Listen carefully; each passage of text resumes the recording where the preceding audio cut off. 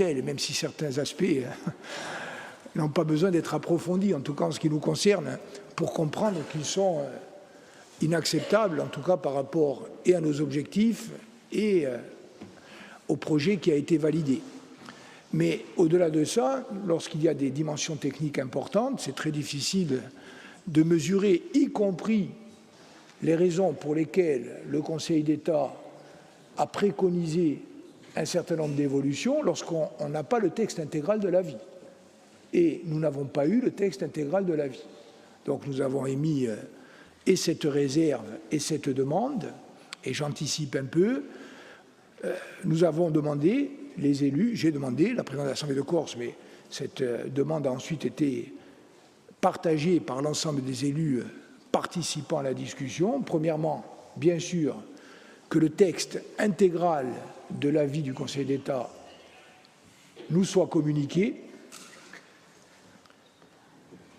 Nous avons demandé que le texte intégral de l'avis du Conseil d'État nous soit communiqué, ce qui n'est pas le cas, sauf erreur de ma part, au moment où je parle. En tout cas, en ce qui me concerne, nous sommes jeudi. Je n'ai pas encore reçu le texte intégral de l'avis du Conseil d'État, ce que je regrette. Mais en tout cas, nous avons demandé qu'on nous le communique et il a été fait droit à cette demande. Deuxième remarque, que l'on soit d'accord ou pas avec cet avis du Conseil d'État, il existe, il est important, il émane de la plus haute juridiction administrative française. Nous avons demandé, j'ai demandé, la présidente de l'Assemblée de Corse a demandé, et à la fin de la réunion, nous avons demandé ensemble, tous les élus, que ce texte, cet avis, pardon, soit rendu public. Ce qui n'est pas obligatoire. Le gouvernement peut choisir de ne pas rendre public l'avis du Conseil d'État. Il appartient au gouvernement de décider s'il le rend public ou pas. Nous avons souhaité que ce document soit rendu public. Nous pensons qu'il est conforme à la logique démocratique, qu'il soit versé au débat et que les arguments invoqués par le Conseil d'État puissent être d'une part connus, d'autre part débattus et éventuellement critiqués. Sur cette deuxième demande également, le ministre Rebsamen a fait droit à nos observations. Donc, premièrement, l'avis intégral du Conseil d'État devrait être communiqué dans les heures ou dans les jours à venir à l'ensemble des élus. Deuxièmement, il devrait être rendu public, à notre demande, dans les deux cas. Ceci étant précisé, un mot simplement sur dans quel cadre juridique intervient le Conseil d'État lorsqu'il est sollicité sur un projet de loi constitutionnelle. Le Conseil d'État n'a pas le pouvoir de modifier le projet de loi. Son avis est purement consultatif. Le pouvoir constituant, c'est-à-dire le Congrès à intervenir, est souverain. Ça veut dire que ni le Conseil d'État, ni le Conseil constitutionnel demain ne peuvent exercer quelque contrôle ou censure que ce soit sur l'écriture constitutionnelle qui sera votée par le Congrès si le Congrès décide de la voter. C'est important. Par contre, si la révision constitutionnelle est votée et que la Constitution est modifiée, il y aura derrière une loi organique pour la Corse, et le Conseil constitutionnel, s'il est saisi, aura à vérifier la conformité de cette loi organique avec la Constitution révisée, et notamment avec l'article ou le titre concernant la Corse. C'est important de le rappeler parce que ça veut dire qu'il faut être extrêmement attentif à la rédaction de la modification constitutionnelle, notamment pour qu'elle permette à la loi organique d'aller où nous souhaitons qu'elle aille. Ceci étant rappelé, en ce qui concerne le Conseil d'État, son avis est uniquement consultatif et il est là pour éclairer le gouvernement, notamment s'il considère qu'il y a un certain nombre de principes qui appellent des aménagements du projet de loi qui est soumis à son appréciation. C'est dans ce cadre-là que le Conseil d'État est intervenu. L'avis du Conseil d'État, il ne m'appartient pas à ce stade de le rendre public, puisque la règle est que c'est au gouvernement de le faire. Je ne l'ai pas en totalité. Mais le projet d'écriture qui nous a été communiqué mardi fait partie de l'avis. Donc on ne peut pas le distribuer tant que le gouvernement ne l'a pas fait. Donc moi je vais respecter les règles. Je ne vais pas rentrer dans le détail de ce qui avait été proposé par le Conseil d'État, mais je vais quand même en dire quelques mots car j'ai le droit de le faire. En quelques mots, et sans être caricatural, le Conseil exécutif estime, je vais peser mes mots, que le projet d'écriture modifié par le Conseil d'État est extrêmement en retrait par rapport au projet d'écriture qui a été validé le 14 mars 2024. Il est non seulement extrêmement en retrait, mais disons-le clairement, il fait exploser l'ensemble de l'écriture constitutionnelle validée en ce qu'il remet directement en cause, quelquefois, ou en ce qu'il ouvre des brèches juridiques permettant de remettre directement en cause tous les points que nous considérons comme fondamentaux. Donc, disons-le clairement, cet avis consultatif est pour nous, dans sa portée, dans son argumentation, dans la logique juridique et, disons-le très clairement, politique qui le sous-tend, il est totalement inacceptable par rapport à notre démarche historique et par rapport à l'accord et au projet d'écriture constitutionnelle que nous avons validé. Je dis une dimension juridique, mais aussi une dimension politique.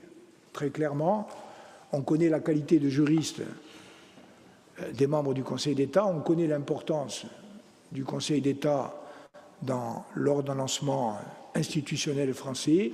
On sait aussi que cette juridiction, historiquement, a toujours été le plus souvent, globalement, conservatrice. Elle l'a été encore à l'occasion de cet avis consultatif, même si le ministre Rebsamen et le gouvernement considèrent que l'avis ouvre des perspectives intéressantes. Indépendamment de cela, je maintiens l'analyse que je viens de développer. C'est un projet d'écriture modifié qui est en retrait totalement et qui fait exploser les équilibres que nous avons essayé de trouver. Donc, quelle a été ma position, la position du Conseil exécutif de Corse? La présidente de l'Assemblée de Corse vous l'a dit ce matin, celle de la présidente de l'Assemblée de Corse, et je laisserai le groupe FAPO Blue Insem s'exprimer. Ma position, ça a été de dire, premièrement, il y a un projet d'écriture qui a été validé le 14 mars 2024 lors de la réunion conclusive avec Gérald Darmanin. Ce projet d'écriture constitutionnelle a été soumis avant que nous ne le signions à l'approbation du président de la République. Vous vous rappelez, pour celles et ceux qui étaient là, que le ministre Darmanin, lorsque nous sommes arrivés à un projet d'écriture qui semblait convenir aux uns et aux autres, avant de le signer, le ministre Darmanin a dit « je dois consulter le président de la République ». Donc il est parti une demi-heure environ, un peu plus peut-être. Il est revenu, il a dit « le président de la République valide ce projet d'écriture, je peux engager le gouvernement après avoir consulté le Premier ministre ». Et le ministre Darmanin a signé et nous avons signé, en tout cas pour ceux qui ont signé. Pour nous, c'est ce projet d'écriture-là qui nous engage et pas un autre. Et deuxième remarque que j'ai faite et que je renouvelle ici aujourd'hui, dans le périmètre de l'accord conclu au même titre que la signature de ce projet d'écriture constitutionnelle, figurait et figure explicitement l'engagement du gouvernement de transmettre en l'état de l'écriture validée le projet au Parlement. C'est-à-dire que lorsque nous avons signé et que nous avons pris un accord autour du texte que nous avons signé, cet accord comprenait non seulement l'engagement à respecter ce texte, mais également l'engagement du gouvernement à ne plus modifier ce texte jusqu'à ce qu'il soit transmis au Parlement. Et donc, ce que nous avons dit très clairement, c'est que l'avis est consultatif, vous saviez que vous alliez consulter le Conseil d'État, quel que soit le contenu de l'avis consultatif, qu'il soit bon, qu'il soit mauvais, qu'il soit neutre, l'engagement qui nous lie à tous, c'est que le texte que nous avons signé le 14 mars doit être transmis en l'état au Parlement. Ça, c'est la première chose. Et la deuxième chose, j'allais dire à titre subsidiaire et superfétatoire, sur les quelques éléments qui nous ont été transmis et sur lesquels je ne reviens pas pour ne pas alourdir le débat, j'ai essayé de faire la démonstration que juridiquement et politiquement, eh bien évidemment, le compte n'y était pas, y compris par rapport à ce que nous avions signé. Je vais prendre deux exemples très simples. La notion de peuple, qui est une notion fondatrice pour tous les nationalistes. Nous avons accepté que la notion de peuple, qui pose non seulement en Corse, mais partout ailleurs, des problèmes constitutionnels indépassables, ne figure pas dans la Constitution. Je dis partout ailleurs parce que, par exemple, la Constitution ne parle pas de peuple kanak, y compris aujourd'hui. Elle parle d'une population, elle parle d'un peuple dans l'accord, mais pas dans la Constitution elle-même. Toujours est-il, nous avons accepté communauté. Il y a eu des bruits selon lesquels l'avis de section qui a eu lieu le mardi, qui est une sorte de préavis du Conseil d'État, n'avait pas validé la notion de communauté proposée par le président de la République lui-même, qui s'est engagé devant votre Assemblée à ce que soit proposée la notion de communauté au vote du Congrès, communauté historique, linguistique, culturelle, ayant un lien singulier avec sa terre. Et donc, cette notion de peuple à communauté, de communauté à population dans la vie de section, et puis dans la vie d'assemblée plénière, le jeudi, on le voit non pas dans la vie intégrale, parce que celui-là ne nous a pas été communiqué, mais dans le projet d'écriture, comme l'avaient dit ou laissé entendre les journalistes, mieux informés que nous, eh bien la population, terme déjà inacceptable pour nous, était devenue simplement les habitants. Comme je l'ai dit au ministre, heureusement qu'il n'y a pas un étage supérieur, parce qu'à la fin, on finissait par plus rien être du tout. Et donc ça, ce n'est pas possible. Deuxième exemple, le lien singulier de ce peuple ou de cette communauté à sa terre. Si nous avons choisi cette rédaction, c'est bien parce que le projet d'écriture constitutionnelle et demain la Constitution révisée doit constitutionnaliser le lien entre les Corses et leurs terres.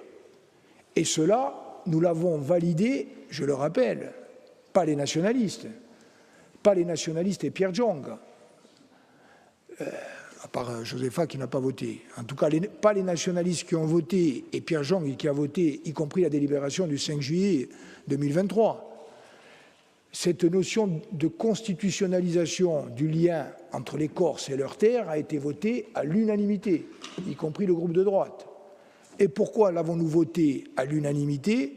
Parce que nous souhaitons que la Constitution révisée permette à la loi organique d'organiser un statut de résident, limité selon la restriction posée par l'État à la dimension immobilière, mais un statut de résident. Si demain, la Constitution ne consacre pas et ne constitutionnalise pas le lien entre les Corses et leurs terres, eh bien, le risque est grand que la loi organique qui reconnaîtrait et mettrait en place un statut de résident, lorsqu'elle sera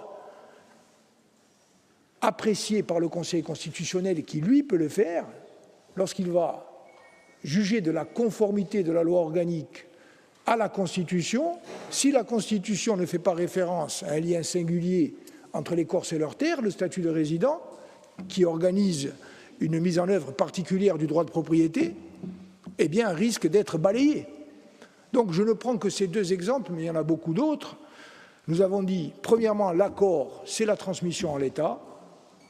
C'est un avis consultatif, vous le saviez, et vous saviez qu'il interviendrait, donc il faut transmettre en l'état. C'est l'engagement qui a été pris par l'État, le gouvernement, le président de la République. Et deuxièmement, s'il le fallait, nous vous démontrons que cette proposition du Conseil d'État remet en cause de façon fondamentale le contenu, la portée et les objectifs de l'accord que nous avons validé ensemble.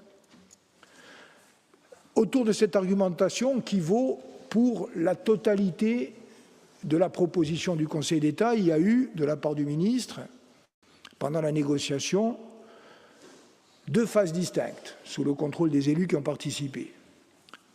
Assez rapidement, le ministre a convenu que l'alinéa premier était bouleversé par la proposition du Conseil d'État dans des conditions telles qu'il était indispensable de maintenir l'alinéa premier. Et donc, de ne rien changer. Je rappelle l'alinéa premier.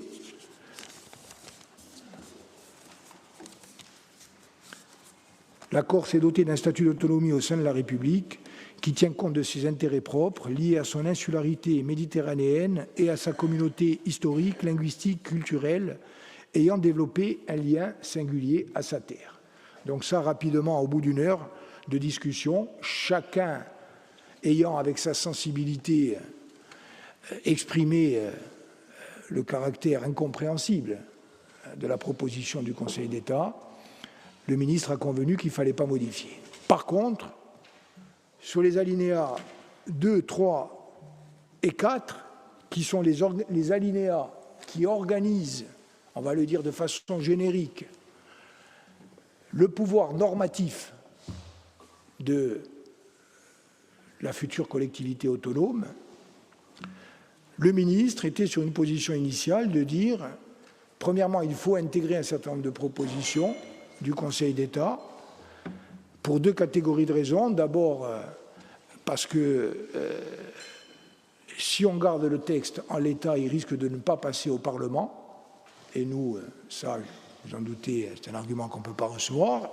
Et deuxièmement, parce que le texte clarifie un certain nombre de dispositions et même, quelquefois, ouvre des perspectives nouvelles.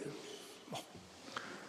Et donc là, il y a eu une discussion qui a été très longue parce que le ministre souhaitait maintenir cette position et que nous, je parle pour le Conseil exécutif, la présidente, le groupe majoritaire et les autres groupes présents s'exprimeront, en tout cas de façon générale, on va dire, les groupes nationalistes représentés, la présidente de l'Assemblée de Corse et le Conseil exécutif, nous avons eu une position constante qui était de dire notre volonté de maintenir le texte en l'état vaut également, bien évidemment, pour les raisons que j'ai évoquées, y compris pour ces alinéas-là. Et notamment parce qu'il y avait des ambiguïtés fortes dans la proposition du Conseil d'État, notamment sur le pouvoir législatif ou de nature législative qui doit être reconnu à la collectivité de Corse et qui, pour nous, est une condition sine qua non d'une véritable autonomie. Je ne vais pas plus loin à ce stade et, in fine, c'est donc cette position qui a prévalu, et tant mieux. En tout cas, le ministre Rebsamen s'est engagé à la défendre et, je l'espère et le pense, à la faire valider par le gouvernement le 30 juillet.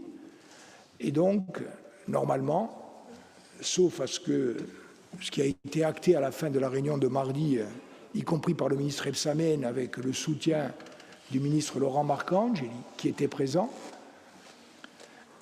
et qui a participé à toute la réunion, eh bien, normalement, c'est donc le texte initial, celui qui a été validé à Paris lors de la réunion conclusive, celui qui a été validé à une très large, entériné et voté à une très large majorité par l'Assemblée de Corse, qui devrait être transmis au Parlement. Un dernier mot. Qu'est-ce qui se passe après? Alors, après, il y aura le débat parlementaire, bien sûr. Et les députés et les sénateurs sont, il faut le dire aussi, on ne peut pas rappeler que le constituant est souverain lorsque ça nous arrange et le contester lorsque nous craignons ses décisions. Les députés et les sénateurs pourront modifier le texte, en tout cas proposer de le modifier et décider de le modifier. Et à nous de les convaincre de ne pas le faire. L'avis du Conseil d'État, à partir du moment où nous avons accepté de le rendre public, eh bien, va donner des arguments, certainement, à celles et ceux qui veulent que la révision constitutionnelle, si elle aboutit, soit très en deçà de ce que propose le projet d'écriture de mars 2024. Mais ça, c'est le débat démocratique.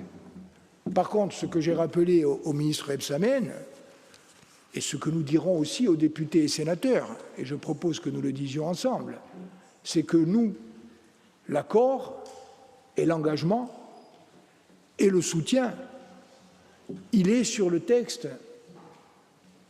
initial. Et au-delà du texte, sur ce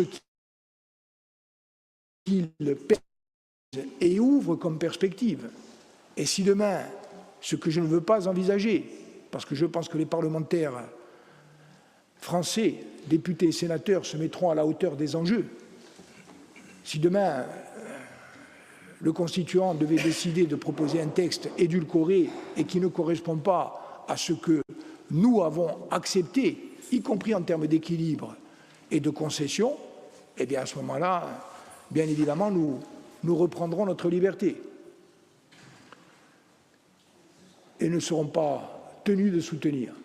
Et ça, nous l'avons toujours dit. Comment s'annonce ce débat? Important aussi de rappeler que le Premier ministre est venu ouvrir les débats mardi soir, qu'il s'est exprimé devant nous, qu'il a dit de façon forte et solennelle son engagement personnel, son engagement en qualité de chef du gouvernement et la volonté de réussir la révision constitutionnelle sur les bases que nous avons validées ensemble.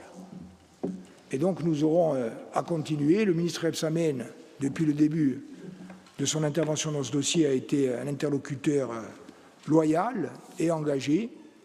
Nous avons, mardi dernier, franchi une étape importante.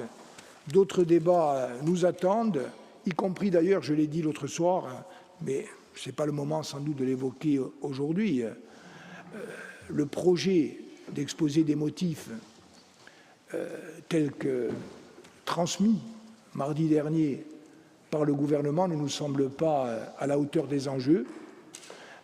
Il a vocation, c'est un projet qui est provisoire, il a sans doute vocation à évoluer, y compris d'ici à la transmission au Parlement, mais il nous semble à nous inenvisageable et au demeurant contraire à l'histoire et à la réalité de ce pays que l'exposé des motifs ne réinscrive pas la proposition de révision constitutionnelle et de statut d'autonomie dans la dimension symbolique, politique, historique, linguistique, culturelle, sociale et sociétale qui justifie ce que nous avons fait, et une dimension qui s'est également traduite par un conflit qu'il ne faut pas taire, mais qu'il faut au contraire assumer, précisément pour y mettre un terme, le dépasser et nous engager résolument sur un chemin de paix, d'espoir et d'émancipation.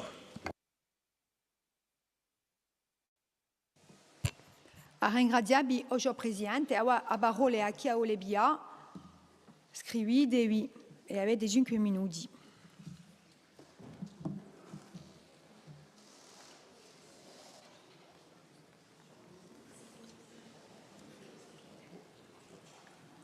Jean-Martin Mondoloni, per un soffio. Merci Madame la Présidente, Monsieur le Président. Vous avez été assez exhaustif sur la forme, donc je vais essayer de concentrer mon propos sur le fond, tout en distinguant quelques éléments de forme qui en disent assez sur la façon dont s'est organisée cette soirée, puisque des gens étaient surpris que nous y passions pratiquement 4 heures. Si on prend le résultat final, je pense qu'il était quand même hautement prévisible. Je pense qu'on aurait pu passer moins de temps, mais on ne perd jamais son temps à essayer d'éclairer notamment les participants sur des sujets très techniques. J'ai noté 7 fois au cours de cette soirée que les uns les autres ont dit « nous ne sommes pas des constitutionnalistes », sauf que pendant 4 heures, on essayait, sinon de réécrire, en tout cas de commenter, de façon d'ailleurs impromptue et en amateur que nous sommes, évidemment, non pas le texte rose, qui est le texte initial, mais le texte vert, qui était non pas l'avis du Conseil d'État, le président l'a bien dit, mais la proposition d'écriture ou de réécriture du Conseil d'État. Donc, entre les œufs mimosa et les fraises à la chantilly, on naviguait de la feuille rose à la feuille verte pour savoir ce qui avait été supprimé, ajouté, amendé, corrigé, détruit ou enrichi. Donc, l'état d'esprit, d'abord, on a résolument un ministre très engagé, y compris, je commence par la fin, à satisfaire la parole qui était la sienne de transmettre rapidement, commençons par les éléments calendaires qui ont été un peu remis en cause à la fin, rapidement le texte en Conseil des ministres, engagé résolument, y compris avec des éléments de langage qui sont ceux qu'on entend assez souvent dans cette Assemblée en parlant de vote historique, de situations qu'il fallait saisir, etc., ce dont on a évidemment parfaitement conscience. Et le ministre a été, dans la soirée, à la fois pondéré, engagé, agacé et résigné. Engagé, comme je vous l'ai dit, à porter ce sujet dans la continuité de ce qui s'est passé à Beauvau. Pondéré parce qu'il s'est essayé pendant quelques minutes, presque quelques heures, à essayer de glisser du papier vert vers le papier rose, ou d'imprégner le papier rose du papier vert, autrement dit, de distiller ce qu'il pouvait être bon à prendre dans la vie, non pas dans la vie, mais la proposition du Conseil d'État vis-à-vis de la proposition initiale. Comme ça a duré, que les tours de table ont conduit à des coups de boutoir, en tout cas à une résistance très forte, notamment de la majorité et ses alliés, il s'est un peu agacé à un moment donné. Si on reprend le fil exact de la soirée, il s'est un peu agacé avec ce geste du papier rose en disant « si vous pensez que ça va passer les 3/5, vous trompez ». Je suis intervenu à ce moment-là pour non pas le remercier du fond, mais de rappeler qu'il était quand même temps maintenant de rentrer dans un principe de réalité, ce qu'on retarde depuis longtemps.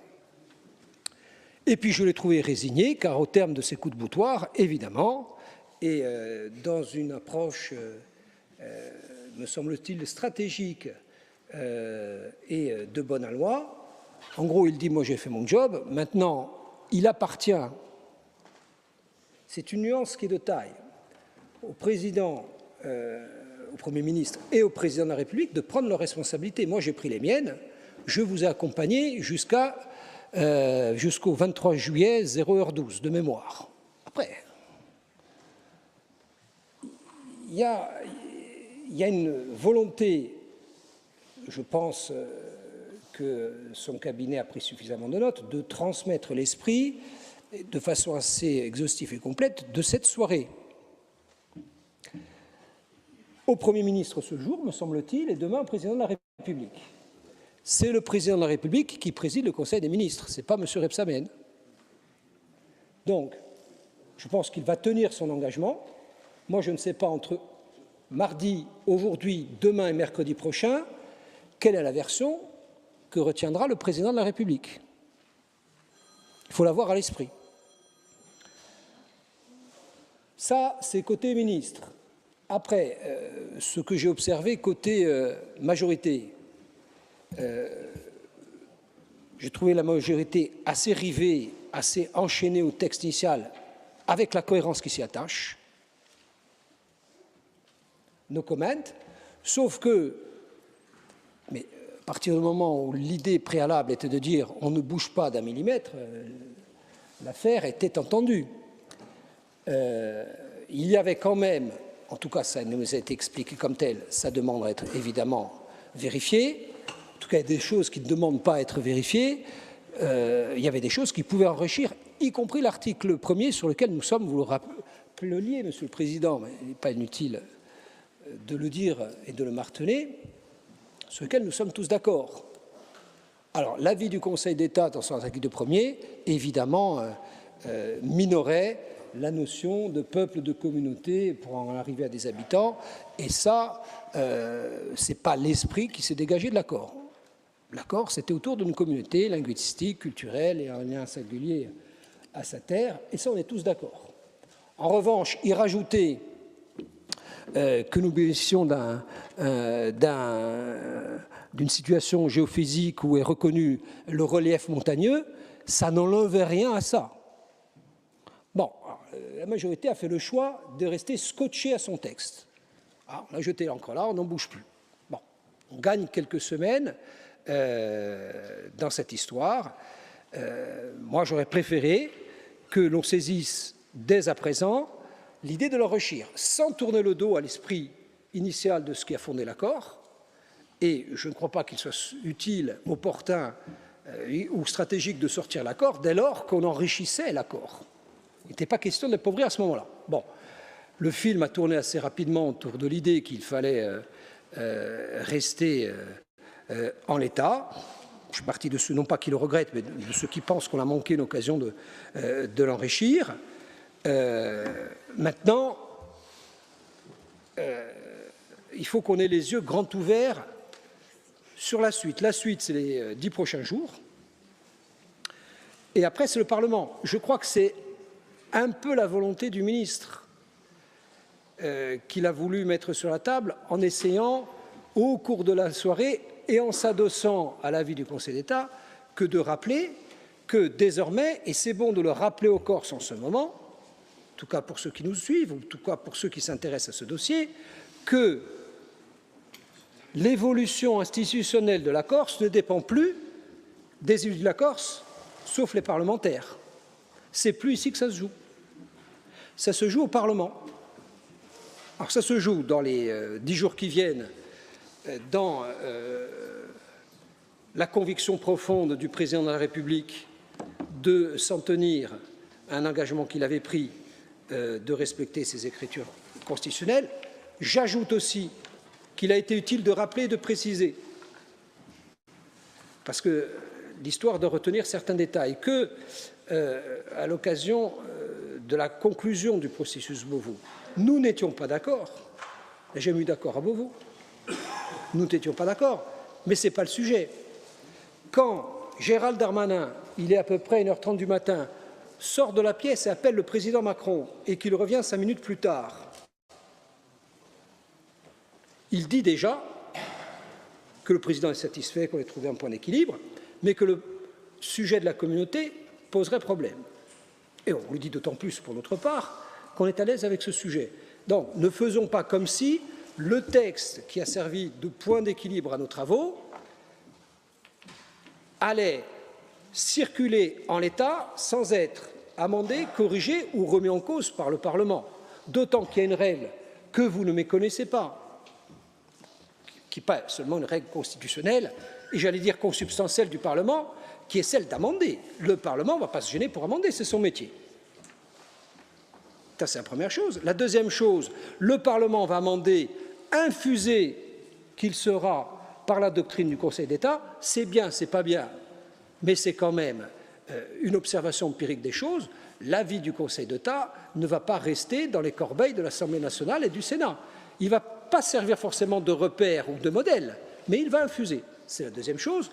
La troisième chose, c'est le contexte géopolitique que nous ne devons pas méconnaître, à défaut de géopolitique, en tout cas politique, qui est celui de la rentrée, parce que certains ont quand même, à un moment donné, émis l'hypothèse de différer encore l'examen au Conseil des ministres.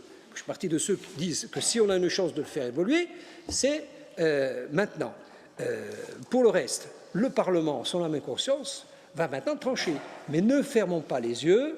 Je reviens à ce que a été notre position dès le début de ces affaires, qui est de rentrer maintenant dans le champ qui n'est plus celui du champ de l'imaginaire, quand bien même cet imaginaire a pu nous conduire à nous entendre sur un certain nombre de choses.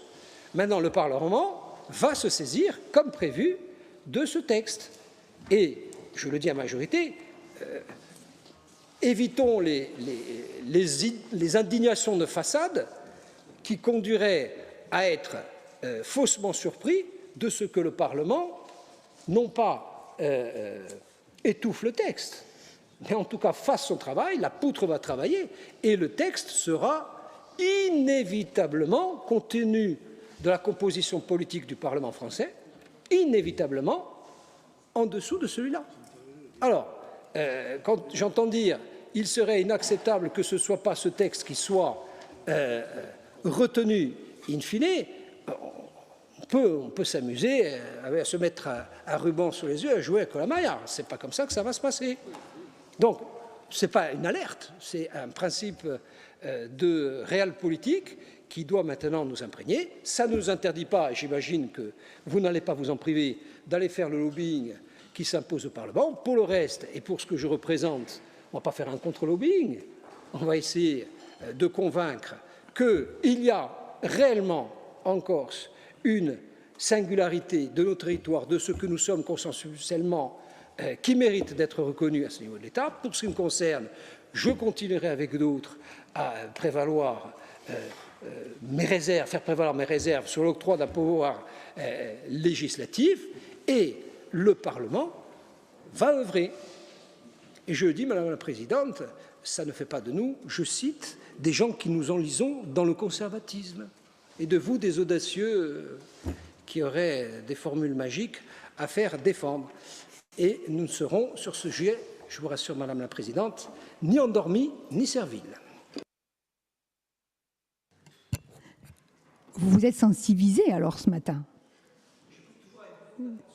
D'accord, mais vous absorbez les choses que je dis en fonction de votre représentation mentale et de là où vous êtes.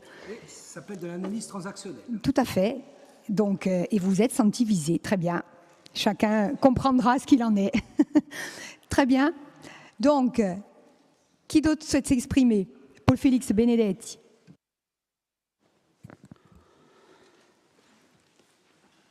Bon, je suis arrivé au bon moment. J'ai entendu l'homme qu'il fallait entendre, Jean-Martin. Je l'ai moins entendu l'autre soir. Mais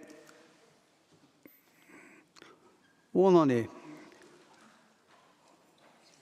On est sur un accord politique majoritaire qui, bien entendu, ne fait pas l'unanimité. Mais à quelques jours des 50 ans d'Alighieri, c'est un texte qui, pour nous, indépendantistes, est à minima, mais c'est un texte de progrès, d'avenir, d'émancipation, de paix, et en quelque forme un peu un juste retour après les échecs passés des années 90, 2000 et même 2018. Le maintien du texte en l'état n'est pas un caprice. Il répond à une logique fondamentalement politique. Si on commence à modifier la virgule, le commentaire de texte superflu en précisant que la Corse est une île montagneuse, ça autorise toutes les autres subtilités modificatives qui sont à tort présentées comme des améliorations et des simplifications. Le texte présenté par le Conseil d'État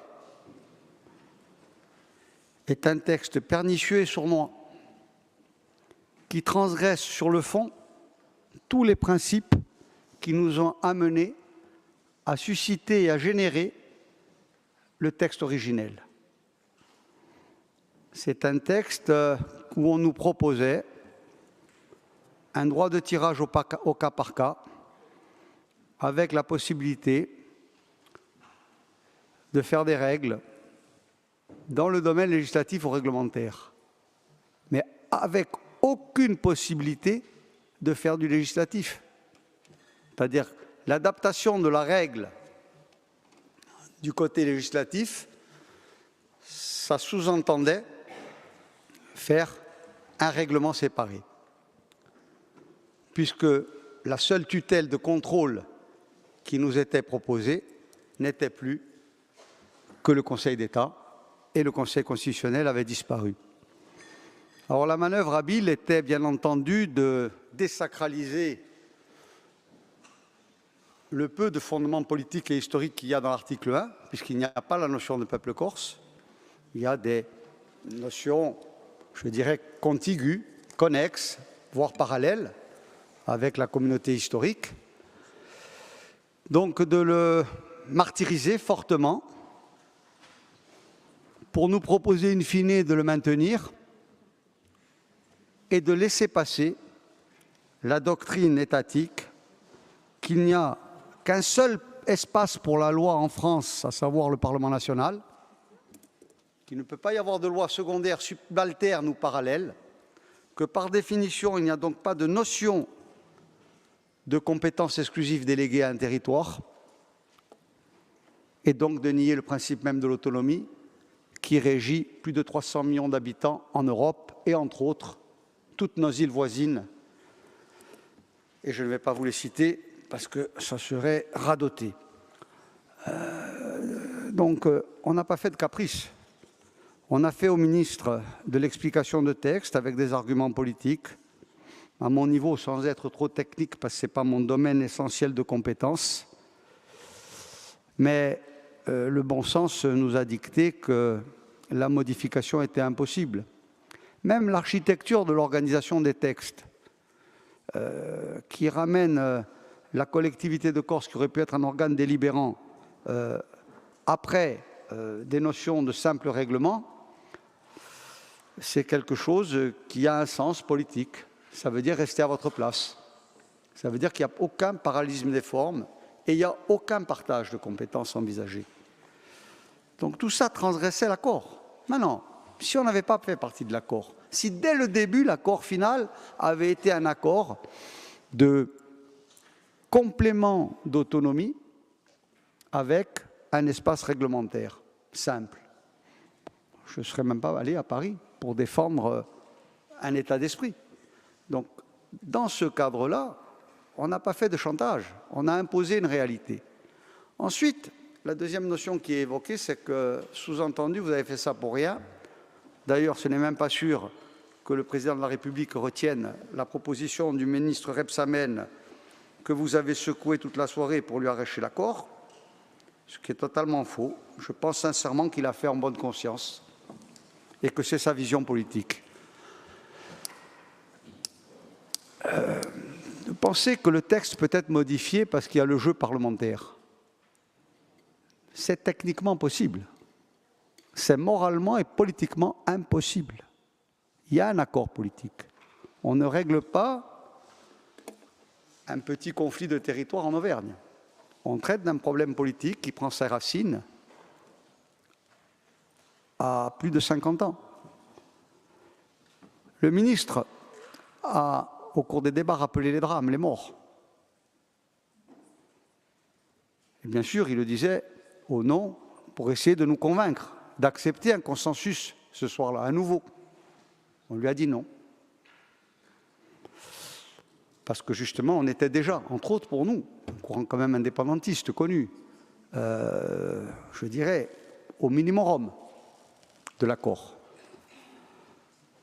Donc ce qui va se passer aujourd'hui, je pense que le président de la République, et j'ose l'espérer, n'a qu'une parole. La suspension de séance, lorsqu'on a terminé le texte, qu'il a été soumis au président par le ministre Darmanin, a duré plus d'une demi-heure. Donc je pense qu'avant de revenir et de dire c'est bon, qu'il a tout pesé et qu'on n'était pas dans la manigance de circonstances en pensant qu'il pourrait y avoir des petits soubresauts politiciens qui permettraient de modifier le texte, ne serait-ce qu'au niveau du gouvernement. Même si j'en conviens, le gouvernement n'est absolument pas homogène. C'est une coalition électorale qui a entre autres le ministre de l'Intérieur, qui aurait pu être chargé du dossier Corse, qui est totalement opposé à toute forme d'évolution institutionnelle et constitutionnelle pour la Corse et probablement pour tous les autres territoires de l'espace français qui méritent une évolution. Mais est-ce que son avis peut être prépondérant? Je ne pense pas. Je pense qu'aujourd'hui, l'avis prépondérant, c'est l'avis des Corses. C'est la recherche d'une solution politique à un conflit générationnel qui perdure depuis trop longtemps. Est-ce qu'à cette solution, ils vont choisir de créer un nouvel obstacle, des nouveaux clivages, une logique de rapport de force et probablement d'affrontement? Ils connaissent les échecs patents des autres tentatives d'évolution institutionnelle qui nous ont fait reculer au niveau culturel, au niveau social, au niveau économique et très probablement au niveau mental. Parce qu'on est quand même tous prisonniers de ces logiques de revendication forte, d'affrontement, d'opposition, toute cette énergie qu'on mobilise à autre chose que le travail collectif pour créer de la richesse. Sont perdus dans des combats qui parfois sont stériles, qui parfois sont nécessaires, et que ce soit côté opposition ou côté majorité, au sens d'une idée qu'on défend ou à laquelle on s'oppose. Donc cette réunion elle a été bénéfique parce qu'elle a permis d'affirmer la recherche de la solution politique. Maintenant, on a perdu un an. On est sur un texte qu'on a validé il y a un an. On revient un an après avec le même texte. Il n'y a plus du tout la même majorité au Parlement. Et très probablement, lorsque le texte va arriver au Parlement en octobre, il y aura encore une autre majorité. Très probable aussi. Mais est-ce que nous, on doit s'adapter à ces conjonctures politiciennes?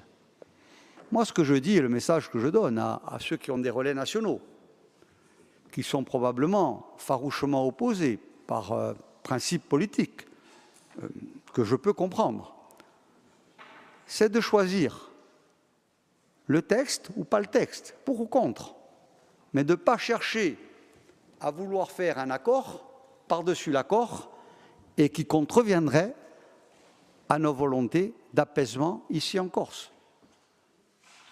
Celui qui n'est pas d'accord, il n'a pas cherché à transformer l'accord.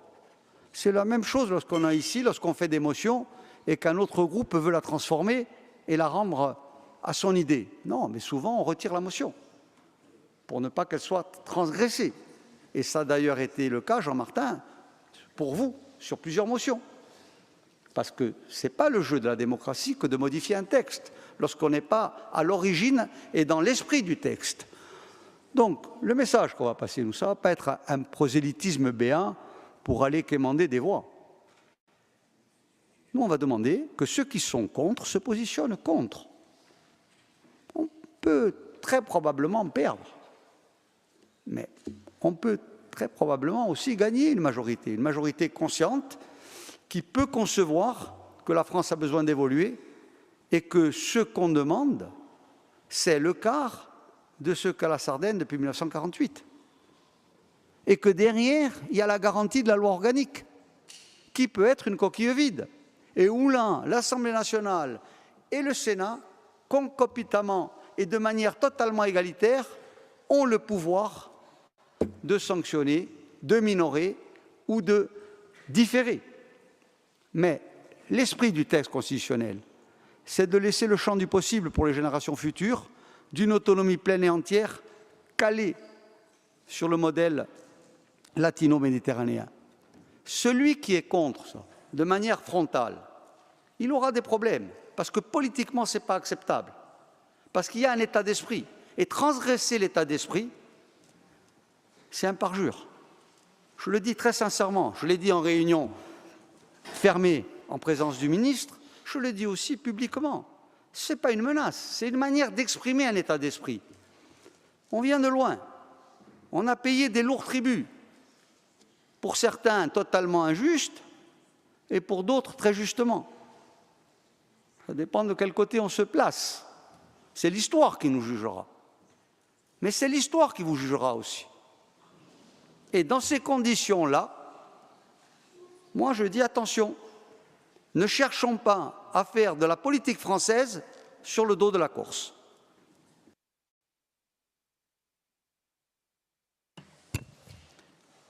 Qui d'autre souhaite intervenir? Saverio. Merci, Présidente. C'est un peu délicat pour moi de prendre la parole dans la mesure où j'étais, comme ma voisine, absent de la discussion et du détail donc parisien de l'autre soir. Par contre, bon, j'ai eu un retour des gens qui y étaient, notamment donc du président du groupe et d'un député. Le mot que je retiendrai, avant de commencer à développer quelque peu notre position, c'est le mot prudence. C'est un mot que les nationalistes connaissent bien depuis très longtemps. On ne sait pas de quoi sera fait demain, ni après-demain. Comme on ne savait pas il y a 30 ans, 40 ans, la même chose. C'est une question qui se repose souvent pour nous, savoir comment on va en sortir. Alors on a posé sur la table nos revendications et des écrits.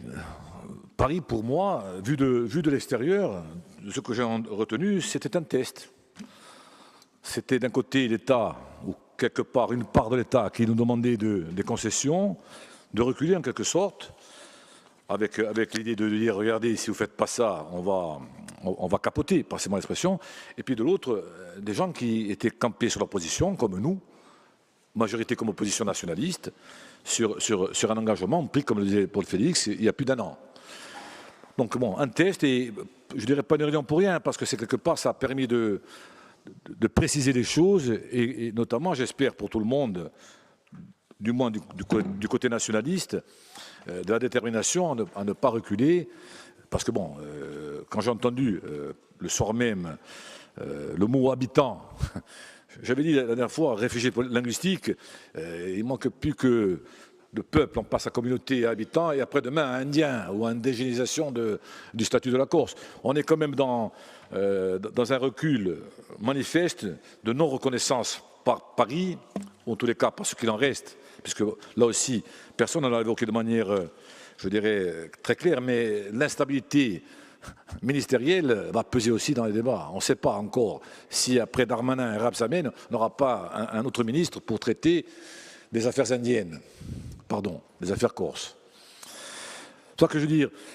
Moi, je serai donc sur la symbolique. On a au-dessus de nous, on a un individu qui a 300 ans est né en pensant qu'il allait peut-être changer ce pays. Finalement, il a été victime de Choiseul. Il y a peut-être des Choiseul à Paris. J'espère qu'il n'y en a pas en Corse. On n'est pas en 1768, on n'est pas au traité de Versailles. On n'est pas à négocier aujourd'hui une vente ou un achat quelconque d'un pays. Ce qui est sûr, c'est que on ne peut pas non plus être un peuple entre deux dates. Et aujourd'hui, on est un peuple entre deux dates. Et entre l'incertitude du passé et l'incertitude prégnante du futur. Je crois qu'aujourd'hui, entre l'époque de la royauté de Louis XV, de l'Empire et des républiques, y compris de l'intermède de l'État français, des années 40, on se retrouve à redire que, tout simplement, aux yeux de l'État et aux yeux même du Parti des Corses, que nous refusons la mort. Parce qu'aujourd'hui, on ne se bat pas pour des écritures constitutionnelle. On se bat pour la survie de ce peuple. Où que vous passiez dans ce pays, ça je déborde un peu parce que l'écriture, c'est l'écriture. Je ne veux pas rester dans la prison des écritures parce qu'on joue le destin d'un pays au-delà des écritures. Parce que ce qu'on veut, ce n'est pas simplement arriver. Et j'espère qu'on y arrivera, même si je pense que les vicissitudes des parlementaires français vont faire qu'on va certainement avoir encore du fil à retordre. C'est qu'au bout du bout, on sera encore à demander l'autodétermination, on sera encore à demander une évolution du statut parce qu'on n'aura pas, on ne sera pas dans le suffisant, quoi qu'on en dise, d'autant que les faits, y compris démographiques, nous contraignent à accélérer une histoire qui, pour l'instant, est en train de péricliter. Voilà. Donc, dans cette perspective-là, je tenais à le dire, donc on est prudent. On est prudent parce que on ne sait pas encore de quoi sera fait le gouvernement en octobre-novembre et de quoi, d'ailleurs, dans quelques jours, va accoucher, passez-moi l'expression, le Conseil des ministres. Je dirais aussi, puisque j'ai pris quelques notes de ce que m'avait dit le député Colombani, qui sera donc au Palais Bourbon au moment de cette transmission des écritures, de projets d'écriture, lui aussi s'interrogeait sur le débat, avec les équilibres qui, y compris au sein du gouvernement, sont précaires. Il y a des jeux, comme il y a des jeux en Corse, certainement, entre partis politiques. Pourquoi? Parce que je n'oublie pas non plus que dans 6 mois, il y a d'autres élections. Et derrière, il y a encore d'autres élections. On est dans un contexte où on va quelque part politiser à outrance la question de l'autonomie, qui d'ailleurs, pour beaucoup de Corses aujourd'hui, si tant est qu'il y aurait un référendum, serait tenté de voter contre, non pas contre l'autonomie, mais peut-être contre autre chose. Un peu comme en 2003, à l'époque du référendum Sarkozy, où finalement les gens ont voté contre quelque chose qui n'était pas forcément la question qui était posée. Voilà. Donc, tout ça pour vous dire que dans cette histoire, et Préfix l'a souligné, on joue plus que ce que l'on croit jouer. On a fêté les 300 ans de Paris, 1725, on aurait pu fêter toutes ces années en 5, 1755, on peut fêter bientôt 1975, on aurait pu fêter même 2015, et on est en 2025. Et puis au milieu, il y a aussi 2 dates que je retiendrai parce qu'elles sont celles qui portent notre histoire et celles qui font qu'aujourd'hui on est ici en train d'en parler. La première, c'est 1775. En 1775, 6 ans après Panthéno, la Corse n'est pas française. Elle est pendant 20 ans, pour ceux qui connaissent l'histoire, sous gouvernement militaire. Ce que certains qualifiaient à l'époque de franchisade, où on a eu une répression sans nom. Je ne sais pas sur le détail, beaucoup connaissent les épisodes du Nio, l'Odoletta ou d'ailleurs, ou même du Fimo plus tard.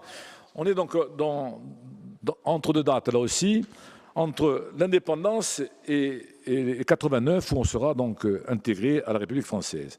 Et puis il y a une autre date, et celle-là, je pense qu'il faut la citer ici, parce que c'est un peu, et beaucoup même, pour cette date-là qu'on est aussi des militants, c'est 1995. Les gens ont oublié qu'il y a 30 ans de ça, dans ce pays, il y avait des nationalistes qui s'entretuaient. Même aujourd'hui, je pense que beaucoup de familles de victimes ne savent pas pourquoi, on ne connaît même pas les raisons. Ce qui est sûr, c'est qu'il y a 30 ans de ça, beaucoup de ces gens-là espéraient ce qu'on espère encore aujourd'hui. Alors moi, je veux le dire aussi à la représentation de droite, je le dis aussi aux nationalistes et je le dis aussi aux Parisiens. À Paris, c'est tant est que Paris soit homogène. Dire, quoi qu'il arrive au Conseil des ministres le 30 juillet, quoi qu'il arrive au Palais Bourbon et au Palais du Luxembourg, quoi qu'il arrive dans les discussions qui auront lieu, bien sûr qu'on va faire du lobbying. Mais, je veux dire, que tout le monde soit persuadé d'une chose, c'est qu'on ne peut pas, aujourd'hui, tout en restant prudent. Quand je dis prudent, vous avez compris que c'est en regardant dans le rétroviseur et à travers le pare-brise, et même sur les côtés. On ne laissera pas, encore une fois, brader ce pourquoi on se bat. Que ça s'appelle écriture constitutionnelle ou autre chose. Quant à la loi organique, parce que finalement, le vrai match va se jouer à ce niveau-là. C'est tant est qu'on réussisse à peser. Et moi, je regrette une chose. C'est que j'ai l'impression, depuis quelques années, qu'on n'est pas très fort en termes de rapport de force, pour des tas de raisons, que vous imaginez, chacun y va de son communiqué, chacun y va de son satisfecit. Ce qui est sûr, c'est qu'aujourd'hui à Paris, on sait pertinemment que ce qui a toujours été déterminant pour les Corses quand ils négociaient, c'était la force du rapport de force. Je crois que c'est maintenant, au moment des interrogations que nous avons par rapport à l'après, qu'il faut peut-être réfléchir à la manière, en tous les cas, je parle pour les nationalistes corses, de construire ce rapport de force, parce que les temps qui viennent et les mois qui viennent, je pense que ce sont des mois qui vont tanguer pour nous. J'espère qu'ils tangueront surtout pour Paris. Mais ce qui est sûr, c'est qu'on a intérêt, quoi qu'il arrive, à compléter un certain nombre de points, notamment quant à notre détermination et en quelque sorte notre vision unitaire de la revendication. Voilà. Pour terminer, deux choses comme ça. Mardi soir, c'était peut-être la suite d'un feuilleton. Mais attention, j'ai l'impression qu'en écoutant les interviews de certains, que ce feuilleton, il finissait un peu comme certains feuilletons de télé, il allait bien se terminer. Il peut mal se terminer. Paul Félix l'a évoqué de manière succincte, je le dis aussi de manière succincte, il peut très mal se terminer, parce que, quoi qu'il arrive, je sais qu'ici, en tout cas pour ce qui nous regarde, nous ne laisserons pas le chemin de l'autodétermination barré par un ministre, par un parlement ou par qui que ce soit. Je crois que la détermination nationaliste aujourd'hui, je le dis ici, en tout cas la nôtre, elle est pleine entière et on assumera bien entendu les épisodes à venir en espérant que le feuilleton arrive à bon port. Merci, Saverio. A ringraziati. Qual è chi vuole? Pier Ciongha. Presidente, vi ringrazio. Dunque, lo Statuto di autonomia promesso a Corsica dopo la morte di Pancolon era 2 anni fa sostenuto da quasi l'unanimità degli eletti corsi. Ma questa unanimità, per conto mio, era stabilito in una scrucuneria intellettuale. Voglio dire che parecchi che si egiano autonomisti sono infatti per una decentralizzazione, vogliamo io, jacobina. Dunque, birando che una vera autonomia può essere accordata a nostra isola e forze di reazione in Corsica e in continente si sono messi in ballo per far morire questo futuro statuto di vera autonomia. Allora io che sono un ottimista, domando a tutti quelli che sono per una vera autonomia, al di là di sofferenze, di mandare oggi un messaggio forte in Parigi. Di ieri sta domanda di vera autonomia è maggioritaria in Corsica. Ieri l'autonomia in potere legislativo, statuto fiscale, statuto di ufficialità della lingua corsa è necessaria allo sviluppo economico, sociale e culturale della Corsica.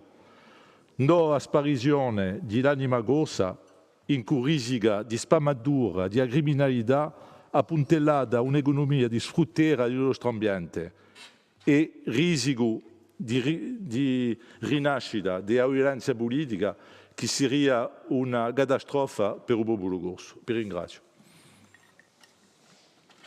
Ringraziabi. Altre domande di parola? No? Josefa? Posto che l'aspettano, copier sa parole, poter rispondere dopo.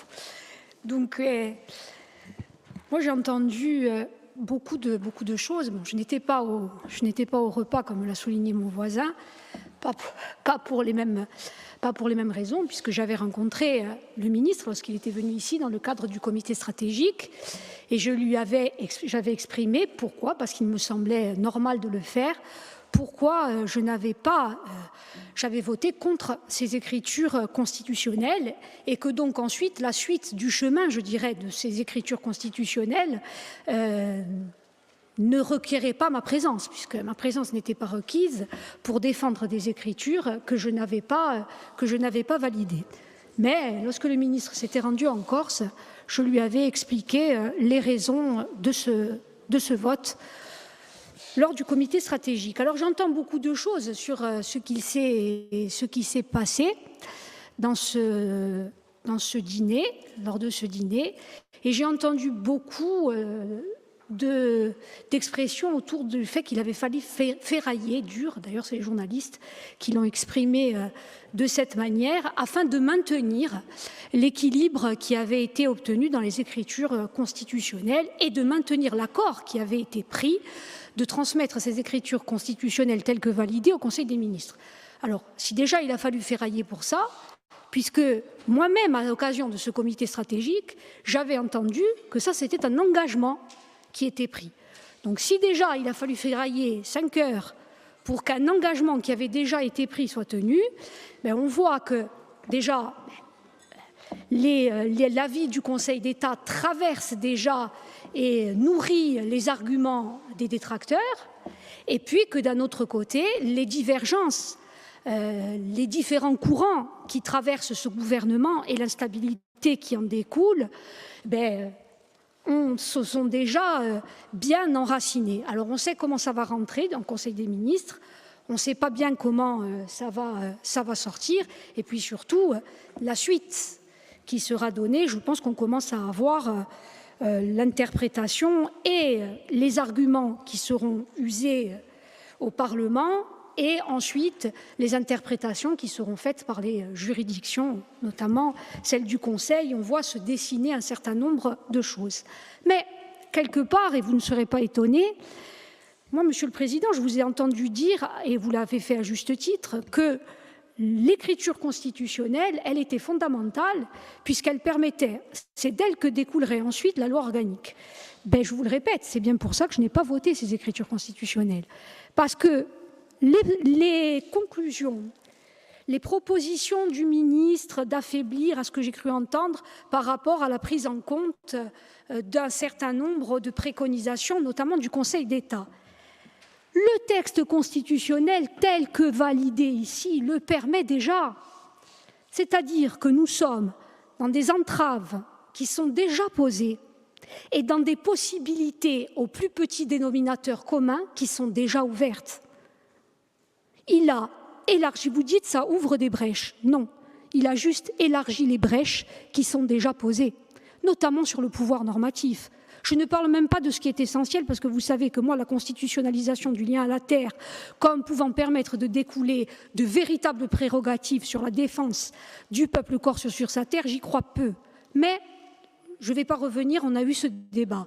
Mais également sur le pouvoir législatif. Les brèches, elles sont déjà ouvertes dans les écritures constitutionnelles telles qu'elles ont été validées. Tout est déjà là pour tirer au plus petit dénominateur commun. Qu'ensuite, évidemment, qu'il allait falloir faire des concessions. Quand on est dans une négociation, il y a des concessions. Sauf qu'il n'y a pas eu de négociation véritable. Et moi, j'entends beaucoup parler d'accord. Je remercie Jean-Martin Mondolani de rétablir un peu la vérité, même si ça me fait un peu de peine de le dire. Ah non, mais il n'y a pas d'accord.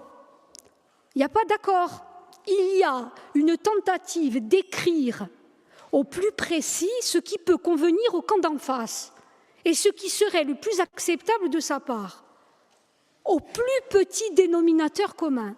Ensuite, il n'a qu'à descendre d'un cran, et on savait qu'ils allaient le faire. On le savait qu'ils allaient le faire. Mais si on est déjà au plus petit dénominateur commun, on bouge la virgule. Je vous concède, Monsieur le Président, ce n'est pas des virgules qui ont été bougées pour le coup, mais on bouge la virgule, ça déstabilise l'ensemble. S'il y avait eu un véritable accord politique dont auraient découlé des écritures constitutionnelles, je ne dis pas que ça aurait été la panacée, mais on aurait discuté, non pas de débat de techniciens, mais on aurait discuté à la hauteur politique de ce qui était l'essentiel. De ce qui était l'essentiel. Et je l'ai beaucoup entendu, et je remercie chacun des intervenants, se pose la question du rapport de force politique.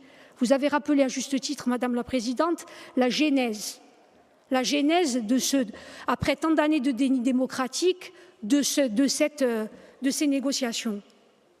Après l'assassinat d'Ivan Colonna, où étaient mobilisés, je parle de rapport de force politique, où étaient mobilisées l'ensemble des forces vives de ce pays qu'il aurait fallu continuer de mobiliser autour de la matrice qu'était l'Assemblée de Corse. C'est un élément de rapport de force, ce n'est pas le seul. C'est pas le seul. Il n'aurait pas fallu user que de celui-ci. Mais on aurait posé quelque chose. Monsieur le Président, vous faisiez référence dans votre propos à la Kanaki. Vous y avez fait référence rapidement. Alors moi, je ne vais pas m'étendre sur le projet d'accord de Bougival parce qu'il y a beaucoup de choses qui restent à préciser. Et pour les indépendantistes, le compte n'y est pour leur pas en tant qu'étape d'une souveraineté, en tant qu'étape vers une souveraineté pleine et entière. Le compte n'y est pas. Et puis, beaucoup de choses restent à préciser parce que là aussi, Dieu seul sait, et en c'est l'Azaël, ce qu'il en restera à la fin. En revanche, il y a tout de même un enseignement, même si, je le répète, toutes les préventions sont de mise à l'heure où nous parlons. Il y a un élément, celui du rapport de force, encore une fois, dans la négociation. Parce qu'après les tentatives de passage en force avec le 3e référendum sur l'indépendance, ce sont des rapports de force et des mobilisations qui ont poussé à la négociation. Et vous disiez qu'il n'y avait pas, là aussi je ne vais pas rentrer, on a déjà eu des échanges sur ce sujet, qu'il n'y avait pas la notion de peuple, qui est bien présente dans les accords qui sont, eux, constitutionnalisés. Mais je reviens au projet d'accord de Bougival. Il y a quand même, je le redis avec toutes les préventions nécessaires, on verra ce qu'il en restera. Il y a quand même dans le projet d'accord, la notion d'État de Nouvelle-Calédonie, de nationalité calédonienne. Ça sera peut-être à l'inverse, ça sera peut-être qu'un affichage. Ça sera peut-être qu'un affichage et ce n'est peut-être qu'un jeu de manche de l'État français et peut-être qu'au final, il n'en restera rien. Peut-être qu'au final, il n'en restera rien. Donc moi, là où je m'interroge, c'est que, et c'est pour ça que j'y faisais référence, là où je m'interroge, c'est que comme nous sommes partis à l'envers, déjà qu'on ne sait pas ce qui restera du projet d'accord de Bougival, on le sait ça. Si ça sera que de l'affichage, j'ai bien peur, j'en ai bien peur. Mais au moins, il y aura des éléments de négociation, il y aura des éléments de rupture. Mais quand on a ouvert tous les possibles au plus bas, qui s'est perdu dans la ringuerche. Ici, c'est parti à l'envers. On a essayé d'écrire qu'on essaierait de faire rendre le plus convenable possible. Qu'est-ce qui va rester? Moi, ma question, elle est ici. Qu'est-ce qu'il va en rester? Donc, j'en viens à conclure par le péché originel. Le péché originel, ce sont les écritures constitutionnelles telles que validées ici. C'est le péché originel qui ouvre le champ à tous les possibles et qui ne demande pas beaucoup d'efforts. Le ministre va transmettre, il tiendra peut-être parole, et puis ensuite il sera confié le désossage, malheureusement, de ce qu'il restera au Parlement. Il sera très certainement confié au Parlement si ça arrive, parce que là, vous avez tous évoqué, bien entendu, à juste titre, l'instabilité ambiante. C'est ça, nous, que nous aurions voulu comme une étape acceptable, y compris pour des indépendantistes. Des négociations au plus haut, pour avoir ensuite des marges, parce que nous savons tous qu'il aurait fallu faire des concessions, comme dans toute négociation. Alors, là, justement, on l'a laissé ouvert, ce texte, à tous les désossages possibles. On a laissé le soin, je le disais, au Parlement de s'y livrer, sans trop, je le dis encore, à avoir à faire d'efforts. Toutes les brèches sont déjà ouvertes. Et pour l'avis des juridictions qui devront se prononcer. Alors, c'est du mandat tout dropu poco, c'est du mandat tout così poco. Sul rapporto di divorzio politico che ci ha mancato e che ha lasciato a piazza, una piazza troppo maior, perché non firmessa meno che nunda. Ciò che è sicuro, mica un statuto di riconoscenza di diritti di subopo, di diritti in terra soia, di sicuro, mica una soluzione politica che non bramemo. Se lo sbocca sarà per più una decentralizzazione migliorata, se lo sbocca. dando qualche scarsa possibilità agli abitanti, non so chi questa, manco voi ne volete, all'abitante di un pezzo di Francia con qualche particolarità a mezzo di un Mediterraneo. Allora, qual è chi vuole la parola? Romain Colonna, per fare poco. Merci Madame la Présidente. Je vais commencer par là où Josepha Giacometti a terminé, notamment en évoquant le péché originel qui serait les écritures constitutionnelles. Chère Josepha, j'avais cru comprendre que le péché originel, pour vous en tout cas, c'était la délibération du 5 juillet à autonomie. Je n'avais pas compris que c'était les écritures constitutionnelles. Nous, on est parti d'un point de référence. Nous sommes partis d'un point de référence qui était la délibération autonomie du 5 juillet, qui avait déjà recueilli près de 70%. Et à partir de ces 70%, il y a eu une négociation avec le chef de l'État, qu'on peut contester, et tout le monde a bien évidemment parfaitement le droit de la contester, mais qui nous a dit essayer d'élargir encore le cercle politique. Et donc, nous avons voulu, à partir de cette délibération à autonomie, essayer, encore une fois, d'aller chercher le plus de convergence possible. Ces convergences-là nous ont conduit à discuter avec toutes les oppositions et toutes les forces de cette Assemblée pour arriver à un texte très large à travers les écritures constitutionnelles. Nous considérons que les écritures constitutionnelles procèdent d'un accord politique. Parce que lorsque vous avez une Assemblée qui représente les intérêts collectifs, nationaux, du peuple corse, que cette Assemblée-là, dont nous sommes tous les dignes représentants, vote sur la seule question du pouvoir législatif à hauteur de 80%. Je ne crois pas que sur des textes ou des enjeux aussi importants, d'autres assemblées en Europe se soient prononcées sur de telles proportions. Pour nous, 80% des représentants légitimes du peuple corse, ça s'appelle un accord politique. Sur le seul pouvoir législatif, sur les 3/4 du texte restant, nous avons voté à près de 98% l'ensemble des élus, moins une élue de cette Assemblée. Donc lorsque vous avez un texte avec des enjeux aussi importants qui est ratifié par une Assemblée délibérante, élue démocratiquement et qui vote à près de 100% un texte, pour nous, ça procède d'un accord politique. Lorsque nous allons à Paris mardi dernier, et là, nous avons, encore une fois, je le dis avec beaucoup de respect et peut-être de manière attendue, une divergence profonde avec le groupe de droite et notamment avec ce qu'a dit Jean-Martin Mondologne lorsqu'il dit « nous sommes rentrés ou vous rentrez dans une discussion d'un point de vue, c'était une discussion technique et nous pensons, nous bien au contraire, que cette discussion, elle avait une dimension fondamentalement politique. » Et qu'est-ce qui s'est passé mardi à Paris, partant du compromis que nous avions réussi à trouver dans cette Assemblée à hauteur de 80% sur le pouvoir législatif et à hauteur de près de 100% sur tout le reste du texte.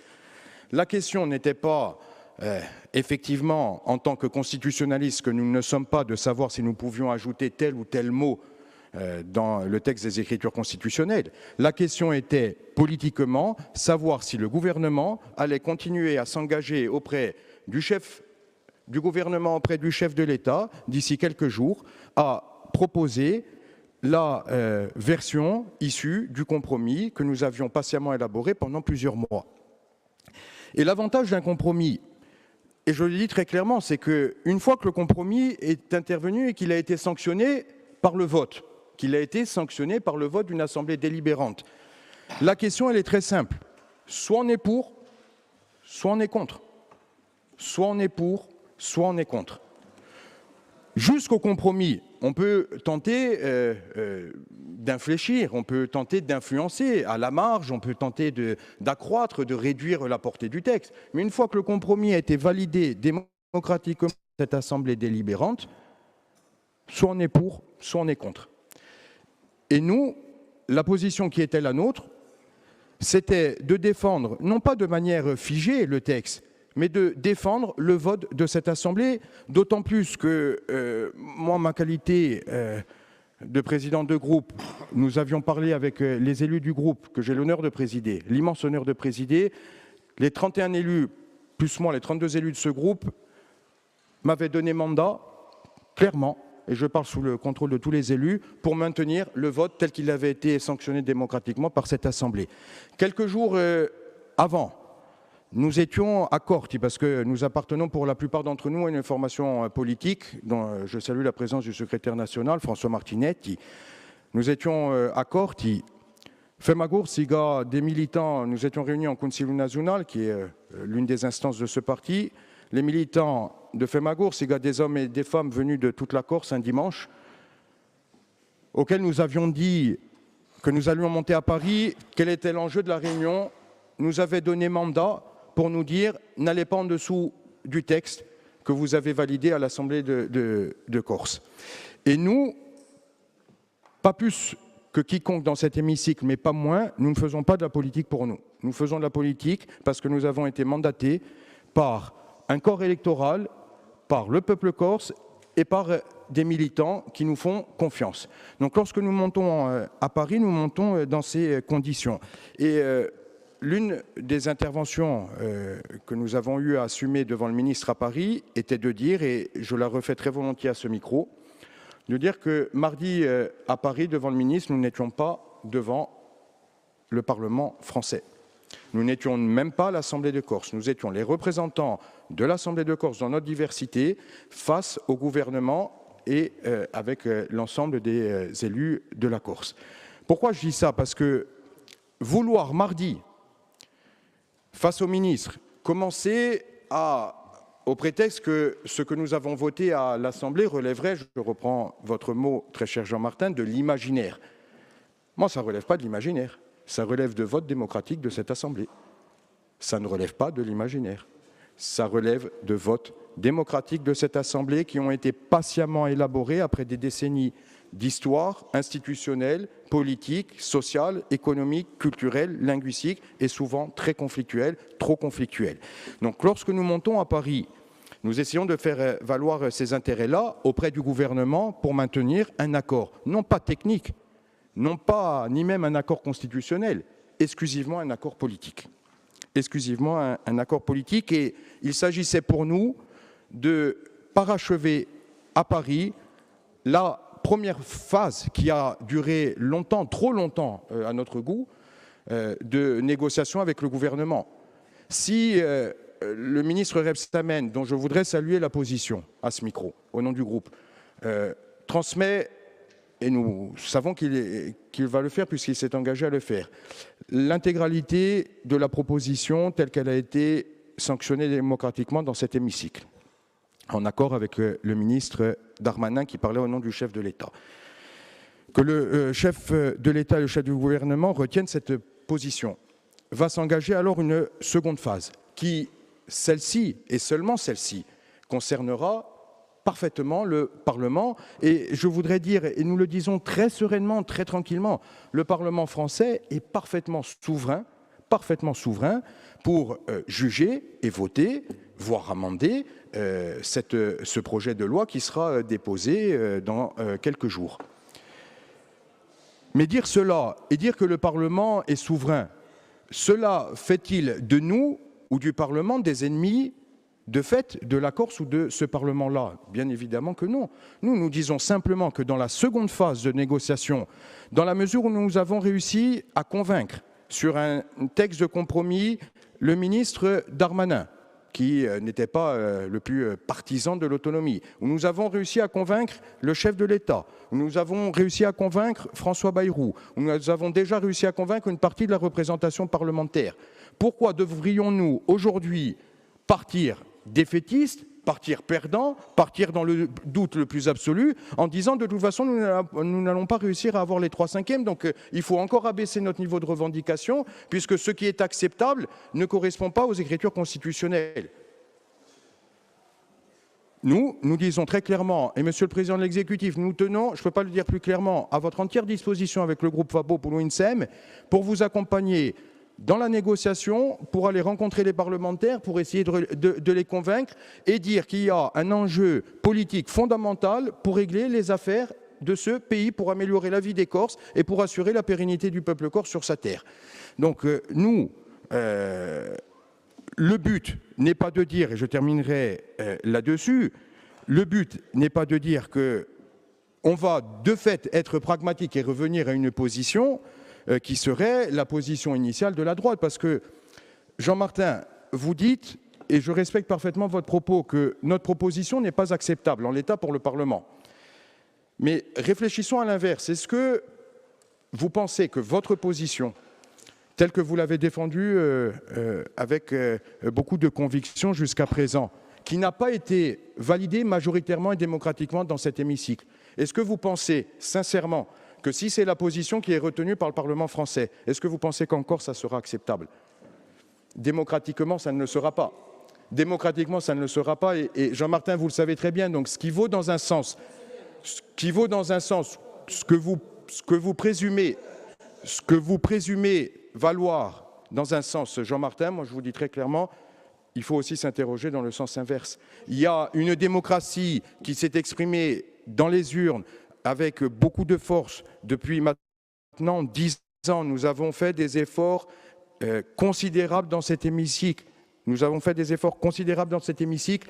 ne pouvons pas continuer davantage à hypothéquer l'avenir de manière sereine de ce pays et pour les enfants de ce pays. Ce n'est juste pas possible et nous continuerons, nous, avec beaucoup de respect, beaucoup de conviction et beaucoup de détermination à faire valoir les intérêts démocratiques et collectifs de ce peuple.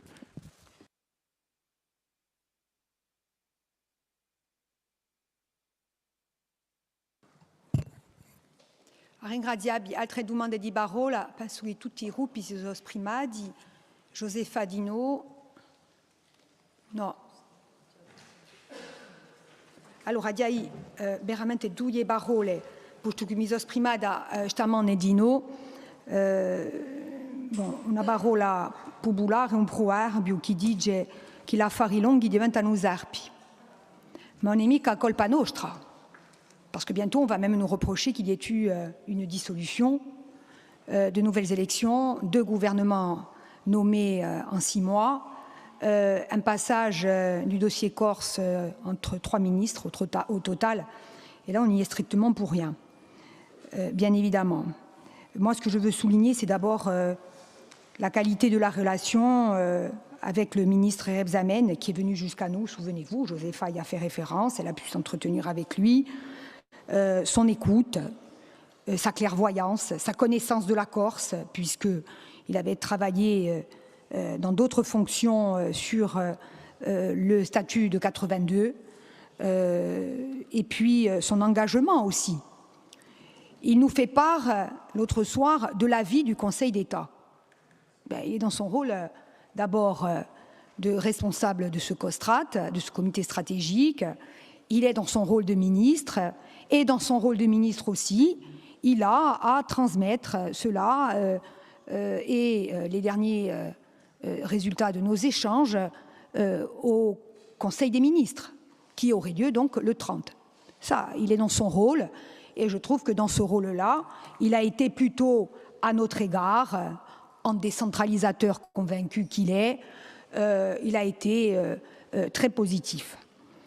Concernant le premier alinéa, le président, non pas de la République, mais du Conseil exécutif, vous a relu l'alinéa 1, donc le contenu que nous avions élaboré ensemble, finalisé ensemble, et chaque mot, effectivement, a été pesé et sous-pesé. Moi, je vais vous lire très rapidement, parce que c'est très court, pour que tous les corps s'entendent, la proposition du Conseil d'État, non pas du ministre, du Conseil d'État. La Corse est une collectivité à statut particulier, dotée au sein de la République d'un régime d'autonomie qui tient compte de ses intérêts propres liés à son insularité méditerranéenne, à son relief montagneux, rajouté donc par le Conseil d'État, et aux caractéristiques historiques, linguistiques, culturelles et sociales de ses habitants. Il est évident que nous ne pouvions accepter cet alinéa pour plusieurs raisons. D'abord parce que la Corse, ce n'est pas une collectivité. La Corse, c'est la Corse. Voilà, c'est une île avec un peuple. À minima, une île pour les observateurs extérieurs. Pour ceux qui sont un peu plus avisés, une île avec un peuple qui vit sur cette île depuis des millénaires. Ça, c'est la première chose. La deuxième chose, on nous dote d'un régime d'autonomie. Moi, un régime d'autonomie, je ne sais pas ce que c'est, mais peut-être, effectivement, je ne suis pas assez compétente en la matière. On rajoute le relief montagneux. Alors, je n'ai pas les PV de Beauvau, parce qu'ils ne nous ont jamais été communiqués. Mais par contre, je connais, Jean-Félix est sorti, mais évidemment, la reconnaissance de l'île Montagne existe. Elle existe. Et on avait évoqué la question d'introduire, je me souviens, ou pas la montagne. Et puis on a dit, on ne va pas rajouter parce que ça va ressembler à une note des annales de géographie. Parce qu'alors on rajoute aussi les routes tortueuses, et Po et Gabre et Ibor qui sont en Taestrale. Donc, aucun intérêt là de prendre un risque, Jean-Martin, on est d'accord là-dessus, de prendre un risque à détricoter cet alinéa 1 qui aurait conduit à détricoter tout le reste du texte. Les habitants, on ne revient pas dessus. Je vous signale qu'en Corse, les habitants, il n'y a pas que la population qui habite, il y a aussi tous les éléments vivants, donc les vers de terre également habitent la Corse. Voilà, donc je ne crois pas que nous soyons des vers de terre, même si j'ai beaucoup de respect pour toutes les espèces vivantes, et donc il était quand même pas acceptable de pouvoir partir sur cet article-là. Ben, une fois cet article mis de côté, le ministre s'est engagé donc à faire cet alinéa, à engager notre propre alinéa. Bien, ce refus de notre part de la suite du texte, ce n'est pas du fétichisme. Comme le projet d'autonomie depuis maintenant plus de 50 ans n'est pas du fétichisme. On l'a dit, on en a débattu. Il n'y a pas de plan B. Voilà, on est dans une logique d'acquisition d'un outil et on sait aussi que ce n'est pas une fin en soi. Et je le dis aussi pour Josépha, ce n'est pas une fin en soi. Si pour ceux qui sont venus et qui ont assisté aux auditions de la Commission des compétences législatives, réglementaires et de l'évolution statutaire, et notamment du président du Val d'Aoste, du vice-président des Açores, Açores qui est un des modèles d'autonomie en Europe, qui a fait ses preuves, ils nous l'ont dit, c'est un processus, ça ne s'arrête jamais. Mais comme y compris l'indépendance est un combat, de toujours, vous croyez qu'aujourd'hui, dans le monde, y compris des petits États indépendants, ne sont pas en train de négocier en permanence dans le contexte actuel. C'est un processus permanent. Quand bien même nous serons autonomes, nous discuterons tous les ans avec l'État français pour un certain nombre de choses, bien sûr. Donc, il ne faut pas réduire la discussion de l'autre soir ou l'ensemble du processus à une logique soit fétichiste, soit à une pure logique tactique. Comme l'a souligné Paul Félix, bien sûr que si on entrait dans le détricotage d'une ou deux expressions, et le relief en l'occurrence n'aurait pas changé la face de la Terre, sans vilain jeu de mots, mais on entrait dans le détricotage de la suite, et ce n'était pas possible parce que ce n'est pas nous, ça ne nous correspond pas, c'est pas ce que nous sommes. Sur le bloc des 4 alinéas qui suivent, il y avait un flou qui persistait dans l'écriture du Conseil constitutionnel, alors même qu'on nous explique que ça vise à clarifier les choses du point de vue juridique. Le flou vient de ce qu'à un moment donné, on décrit les pouvoirs qui nous sont octroyés, mais tout est renvoyé, par ailleurs, la dévolution de compétences à la loi organique, dont on ne connaît aucun contour aujourd'hui, même si nous avons commencé à travailler. Et ce n'est pas moi qui l'ai dit, c'est Jean-Christophe Angelini qui a dit qu'effectivement, peut-être que pour l'État, on gagnait en agilité. Et si je n'ai pas les PV de Beauvau, par contre, j'ai toutes les notes que nous avons prises l'autre soir. Jean-Christophe a dit, on gagne en agilité, mais en fait, on perd en capacité normative. Donc, on ne pouvait pas aller là-dessus non plus, sur le fond. Donc, ce n'était pas que tactique, on a un problème. Et c'est à ce moment-là qu'on a demandé l'avis intégral du Conseil d'État. Pas uniquement la nouvelle mouture, la nouvelle rédaction, parce que nous aussi, et vous aussi, on a besoin de comprendre ce qui les a guidés dans leur écriture, en nous réduisant à des habitants. Qu'est-ce qui les motive? Pourquoi? Il faut le savoir pour l'histoire, il faut le savoir pour demain, parce qu'il y aura d'autres discussions et d'autres négociations, quelle que soit l'issue au Parlement. Après, on découvre que le Parlement décide en France. Eh bien oui, ben en Cassaille, hein.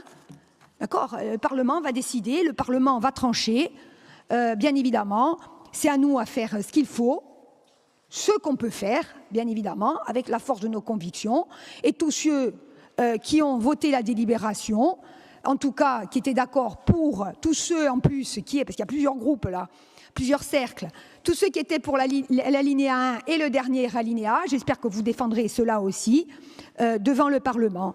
Je termine, non, il n'y a pas de plan B. Voilà. Donc, il faut se battre, et se battre avec les armes que nous avons, et nous, on a décidé que c'était les armes de la démocratie, de la parole et des textes. Merci. Monsieur le Président, vous avez la parole.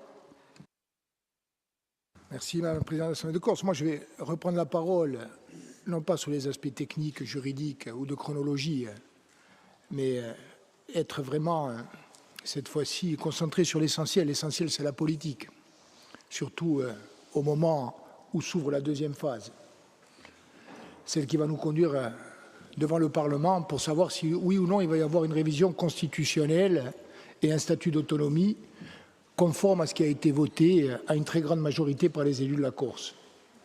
Est-ce que oui ou non, le Parlement français va faire le choix de respecter l'expression du suffrage universel des Corses et du peuple corse? C'est celle-là la question.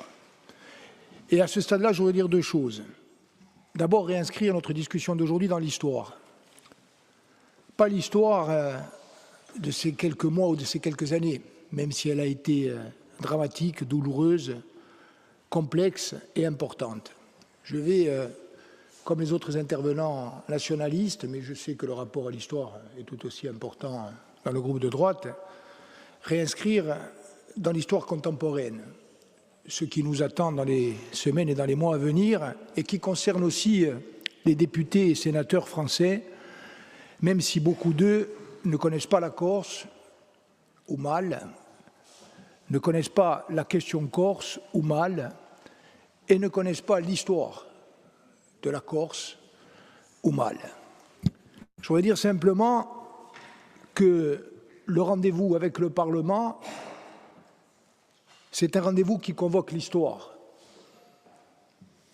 Nous n'allons pas, le gouvernement ne va pas saisir le Parlement pour améliorer la technique administrative de la gestion de la chose publique en Corse.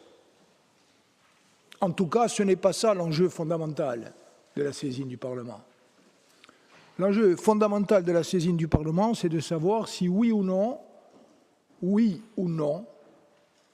la France, l'État, la République, le Président de la République, le gouvernement, les députés, les sénateurs souhaitent entériner une logique de solution politique à travers une révision constitutionnelle, un statut d'autonomie qui permette de clore une histoire qui, lors des dernières décennies, a été celle d'un conflit politique. Et en clôturant cette phase-là, d'en ouvrir une autre, qui sera une nouvelle phase qui a vocation à s'inscrire dans la durée, d'années, de décennies, où le statut de la Corse évoluera peut-être, sans doute, très probablement encore, ou pas, les Corses en décideront, mais une histoire qui soit celle de la paix, du développement économique, social et culturel et de la reconnaissance de ce peuple. C'est celui-là l'enjeu. Et moi, je voudrais parler en tant que nationaliste, avec les autres nationalistes, et avec l'ensemble des Corses qui nous ont accompagnés et qui ne sont pas tous nationalistes. Je disais en souriant l'autre soir, lorsque nous sommes sortis de l'hôtel de Roquebrune, Roquelaure, où nous a reçu le ministre, un problème avec les noms, l'hôtel de Roquelaure. Je disais, si on regarde l'histoire de ces 70 années, c'est un mélange des travaux d'Hercule, du chemin de croix et de la tapisserie de Pénélope. 70 ans, les premiers qui se lèvent, années 60, années 70, le Riacuiste, 75, Aléria, 76, le FLN, 1982, le premier statut particulier, 1991, le statut Jox, 1998, l'assassinat du préfet Erignac, avant cela la guerre entre les nationalistes, processus de Matignon, année 2000, 2014, 2015, accès aux responsabilités, depuis 10 ans aux responsabilités des nationalistes. Et nous avons ce rendez-vous. Qui peut penser un instant, au-delà de nos désaccords, de nos différences, qui peut penser un instant qu'un seul d'entre nous peut imaginer de brader ce qui nous constitue? Personne à Paris ne doit l'imaginer. Je ne m'adresse pas à nous, là. Je parle à Paris. Nous ne pouvons pas. Et donc, il y a ce texte qui a été voté et qui est l'expression de la démocratie et du suffrage universel. Et les choses sont claires. Il y a certains nationalistes qui considèrent qu'il est insuffisant et qui disent aujourd'hui « nous vous l'avions dit et ce qui va se passer va démontrer que nous avions raison ». En tout cas, c'est à craindre ou à prévoir. Il y a une partie de la droite et une partie de la gauche qui a voté avec les autres nationalistes autour d'un projet d'écriture constitutionnelle qui doit permettre un certain nombre de concrétisations fondamentales. Elles ont été citées par Pierre Jong, qui n'est pas nationaliste. Le statut de résident, la co-officialité avec le statut de la langue en Corse et un pouvoir législatif. Et il y a une partie de la droite qui est d'accord sur le statut de la langue, qui est d'accord sur la communauté, qui est d'accord sur le statut de résident, mais qui ne veut pas du pouvoir législatif. La grande majorité des élus de la Corse se sont prononcés, y compris pour un pouvoir législatif. Et la question qui se pose aujourd'hui, c'est est-ce que Paris va respecter le suffrage universel et le fait largement majoritaire? Et je dis que c'est celui-là le combat. Et moi je dis que ce combat-là, il a commencé avec l'avis du Conseil d'État. Celles et ceux, parce que le Conseil d'État est une juridiction, mais le Conseil d'État n'est pas qu'une juridiction. Le combat a commencé et nous savons aujourd'hui clairement ce que sont les forces. Nous connaissons l'opposition à ce jour du Rassemblement national. Nous connaissons les réticences d'un certain nombre de députés ou sénateurs, quelle que soit leur couleur politique. Nous savons aussi le soutien de beaucoup de formations. Et nous constatons aussi, je le dis clairement, qu'au moment où je parle, y compris pour des raisons de politique interne française, les responsables du parti Les Républicains, représentés dans cette Assemblée, souhaitent que la révision n'aboutisse pas. Et moi, je dis aux responsables des Républicains, en Corse et à Paris, que ce choix est fondamental et que jouer l'échec de la révision constitutionnelle et du statut d'autonomie, c'est ouvrir la porte à des mois, des années, peut-être des décennies d'incertitude et de multiples dangers. Et lorsque je dis que le combat a déjà commencé, vous l'avez peut-être vu, le troisième personnage de l'État, le président du Sénat, deuxième personnage de l'État, le président du Sénat, Gérard Larcher, vient d'écrire et l'a fait savoir pour, je cite, dénoncer une atteinte grave aux prérogatives du Parlement et demander que le gouvernement intègre dans le projet d'écriture constitutionnelle, dès à présent, l'intégralité des préconisations du Conseil d'État. Ça veut dire que le président du Sénat vient d'écrire, au-delà de cette demande de principe, que aujourd'hui et pour lui, et sans doute pour celles et ceux qui le soutiennent, au Sénat, à l'Assemblée, au sein du gouvernement lui-même, avec le ministre Retailleau, en Corse aussi, ça veut dire que pour lui aujourd'hui, il ne peut pas y avoir de pouvoir législatif, il ne peut pas y avoir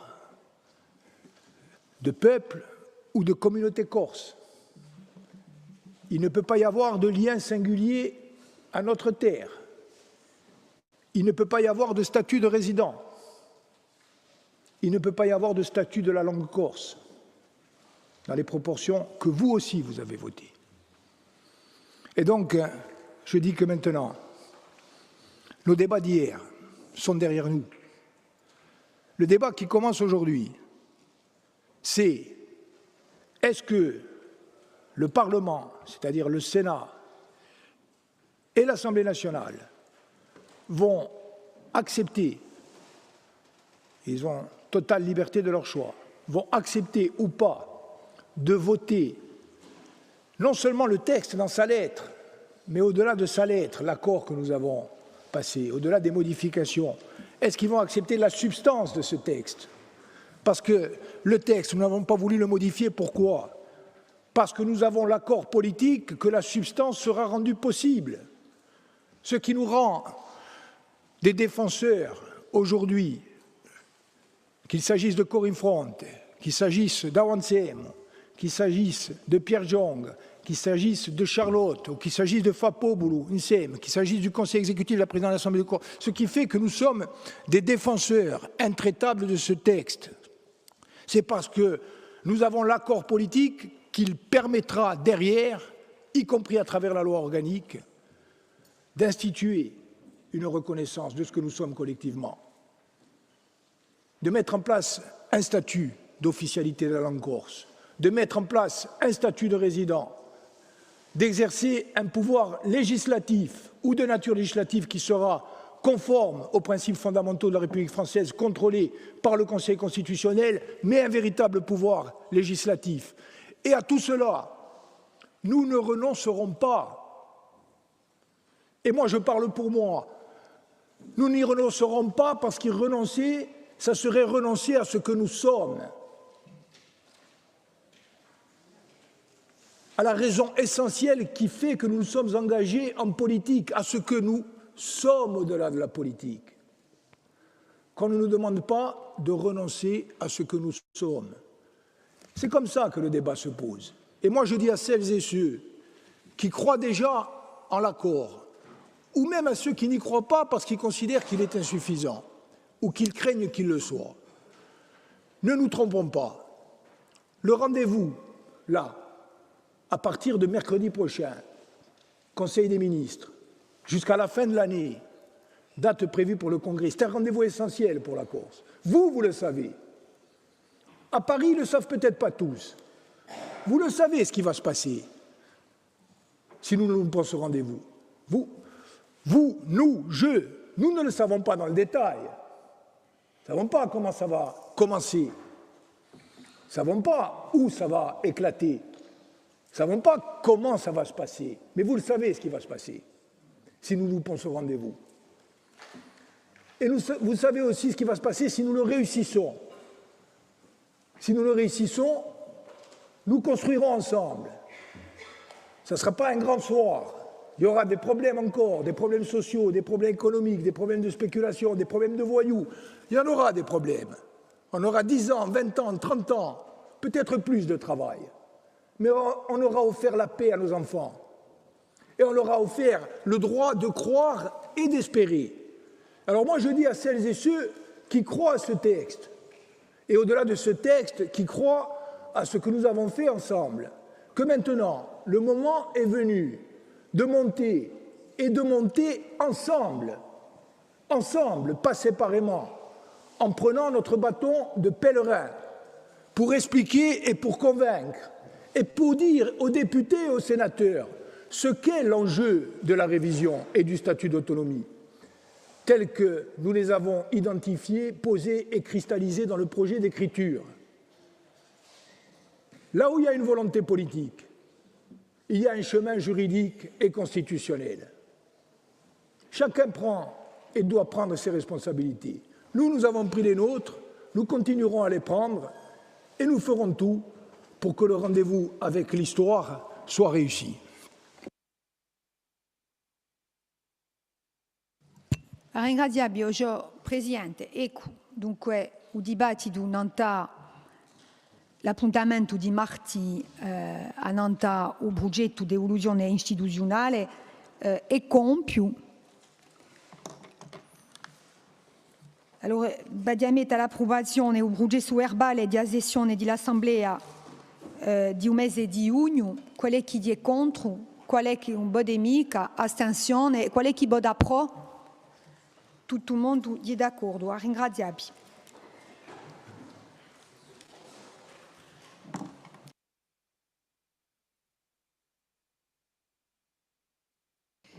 Allora, ora attacchiamo un rapporto importante, un cartolare importante, non all'acconciamento di un territorio che dia revisione parziale di un piano di assistenza e di sviluppo durevole di Agorsica, che si chiama di no o Baduc.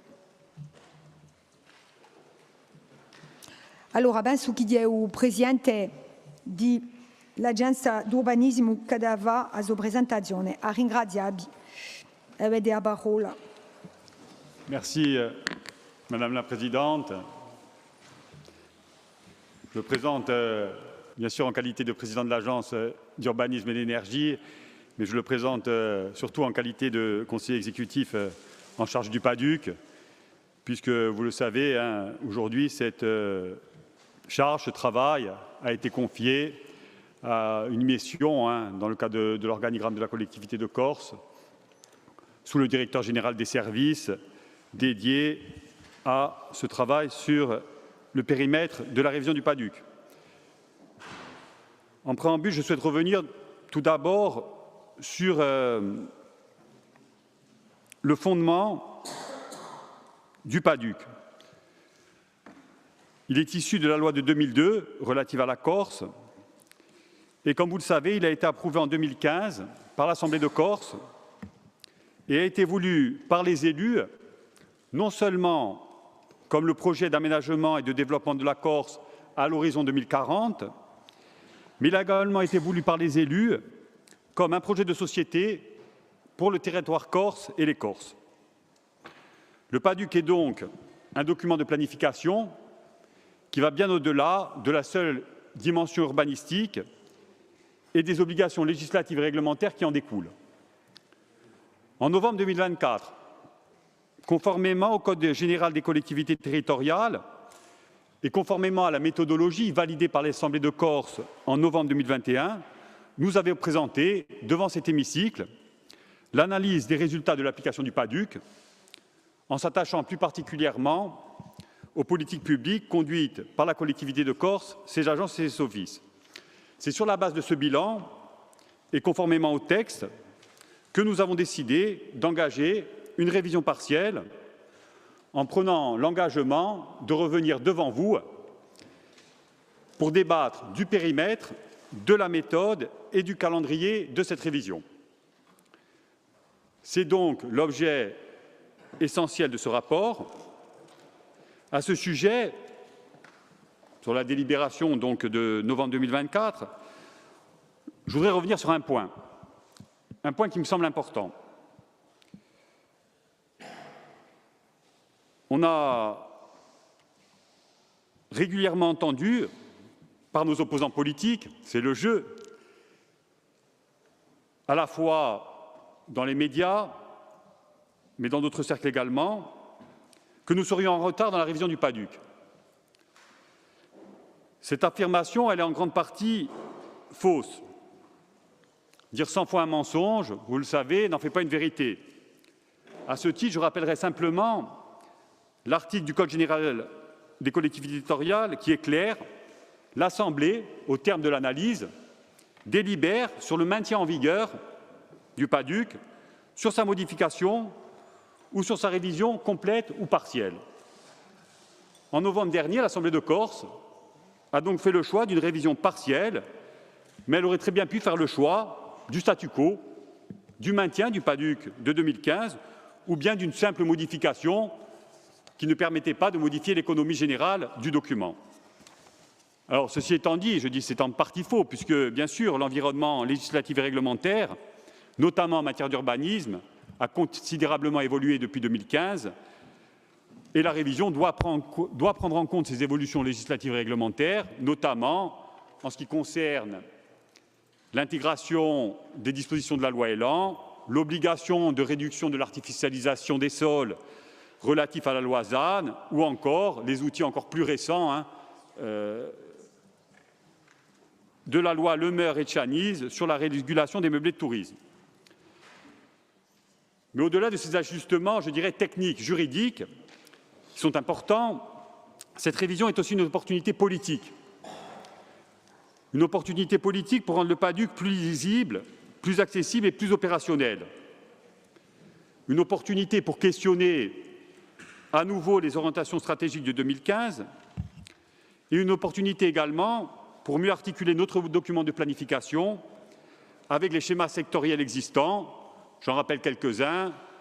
Schéma régional climat-énergie, PPE pour l'énergie et le climat, le plan régional des infrastructures de transport ou le plan régional intermodalité, le SR2I en matière économique, le schéma de cohérence écologique, le schéma de mise en valeur de la mer pour les aspects environnementaux.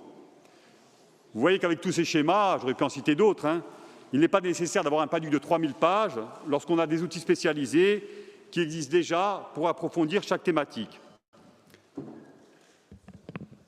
Important aussi de revenir sur le choix d'une révision partielle. Cet adjectif n'a pas été choisi au hasard en novembre dernier. Il a été choisi en connaissance de cause et il ne signifie pas qu'on va modifier à la marge le PADUC de 2015. Il ne s'agit pas simplement de faire une mise à jour réglementaire. Le choix de la révision partielle permet de modifier l'économie générale du document en conservant l'esprit et la lettre du PADUC de 2015. La lettre du PADUC de 2015, c'est le Code général des collectivités territoriales qui le précise. Le PADUC, c'est avant tout un outil de planification et d'aménagement du territoire.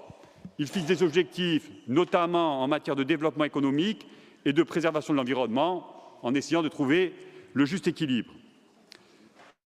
Mais il dispose également d'un pouvoir réglementaire en matière d'urbanisme pour préciser notamment l'application des lois littorales et montagne. Ce n'est pas rien.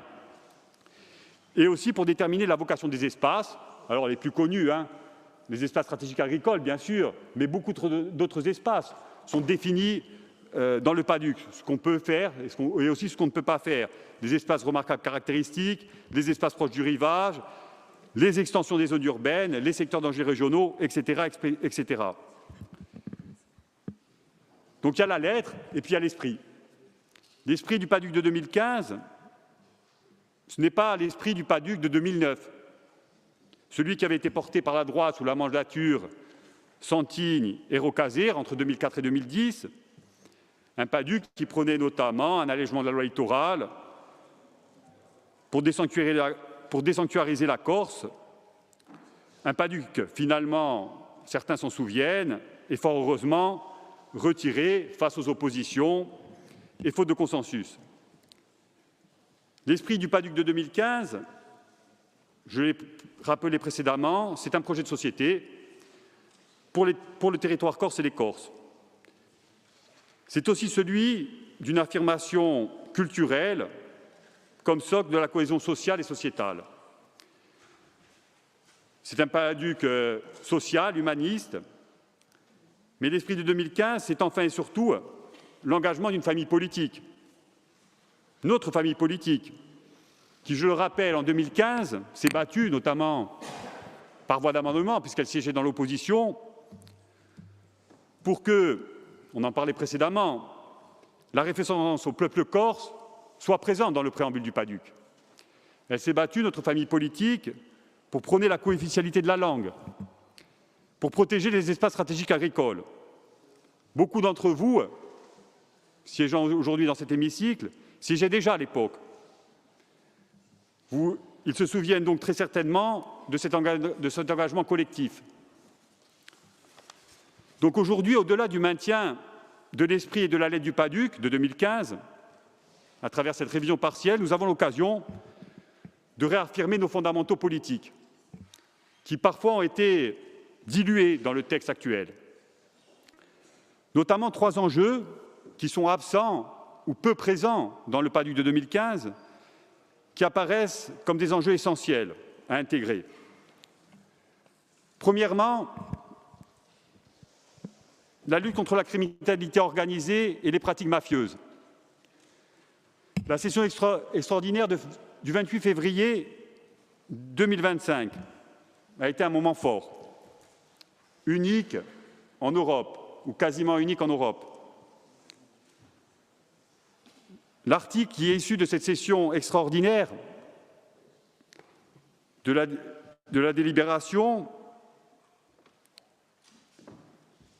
a explicitement mandaté le Conseil exécutif pour que la lutte contre les pratiques mafieuses soit intégrée dans la révision du PADUC. Alors bien sûr, la lutte contre la criminalité organisée relève principalement de compétences régaliennes, des compétences de l'État, la police, la justice, la sécurité. Mais pour autant, nous refusons, c'était l'une des idées fortes de cette session extraordinaire, de détourner le regard de cette problématique. Et notre responsabilité en tant qu'élus, c'est aussi d'agir. Agir là où nous avons des compétences, en matière de commande publique, en matière d'urbanisme, en matière de culture et d'éducation. Agir aussi sur les secteurs économiques exposés, comme l'immobilier, les fonciers, les déchets. Et par son caractère transversal, le PADUC doit devenir un outil de prévention face aux logiques mafieuses, en limitant les opportunités de captation illicite. Un outil de résistance pour une société libre, apaisée et démocratique. Vous retrouverez les termes de la délibération de février dernier. Deuxième enjeu essentiel, la protection et la défense des biens communs. En Corse, la question de la gestion des biens communs a une acuité particulière. En Corse, des pans entiers de notre économie se concentrent dans quelques mains. Ce n'est pas le Conseil exécutif qui le dit, c'est l'autorité de la concurrence, c'est l'État. Des pans entiers de notre économie qui se concentrent dans quelques mains dans le secteur des transports, dans le secteur des déchets, dans le secteur des carburants, de la grande distribution, dans des secteurs essentiels. Et ces phénomènes de monopole ou de duopole accentuent bien sûr les risques d'accaparement des richesses de la Corse au détriment de l'intérêt général. Donc, autour de cet enjeu fondamental de la protection des biens communs, c'est pour permettre de garantir l'accès aux Corses à leurs terres, aux ressources et aux espaces naturels. Quand je parle d'espaces et de ressources naturelles, c'est parfois l'accès simplement aux plages, aux aires marines, aux forêts. Mais c'est aussi garantir l'accès aux biens immatériels. C'est poser des règles d'usage, parce que sans règles, il n'y a plus de biens communs. C'est le principe de la régulation, comme on a pu l'entreprendre dans de nombreux secteurs. Et ensuite, protéger les biens communs, c'est bien sûr pouvoir les valoriser et les transmettre aux générations futures. Ce principe de protection et de défense des biens communs, il doit irriguer l'ensemble du PADUC, comme il irrigue notre projet de société.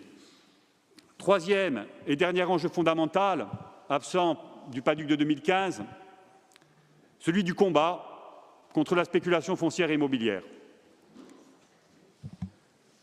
Cette problématique, elle n'est pas nouvelle. La problématique de l'accès au logement, qui devrait être un droit fondamental, garanti, n'a fait que s'accentuer ces dernières années. Les prix du foncier, les prix de l'immobilier, que ce soit le foncier agricole d'ailleurs ou constructible, les prix de l'immobilier, que ce soit en location ou à l'achat, ne cessent de flamber. Pourtant, il y a un paradoxe là-dedans. Les prix ne cessent de flamber alors que nous avons beaucoup construit ces dernières années. Beaucoup construit. Environ 5 000 permis de construire par an. 50 000 logements sur les 10 dernières années, à peu près, un peu moins. Donc un secteur économique de la construction qui a été boosté, et boosté notamment par la croissance démographique, j'y reviendrai, et boosté aussi par le développement du tourisme. Sur les 50 000 logements créés en 10 ans, 50% sont des résidences secondaires. 50% sont des résidences secondaires. On a donc beaucoup construit, sûrement trop, pour des gens qui ne résident pas l'année sur l'île. Par définition, une résidence secondaire, ce n'est pas pour y résider à l'année.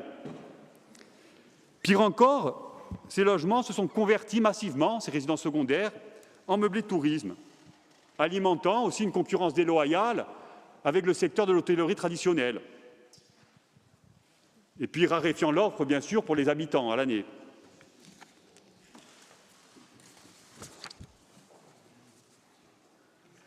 Et puis, cerise sur le gâteau, ces constructions, elles ont souvent été autorisées en contradiction totale avec les dispositions protectrices de la loi littorale et donc du PADUC qui la précise.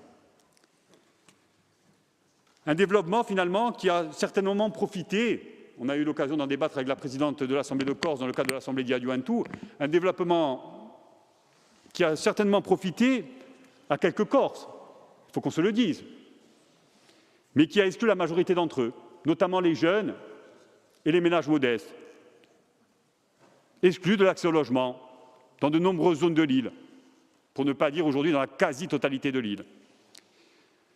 Alors restent les villages de l'intérieur qui peinent à maintenir leur population alors que certaines zones urbaines et périurbaines ont connu une croissance de 2 ou 3 %.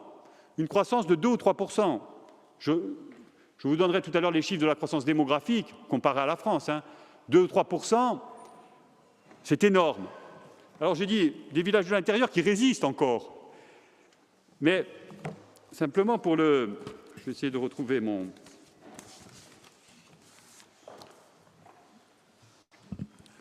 Des villages de l'intérieur qui résistent, mais pour combien de temps? On est tombé récemment sur un article d'un magazine français, que je ne citerai pas, du 21 juillet 2025, qui titre, je cite, « Haute-Corse, 5 communes où acheter une résidence secondaire à moins de 175 000 €. La bonne affaire. » Les communes, le président sera content de savoir que Calagouche est dans la liste, Moltifa, Omès, sous-titre « Des villages encore abordables pour concrétiser votre projet de résidence secondaire ». Les villages de Corse qui deviennent le nouveau luxe. Il fait moins chaud. Ah oui. Il fera moins chaud. Il y a moins de monde. Et puis on a une vue dégagée sur la mer. Sur le lac.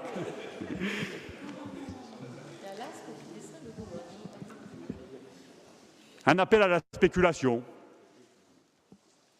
J'ai déjà eu l'occasion de le dire. Ce modèle de développement, il n'est pas souhaitable, il n'est pas soutenable, il n'est même pas acceptable. Il conduit à la fois à renforcer les inégalités sociales, toujours toujours des riches moins nombreux, toujours des pauvres plus nombreux, mais aussi des inégalités territoriales, entre des zones qui explosent et des autres qui meurent.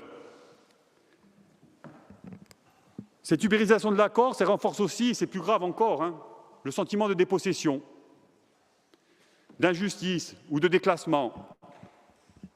En écho à nos débats précédents, cette spéculation, c'est le terreau de la colère d'un peuple. Pour terminer sur les enjeux de la spéculation, de grâce, je m'adresse plutôt de ce côté de l'hémicycle, même si je sais que les positions sur cette question ont considérablement évolué, qu'on arrête de nous expliquer que c'est l'augmentation de l'offre qui permettra de réguler la dynamique infernale des marchés fonciers et immobiliers. L'offre, elle n'a cessé d'augmenter et les prix, ils ont suivi la même tendance. La seule solution, c'est la régulation de la demande. Et comment on régule la demande? En conditionnant l'accès au logement à la notion de résident. Impossible sans réforme constitutionnelle. Ou encore par une fiscalité incitative pour la réhabilitation des maisons de village, par exemple, et dissuasive pour les constructions spéculatives. J'en viens aux grandes dynamiques. Grande dynamique qu'il faut absolument intégrer dans le PADUC, dans le futur PADUC. On ne peut pas se contenter de corriger ou d'actualiser la version de 2015. Certaines dynamiques, qui sont déjà en œuvre, vont profondément transformer notre île dans les décennies à venir. Et ces grandes dynamiques, nous devons y réfléchir. À titre principal, j'en citerai deux. Premièrement, le dérèglement climatique. Et deuxièmement, la croissance démographique. Alors en premier lieu, le dérèglement climatique. Les études scientifiques démontrent que d'ici 2050, près de 70 000 Corses, soit environ 20% de leur population, seront exposés aux aléas naturels. Bien sûr, cette question du changement climatique, c'est une problématique qui est mondiale. On pourrait presque détourner le regard. La contribution de la Corse au réchauffement climatique planétaire, ce n'est pas grand-chose. 350 000 habitants, 360 000 maintenant. Pour autant, notre île aura à en subir les impacts. Elle les subit déjà, aujourd'hui. Imaginez quels seront les impacts avec 2 ou 3 degrés de plus en 2050. Ce n'est pas des prévisions abstraites, 2-3 degrés de plus en 2050. Ce sont des réalités confirmées par tous les experts sur le climat. Et je ne crois pas que la géopolitique mondiale, demain, va nous permettre de réduire nos émissions de carbone à l'échelle planétaire. Alors, quels seront ces impacts pour la Corse? Les problèmes d'approvisionnement en eau potable ou en eau brute. Rien que ça. Avec les tensions qu'on connaît déjà en Corse, notamment dans les villages. Nombreux sont ici, vous connaissez la problématique, je regarde Cathy, des villages de l'intérieur et de montagne où l'été, quand on ouvre le robinet, parfois, ça ne sort pas grand-chose. C'est difficile pour les élus. Des besoins aussi plus importants pour l'agriculture. Les pratiques ont changé. Il y a quelques années, on n'irriguait pas les vignes ni les agrumes. Des catastrophes naturelles plus nombreuses et plus fortes en intensité. Les incendies, bien sûr, les tempêtes, les inondations. Je ne reviens pas sur les épisodes récents. Mais aussi des risques sur la santé humaine. Ça, on en parle moins souvent. Les risques sur la santé humaine du réchauffement climatique. Santé animale aussi et végétale. Les risques sur la santé humaine, c'est l'arrivée des maladies émergentes.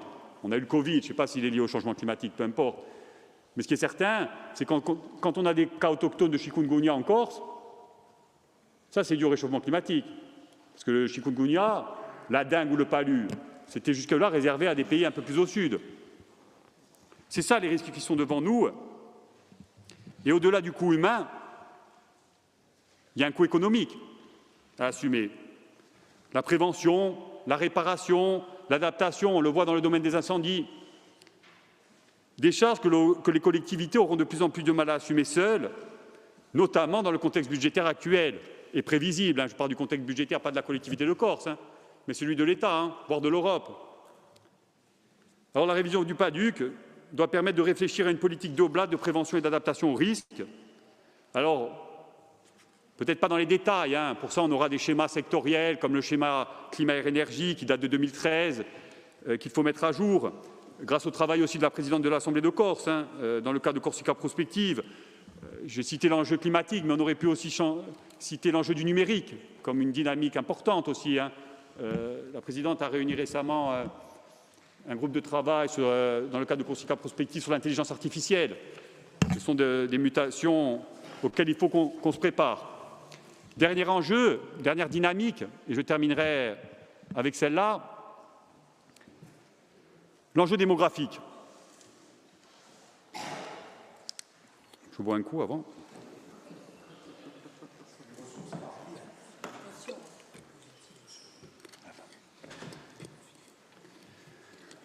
La croissance démographique. Tout d'abord, rappeler que sa prise en compte, elle était inexistante dans le PADUC de 2015.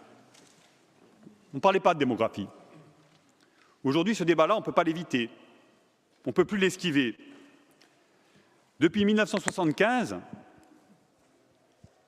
je choisis cette référence comme point de départ, c'est pas un hasard, la Corse a vu sa population passer de 226 000 habitants à 360 000. Un taux de croissance en 50 ans de 59%, allez, près de 60% de croissance démographique. La France, 25%.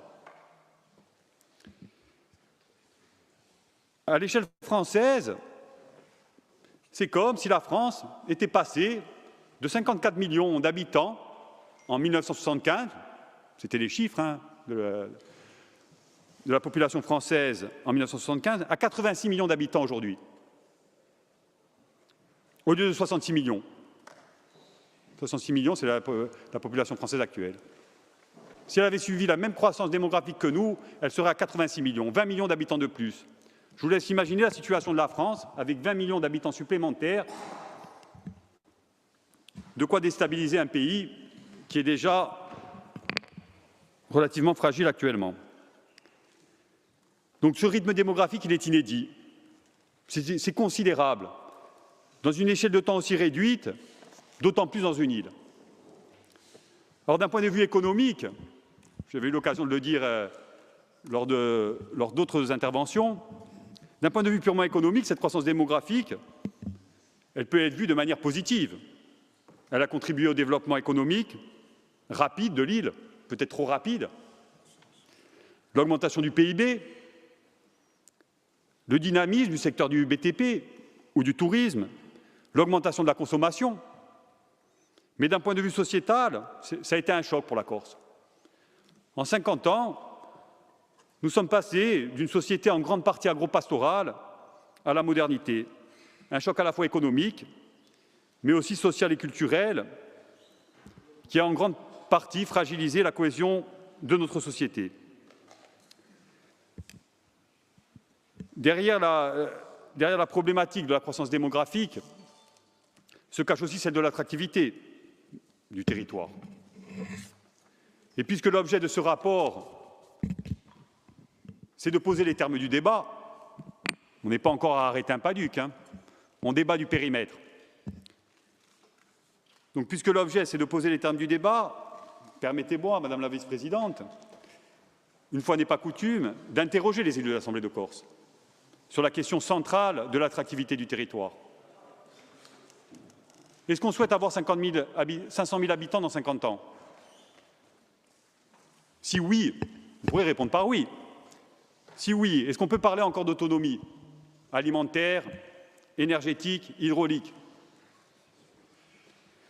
Si oui, est-ce qu'on peut encore espérer une indépendance vis-à-vis de l'extérieur? Et puis après, attractif, c'est attractif pour qui? C'est une question aussi qu'on peut se poser ensemble. Est-ce qu'on souhaite être attractif pour les jeunes Corses qui sont partis travailler, se former en France? La réponse est oui. Est-ce qu'on souhaite être attractif pour les Corses de la diaspora qui souhaitent rentrer au pays après une carrière de l'autre côté de la mer? La réponse, assurément, est oui. Est-ce qu'on souhaite être attractif pour les Corses qui ont fait le choix, qui font le choix de s'installer ou vivre au village? Oui également.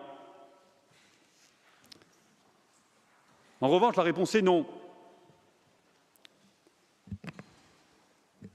Si on parle d'attractivité pour des investisseurs extérieurs qui cherchent à rentabiliser à très court terme leur investissement foncier ou immobilier, on a eu l'occasion d'ailleurs d'en débattre ce matin dans le cadre des questions orales. C'est non pour les grands groupes qui souhaitent s'accaparer les richesses de l'île. Et c'est non pour les spéculateurs qui cherchent une maison de villégiature à occuper durant leurs vacances ou à louer à la semaine le reste du temps. L'attractivité ne peut pas être synonyme de dépossession et de dessaisissement. La notion d'attractivité de notre territoire, elle nous questionne aussi sur les choix fondamentaux. Les choix fondamentaux, les questions sur les choix fondamentaux, est-ce qu'on est toujours d'accord sur la définition donnée par le PADUC sur la notion de peuple? Je la rappelle, pour ceux qui ne siégeaient pas ici en 2015, dont je fais partie. La notion de peuple dans le PADUC de 2015, c'est un peuple constitué de Corses, d'origine et d'adoption, réunis autour d'un projet de société, donc une notion fondée sur le principe de communauté de destin. Ça interroge. La Corse est-elle toujours capable de fabriquer des Corses? Probablement que oui. Reste à savoir à quelles conditions. Et la révision du PADUC est l'occasion de poser ces questions, d'y répondre, de faire ses choix pour aujourd'hui, mais surtout pour demain. Dernier point, avant de conclure, le calendrier. Le calendrier, il est exigeant, il est ambitieux et il est aussi au croisement de différents horizons politiques. Premier horizon politique, la réforme constitutionnelle,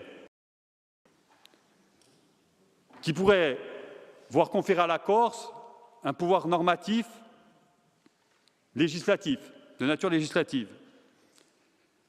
Ce qui, bien sûr, transformera en profondeur notre capacité à agir dans tous les domaines, dans le domaine du foncier, de l'urbanisme, mais pas seulement. Et donc, au cours de cette révision et en fonction des évolutions institutionnelles, il nous faudra réfléchir à l'articulation entre les pouvoirs réglementaires actuels du PADUC et les futures compétences législatives ou réglementaires de la collectivité de Corse, ou encore au transfert de compétences, par exemple en matière d'aménagement du territoire. Donc le calendrier constitutionnel, mais également le calendrier électoral. Cette révision elle s'inscrit dans un calendrier qui prend en compte les échéances électorales à venir. C'est pour ça qu'on propose des rapports d'étape. Tout d'abord, des rapports d'étape sur l'évolution et l'adaptation des règles en matière d'urbanisme. Pourquoi ces rapports d'étape, par exemple sur la loi Elan, sur la loi ZAN, sur la loi Le Meur? À la fois pour fixer une doctrine, celle du Conseil exécutif, validée par l'Assemblée de Corse et par les instances consultatives, mais aussi offrir une lisibilité aux maires qui sont en phase d'élaboration de leurs documents d'urbanisme, et surtout et enfin pour sécuriser juridiquement les futures orientations réglementaires du PADUC. Ces rapports d'étape doivent être aussi l'occasion, en attendant le pouvoir législatif, de demander au gouvernement des adaptations législatives et réglementaires pour sécuriser demain les décisions qu'on prendra en matière réglementaire dans le PADUC. Et à ce titre, je rappelle les contentieux sur les espaces stratégiques agricoles. On pourrait y revenir éventuellement au cours des débats. En termes de méthode, bien sûr, concertation avec les associations des maires, la Chambre des territoires, le CESEG, l'Assemblée d'Iadiouantou et le Conseil d'aménagement et d'urbanisme de Corse qui concentre en son sein toutes les personnes qui s'intéressent à ces questions d'urbanisme. Les commissions de l'Assemblée de Corse, bien entendu, et nous travaillerons en parallèle, donc au-delà de ces rapports d'étape, en parallèle, on travaillera sur le projet de société du nouveau PADUC que nous proposerons à l'Assemblée de Corse après les municipales de mars 2026, au 3e trimestre plus précisément, en vue d'arrêter le PADUC fin 2027. Donc des rapports d'étape trimestriels sur la question de l'urbanisme à compter de septembre 2025, un travail sur le projet de société pour une présentation à l'Assemblée de Corse en mars 2026 et un arrêt du PADUC en 2027. Et si ce calendrier est respecté, le PADUC pourrait être transmis à enquête publique début 2028. Début 2028, ça veut dire que les Corses pourront dire, dans le cadre des élections territoriales de 2028, ce qu'ils veulent et ne veulent pas pour la Corse, suite au débat qu'on aura eu sur le projet de société dans le cadre de l'élaboration du nouveau PADUC. Cette révision sera donc le moment de dire ce que nous voulons et surtout ce que nous refusons.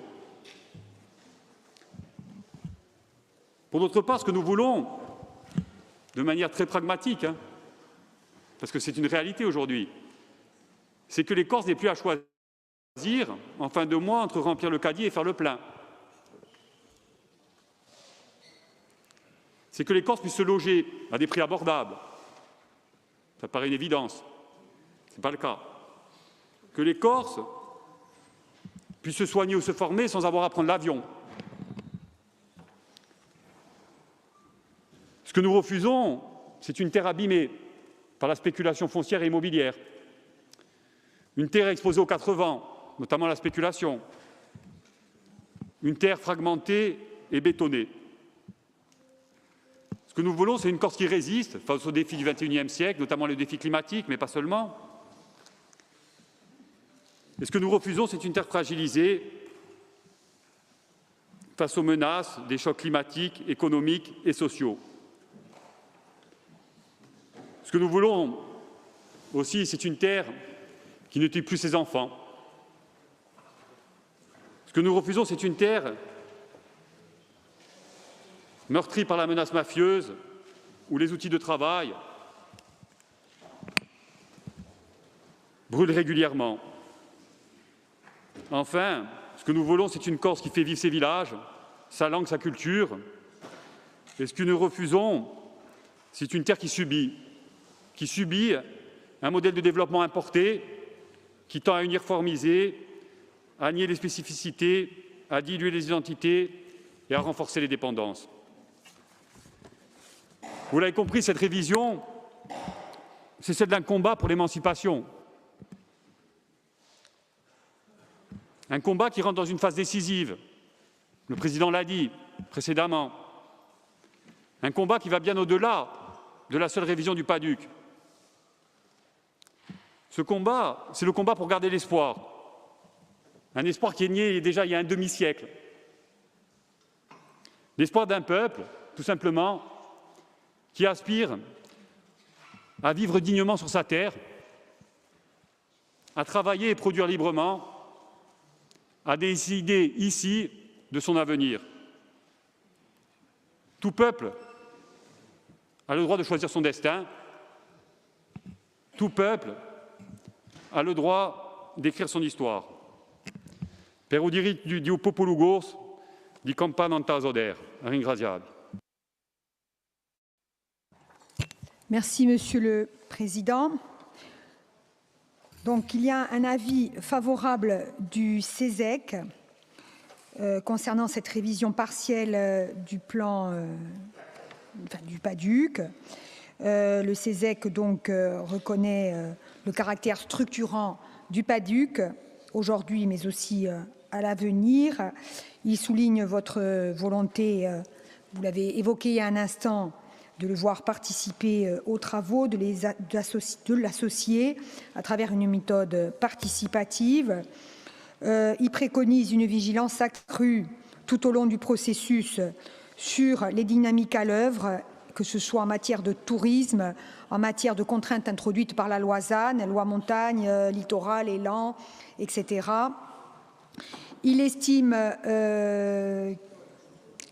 qu'il s'agit de mettre en place aussi un nouveau paradigme de l'économie du tourisme pour en limiter les effets délétères.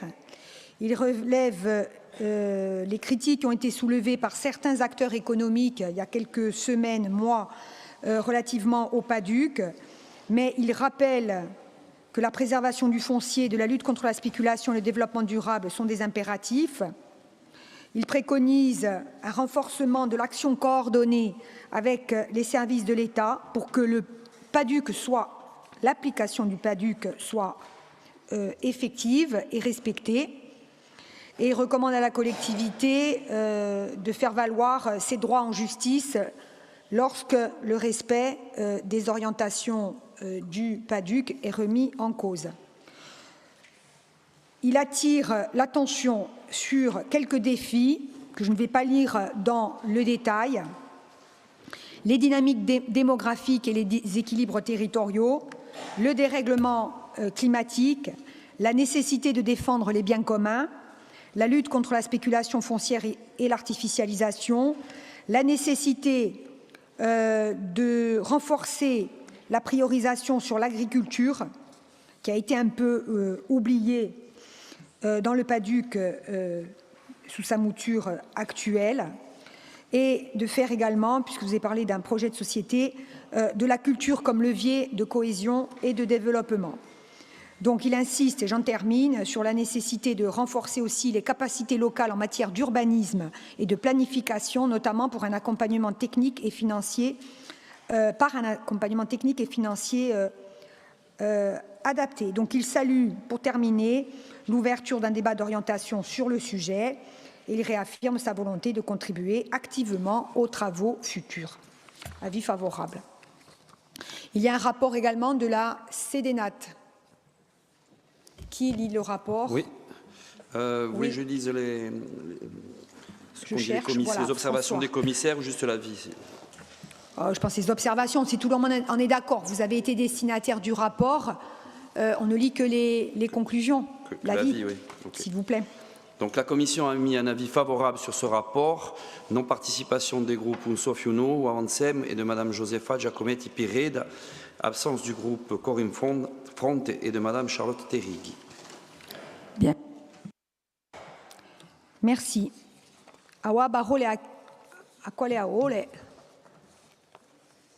Sachant que oui, il y a eu un doublement des temps de parole qui ont été demandés, qui a été demandé par la commission permanente, qui a été accordé.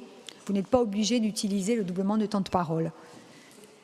Madame Cognetti, pour Ronsoff. Merci Madame la Présidente. Monsieur le Président, chers collègues, lors du choix de la révision partielle du PADUC que nous avons accompagné en novembre dernier, j'avais compris, comme beaucoup ici, qu'il s'agissait d'une procédure plus souple, plus rapide, plus adaptée aux urgences du moment. Je vous cite, il fallait donner donc un plan lisible, opérationnel, adapté. En fait, une politique globale devait être mise en place. C'est l'engagement. Mais aujourd'hui, ce qui nous frappe et ce que nous déplorons profondément, c'est le calendrier annoncé, une entrée en vigueur du PADUC révisée en 2028. C'est trop tard, beaucoup trop tard. Je le rappelle, à partir du 22 août 2027, toute extension d'urbanisation sera interdite dans les communes corses non couvertes par un PLU, un document où tenant lieu une carte communale. C'est une échéance cruciale. L'initiative du sénateur Parigi, qui a obtenu au Sénat un sursis d'1 an, est bienvenue. Mais elle ne suffira pas, car 56% des communes, des 360 communes corses, soit la majorité, sont encore soumises au règlement national d'urbanisme. Et parmi elles, ce sont les plus petites, les moins dotées, celles de l'intérieur, qui sont les plus exposées. C'est pour cela que dès novembre, j'avais proposé d'accélérer le processus pour que le PADUC révisé soit opposable dès début 2027. Aujourd'hui, on nous annonce un décalage d'1 an. Ce n'est pas un simple contretemps administratif, c'est un risque majeur pour nos territoires. Les communes rurales ne sont pas confrontées à la pression foncière du littoral. Leur défi, c'est la désertification, la perte de population, de services et souvent, à la fin, les maires aussi, d'espoir. Pourtant, même là, dans ces territoires peu denses, élaborer un PLU ou une carte communale reste extrêmement compliqué et surtout coûteux, alors que même que des autorisations d'urbanisme y sont rares. Soyons clairs. Ceux qui ont rédigé le PADUC en 2015 n'avaient manifestement pas une vision réaliste du monde rural. Le PADUC, ce n'est pas seulement le ZAN, il doit porter une ambition globale, et vous l'avez dit, Monsieur le Président. Je pense par exemple à la mesure Unagazabetuti, introduite par notre collègue Annette Pierre pour financer la sortie d'indivision des maisons de village afin d'en faire des résidences principales, accessibles à la location avec des loyers maîtrisés. Une mesure taillée pour nos villages, pour la revitalisation, mais restée en fait lettre morte. Pourquoi? Parce que le rural reste résiduel dans les esprits. Dans une île où tout gravite, souvent à cause de la population, autour de Bastia et d'Ajaccio. Pourtant, je veux croire, la transition numérique, et vous l'avez dit, le télétravail peuvent faire renaître ces zones. Mais il faut aller plus loin. Services publics, aide à l'installation, attractivité réelle. Et l'attractivité dépendra de tous ces critères, vous l'avez dit. L'attractivité d'un territoire, c'est sa capacité à attirer et à garder les ressources dont il a besoin. Je pense aussi à ce dispositif crèche, basé sur la classification PADUC des territoires ruraux, qui exclut de façon totalement incohérente certains villages d'altitude. C'est aussi cela qu'il faudra corriger. Vous me connaissez, je suis de nature optimiste, mais je suis vraiment engagée au niveau du rural. Mais là, c'est épuisant de devoir sans cesse croiser le fer pour défendre ce qui devait être une évidence. La survie du rural passe par une politique d'aménagement volontariste et équitable. Le PADUC, vous l'avez dit, regroupe certains leviers. Alors, utilisons-le, corrigeons ce qui ne fonctionne pas et surtout accélérons le processus, car 2028, ça sera trop tard. Et si rien ne change, ce sont les communes les plus fragiles qui paieront l'addition. Et ce sera la double peine, l'isolement et l'interdiction de développement. Ce n'est pas ce développement qui a été promis aux Corses. N'oublions pas que le PADUC de 2015 prévoyait une clause de revoyure en 2021. Vous l'avez dit, nous avons quand même quelques années de retard. Nous le demandons aussi depuis le début de la mandature. Aujourd'hui, nous devrions avoir un plan opposable et des communes engagées dans la mise en comptabilité. Au lieu de cela, nous sommes encore à la case départ. On a avancé sur certains points, c'est vrai, mais pas sur tout, et pas sur ce qui est essentiel et sur les attentes des maires. C'est plus qu'un regret, c'est une faute de tempo qui aura des conséquences lourdes pour les maires, pour les habitants et pour l'avenir de notre île. A ringraziarvi. A ringraziarvi. Allora, qual è chi voleva la parola? Paola Mosca, prima, dopo... Ah no, scusate, c'era Josefa, dopo Paola e dopo Bolfelix. Josefa. A ringraziarvi. Monsieur le conseiller exécutif, vous avez posé les éléments d'un constat que l'on pourrait partager et de choix de société qui s'imposaient pour y contrevenir. Celui de la précarité, d'une déstructuration sociale, culturelle, linguistique du peuple corse, celui de la dépossession galopante des terres, mais on pourrait bien aller sur une dépossession culturelle et sociale, sur ce que traduit le solde migratoire positif, la colonisation de peuplement galopante, avec une absence totale de maîtrise sur les flux migratoires entrant constamment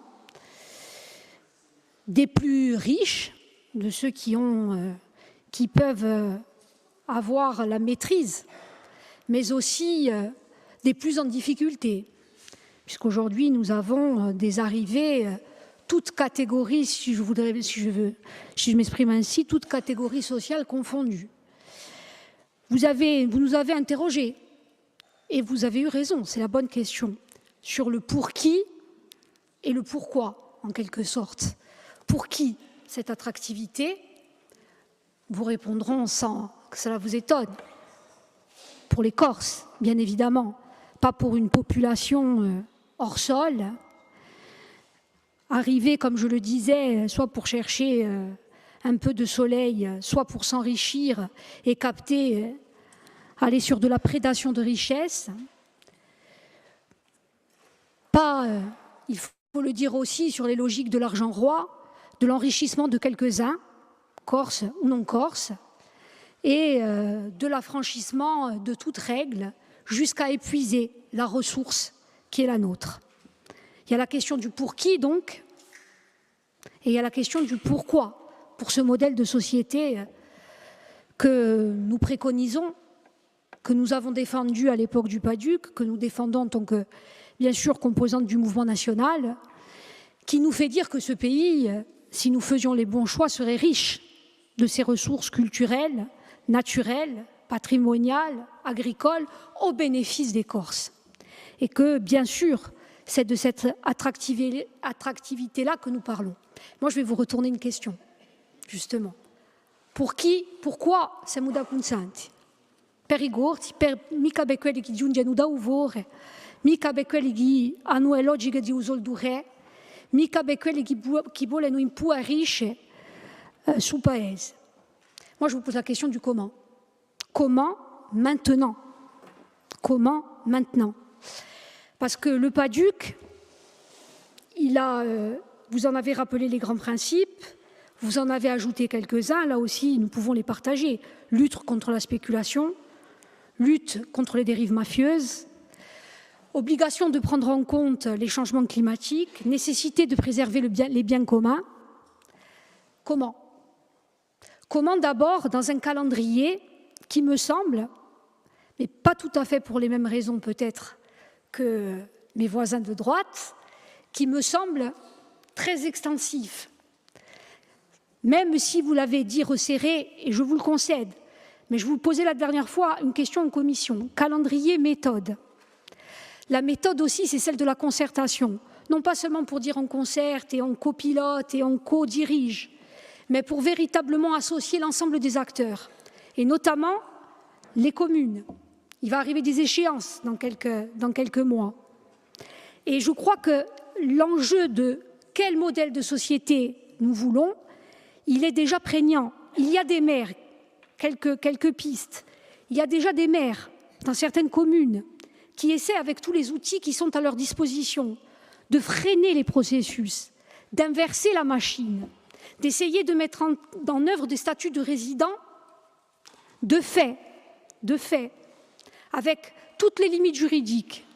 Pour autant, ils essaient. Et ils essaient de l'ancrer.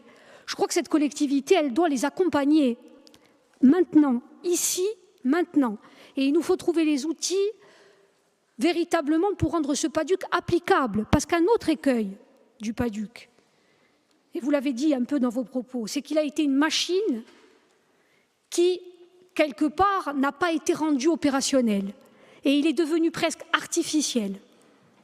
Si nous n'arrivons pas à le rendre applicable réellement, bien que sur certaines choses, il ait réussi quand même à freiner un certain nombre de choses.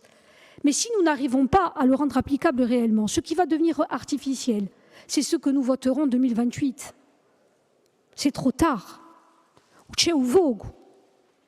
Et votre présentation, et ce que nous disons souvent dans nos débats, nous le prouve. C'est trop tard. Donc, ce qu'il faut trouver, c'est les outils de court terme, immédiats, les mettre en œuvre, avoir une action offensive, être, je vous répète encore, je vous cite encore, être borderline et resserrer les calendriers, resserrer les objectifs. On n'a pas le choix. Et mettre des méthodologies en place qui nous permettent, vous avez listé des étapes. Faites en sorte qu'à chaque étape, il y ait une validation de quelque chose, un acte qui soit arrêté. Même si ce n'est pas prescriptif, même si ce n'est pas opposable, il faut le faire. Il faut activer tous les leviers existants. Là où les constructions sont anarchiques, mettre des entraves. Comment on entrave? Parce que le solde démographique, l'évolution démographique, on peut l'accepter comme une donnée positive.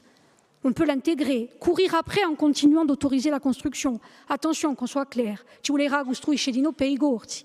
ma non ci volerà più, non possiamo più costruire di stessa maniera, non possiamo più continuare a questo ritmo, non avremo più terre. Quand on parle de souveraineté alimentaire, il ne nous restera plus rien pour la mettre en œuvre. Vous parlez de Loisanne, bientôt ce sera la Corse entière qui sera désartificialisée. Et ça, nous le savons tous. Donc à un moment donné, comment on va au plus proche du terrain, comment de ces grands principes sur lesquels on peut vous suivre, on les rend applicables. Parce que sinon, c'est des incantations et ce n'est plus suffisant. Sur la préservation du bien commun, avec les outils qu'on a actuellement à disposition, comment on les rend applicables? Je vous ai posé la question le mois dernier, je vous ai pris comme exemple la question des déchets, où par exemple, on aurait pu ancrer un choix stratégique de préservation d'un bien. Vous m'avez répondu par l'eau dorée. Il faut aussi la préservation de l'eau en général, un bien commun qui est l'eau. In général, ça aussi, ce sont des choix que nous devons faire. Et je conclus, Madame la Présidente, pareil pour l'énergie. C'est des choix stratégiques qui devront être faits. Alors, pour la lutte contre les pratiques mafieuses, de la même façon, je reprends le secteur des déchets, je reprends le choix de société que l'on doit faire, je reprends la nécessité de limiter les terrains favorables au développement par un autre choix économique, par la gestion publique, par l'accompagnement de pratiques vertueuses.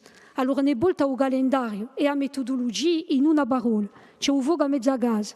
Un mese scorso vado interrogata nella necessità di mettere in furia e in opera tutti i mezzi a disposizione per radicare scelte, non udereno, awa, chi d'altri progetti si approntano, si nutriscono, sono di già in piazza.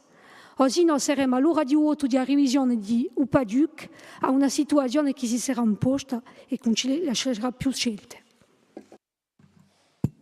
Allora, c'è Paola Mosca per Fapobulu. Le PADUC n'est pas un simple document d'urbanisme. Ce n'est pas un outil froid, technocratique, destiné à empiler des normes. Le PADUC est et doit demeurer l'expression d'un projet de société. Il est à la fois la trame de fond et l'instrument politique du développement que nous voulons pour notre pays, en lien avec notre vision, nos choix et notre avenir commun. Soyons clairs, le PADUC, tel qu'il a été conçu en 2015, a été un jalon important dans la reconnaissance de la spécificité corse. Il a permis d'inscrire des principes fondamentaux comme la lutte contre la spéculation foncière, la protection des espaces agricoles, naturels et patrimoniaux et une vision de développement respectueuse de nos équilibres. Mais nous savons tous ici que le monde a changé, que les pressions se sont intensifiées, que les menaces sur nos terres, nos villages, notre jeunesse sont aujourd'hui plus vives que jamais. C'est pourquoi cette révision partielle n'est pas une remise en cause de ses fondements, mais une adaptation nécessaire, une réaffirmation de notre capacité à décider par nous-mêmes et pour nous-mêmes. Et la seule question que nous devons nous poser est la suivante. Un PADUC pour qui et pour quel projet? Souhaitons-nous prolonger un modèle de rente fondé sur la résidence secondaire, l'artificialisation des sols, l'importation de main-d'œuvre précaire ou encore l'accueil de populations venues ici qui ne partagent ni nos valeurs ni notre projet? Ou bien faisons-nous le choix d'un modèle de production fondé sur la maîtrise du foncier, la production agricole, la réappropriation des ressources, l'ancrage de notre jeunesse, la valorisation des savoir-faire, l'économie réelle, utile, enracinée? Nous avons choisi la production. Et pour cela, nous devons nous doter d'outils adaptés. Le PADUC révisé est un essentiel qui doit être vivant, évolutif, connecté au réel, en cohérence avec les nouveaux défis depuis 2015. D'abord, la crise climatique. Ce qui était préoccupant est devenu une urgence vitale. Canicule à répétition, sécheresse prolongée, incendies plus violents, épuisement des ressources, stress hydrique, nous n'avons plus le luxe de l'inaction. Notre planification doit intégrer pleinement ces enjeux et repenser nos modèles d'aménagement à l'aune de cette urgence écologique. Il ne peut y avoir d'avenir soutenable sans sobriété foncière, sans préservation des ressources, sans maîtrise collective des biens communs. L'eau, la terre, les espaces naturels, la biodiversité, notre patrimoine naturel, culturel et historique. Cela signifie limiter l'artificialisation des sols, préserver les zones humides, les espaces agricoles fertiles et les forêts, favoriser l'autonomie alimentaire et énergétique. Il est temps de mettre fin aux contradictions. On ne peut pas d'un côté proclamer la nécessité de protéger la nature et de l'autre maintenir un cadre rigide qui fixe des erreurs ou des carences passées. La défense des biens communs est au cœur de notre combat. Ces ressources ne sont pas des marchandises, elles appartiennent à tous et doivent être protégées pour les générations futures. Ensuite, la question démographique. Depuis des décennies, la Corse connaît une mutation démographique préoccupante. Les chiffres parlent d'eux-mêmes. Nous vieillissons, nous nous appauvrissons et nous devenons minoritaires sur notre propre terre. Des gens qui, souvent, ne s'inscrivent pas dans notre vision de la société, qui vivent ici sans lien avec notre langue, notre culture et nos solidarités. La Corse est devenue un produit sur le marché immobilier. Des lotissements entiers poussent en zone rurale et périurbaine, hors sol, sans enracinement, sans rencontre. Notre modèle est en péril. Et cela a aussi des conséquences sociales sur le logement, la santé, l'école, les services publics. Le PADUC doit réguler, doit protéger, doit orienter. Le PADUC doit être révisé pour répondre à cette urgence démographique en favorisant l'habitat permanent pour les résidents corses, dans la prolifération des résidences secondaires, en relocalisant l'emploi et l'activité dans les zones rurales et en garantissant un droit de vivre et de rester sur sa terre. Car ceux qui vivent ici doivent être les premiers bénéficiaires de la planification. C'est une question de justice, mais aussi de survie culturelle et politique. Enfin, il y a la question de la pression mafieuse. Ce n'est pas nouveau, mais nous l'affirmons ici clairement que ce combat fait partie intégrante de notre projet de société.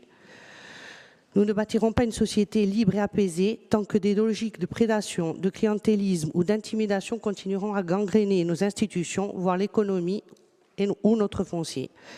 C'est pourquoi la révision du PADUC devra prévoir des garde-fous clairs, transparence des aides, encadrement des marchés publics, outils juridiques contre la spéculation. Monsieur le conseiller exécutif, salutiamo la proposta, costruita in concertazione e articolazione di politiche pubbliche, spertiamo l'orientazione strategiche, approdi grandi sfide di umane, autonomia, resilienza, solidarietà e giustizia sociale.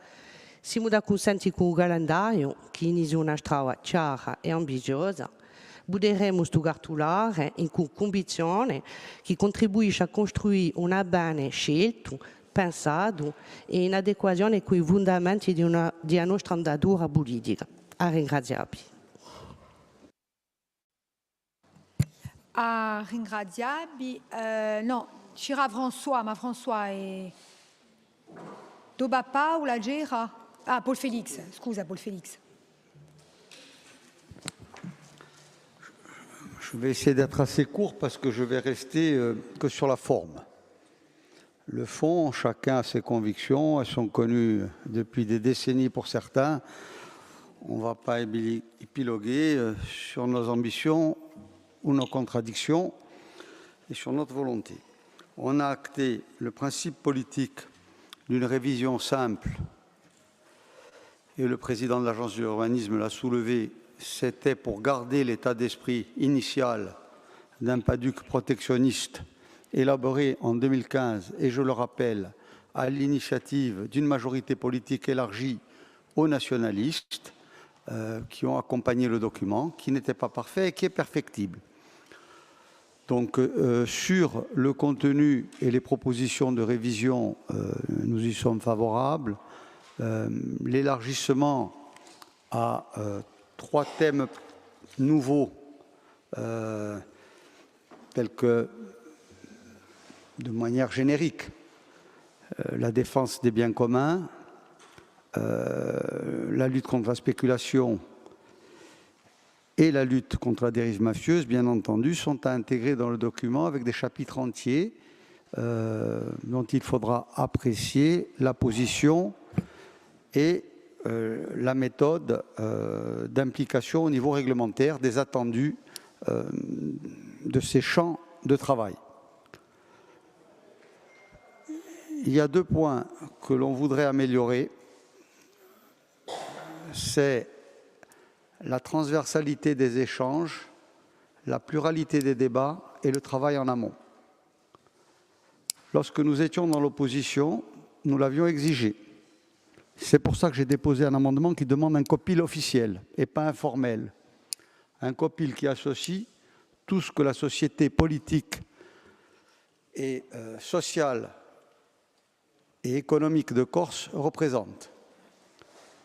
Bien entendu, les membres de l'exécutif, qui en ont essentiellement la charge, les représentants des groupes politiques de l'Assemblée de Corse et chaque non-inscrit, les représentants de la Chambre des territoires, les représentants des divers organismes consulaires, de l'Assemblée d'Adiouantou, du Conseil économique et social, et chaque fois qu'il en sera besoin, les personnalités qualifiées dans chaque domaine, que ce soit des associations de défense environnementale ou des experts qualifiés. Nous avions procédé de la même manière par le passé. J'ai listé un nombre de réunions imposées. Sur 2 années, ça représente une quinzaine de réunions. Mais c'est le jeu de la transparence, même si ça paraît lourd, qui impose cela. On ne peut pas s'amuser à venir en réunion plénière et à passer une journée d'amendement. On n'a pas travaillé comme ça avant et je crois qu'on doit retravailler par une méthode pragmatique. Ça permet d'éclairer le jeu et surtout d'avancer sereinement et de gagner du temps. Ensuite, la deuxième chose que je ne partage pas, et je rejoins le groupe de droite, c'est le calendrier. Il y a des obligations réglementaires pour les communes qui finissent en 2027 ou en 2028 avec des règles obligatoires très très strictes. Et dans ce cadre-là, de proposer simplement un vote de rapport non définitif à enquête publique au premier semestre 2028, c'est de la folie, pour 2 raisons. D'une part, c'est trop tard, et d'autre part, on est dans un calendrier électoral, d'élection territoriale. Ça veut dire que cette mandature-là n'adoptera pas le PADUC. Le PADUC va partir dans votre scénario en enquête publique en début 2028 et il sera voté ou pas voté ou relancé par une nouvelle majorité. C'est complètement fou. Donc je vous ai fait une proposition de calendrier, j'ai resserré de 4 mois, je n'ai pas exagéré, j'ai mis toutes vos étapes, les vôtres, point par point, je vous ai mis les réunions copiles qui vont à chaque fois et on finirait avec une fin d'enquête publique et un rapport du commissaire enquêteur au début décembre 2028. À ce moment-là, un copil de validation des remarques fondées ou infondées de l'enquête publique gère les propositions avec l'avis prépondérant du Conseil exécutif et on vote le document avant la fin de l'année 2027. Au pire, en début 2028, mais en début janvier. Mais c'est exactement le calendrier qui avait été fait en 2015, pardon, et c'est quelque chose qui vous fait resserrer de 6 mois votre prévisionnel, mais qui politiquement est dans le domaine du correct. Sinon, le PADUC sera le référendum des élections territoriales. Et j'ai grande peur que la majorité territoriale soit sanctionnée et que le PADUC passe à la trappe. Donc, politiquement, pour des raisons qui sont différentes peut-être du celles du groupe de droite, mais pour des raisons de pragmatisme et de logique politique, le PADUC doit être adopté avant la comédie des élections. C'est quelque chose d'obligatoire. Ne pas le faire, c'est volontaire. Vous faites un pari sur l'avenir, je ne le partage pas. Donc moi, j'ai soumis l'amendement, j'espère qu'il est très rationnel, qu'il est posé, et c'est pour ça que je vous ai dit que je vais parler de la forme. Le fond, chacun débattra, on sera en phase sur énormément de points, on partage les fondamentaux de la défense du bien commun, de la défense de la terre, de la défense de la culture, du progrès et de la préservation. Mais il faut être raisonnable. Vous avez perdu 6 ans, 6 années. La révision du PADUC aurait pu être amorcée dès la 6e année de sa promulgation initiale. On est aujourd'hui à plus de 10 ans et on va finir à 12 ans. Donc, moi je vous dis, bougez-vous. Hein, et c'est pour ça qu'à la limite, un copil peut vous aider à travailler et vous booster. Parce que vous aurez un agenda figé qui vous obligera à produire et à venir. Et de ne pas attendre un débat hypothétique en assemblée territoriale qui sera reporté parce que vous ne serez pas prêt. et vous êtes maître du calendrier. Alors que le COPIL, une fois qu'on a voté ce calendrier de COPIL, vous y tiendrez parce qu'on fera en sorte que nous nous y tenions tous ensemble. Donc moi j'en ai terminé, j'ai fait un amendement qui est assez simple, il n'est pas politique, il est technique et j'espère qu'il sera voté à une grande majorité. Il y a 2 amendements en fait, un sur le COPIL et un sur le calendrier.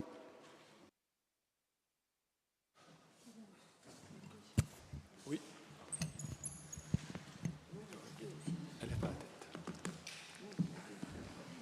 Non, je ne vais rien dire, il vaut mieux pas. Alors, qui d'autre souhaite s'exprimer? Monsieur Bory. Et ensuite Monsieur Savelli.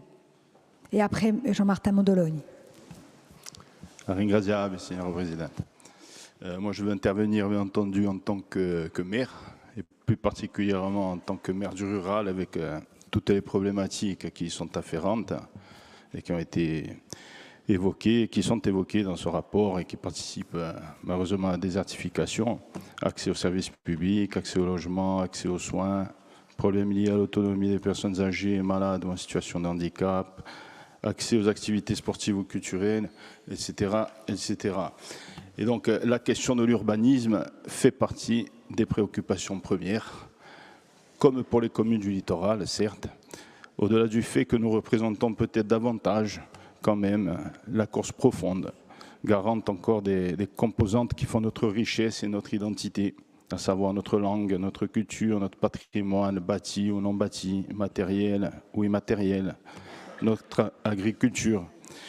Et même si malheureusement la spéculation immobilière et l'acquisition de biens par des personnes étrangères à la Corse est de plus en plus prégnante, même dans le rural. L'un des buts les plus importants pour moi, et je pense, en tout cas, j'espère que ce sentiment est partagé, c'est que nos jeunes dans les villages puissent s'y installer dans des maisons rénovées, par exemple, ou construire, mais en proximité immédiate, sur des terrains familiaux notamment, lorsqu'ils ont la chance de les posséder ou de pouvoir les acquérir. Et cela n'apporte que des avantages pour nos communes. Vitalité des villages, dynamisme économique avec le maintien ou la création de commerces, dynamisme du tissu associatif, solidarité paysanne, entretien et lutte contre le risque incendie, retour des services publics, maintien des écoles. Nul besoin d'avoir à viabiliser des terrains éloignés en plaine, par exemple, qui perdent leur potentialité agricole, avec des coûts financiers importants, en défigurant le paysage, en le bétonnant, en appliquant parfois une mauvaise gestion de la ressource en eau, par la mise en péril des nappes phréatiques à cause de la multiplication des forages et le remplissage des piscines. Nul besoin de créer de nouvelles lignes de transport scolaire dont on connaît le coût financier important pour la collectivité et l'impact carbone qui s'y rattache, pour transporter des enfants que l'on ne voit que passer, mais nullement animer nos places de village au quotidien. Nul besoin de créer des réserves indiennes, même si les programmes primo-accédants sont devenus nécessaires pour ceux qui n'ont ni foncier, ni les revenus nécessaires pour l'acquérir au prix du marché actuel, qui impacte aussi beaucoup, on l'a évoqué également, les zones rurales. En tant que maire, donc, je suis rassuré par le périmètre de révision partielle du PADUC qui est présenté dans ce rapport, car au-delà du respect de nos fondamentaux, il va permettre de jouer en faveur d'un rééquilibrage nécessaire entre l'intérieur et le littoral, seule alternative pour sauvegarder notamment notre identité. Et bien sûr, je ne parle pas du rééquilibrage qu'évoquait Julien tout à l'heure, en résidence secondaire, dans les villages de Messa de Caragouche. Il va permettre aussi d'agir au service de tous les maires et de leur donner les outils nécessaires pour réaliser un travail plus sécurisé, notamment pour combattre la spéculation, tout en intégrant et en adaptant les diverses lois en vigueur, même si ce travail, bien évidemment, serait encore plus efficace au travers d'un statut d'autonomie. A ringraziarvi. A ringraziarvi. Allora, c'era Jean-Michel, Savelli, dopo c'è Jean-Martin do budget Pierre Jong et Charlotte Derrigue. Au Charlotte et Pierre, avec d'un point, et Romain Colonne. Jean-Michel, vous avez la parole. Merci Madame la Présidente. Oui, Monsieur le Conseiller exécutif, cher Julien, bon, j'ai écouté attentivement votre présentation. Effectivement, j'avais l'impression d'assister plus à un discours politique que à une présentation d'un rapport sur l'urbanisme et l'aménagement du territoire. Donc ceci dit, c'était de bonne facture et je vous en félicite. Sauf que pour nous, c'est un peu inquiétant de voir que à partir du moment où on sait que le constat, ou en tout cas la faiblesse du PADUC, c'est un manque d'opérationnalité, c'est un peu inquiétant de voir que quelque part, il monte chaque fois un peu à la strate au-dessus et qu'on s'éloigne vraiment du terrain. Moi, je partage aussi, du coup, comme c'était un document, enfin une présentation très politique, je partage aussi le doute émis par Paul Félix quant au calendrier, puisque bon, on sait très bien que quand on prévoit 3 ans, ça finit souvent en 3 ans et demi. On va se retrouver au milieu d'une élection avec des tas de contraintes, donc si vous voulez, ça pose question. Après, une autre question que je me pose, et qui rejoint sur le fait que ça manque d'opérationnalité, ce que vous avez présenté, c'est que qu'est-ce qui va se passer au niveau du bloc communal pendant ces 3 ans, sachant que la Corse est aujourd'hui la région de métropole la plus démunie en documents d'urbanisme et d'aménagement. Alors je cite par exemple 180 communes qui sont toujours soumises au RNU, d'accord, on est à plus de la moitié. Il y a 2 SCOT en projet et 2 autres qui sont en cours de réalisation. On n'a pas un seul PLUI. D'accord. Et on a quelques syndicats mixtes, mais une petite dizaine, ce sont des PAT ou des PATR, des PETR, etc. Alors, quand on parle, et je rejoins en même temps Josepha, quand on parle de solutions à court terme et des solutions qui sont opérationnelles, je reviens sur le PLUI, et je viens par exemple sur le ZAN et le PLUI. Aujourd'hui, vous ne pouvez pas nier qu'on peut régler quand même malgré tout, à travers des PLUI, un certain nombre de problématiques locales, d'accord, qui sont par exemple la mutualisation des ânes ou bien la mutualisation aussi la mixité sociale qu'impose la loi SRU et qui est souvent une difficulté pour des communes puisqu'il y a des pénalités à la clé.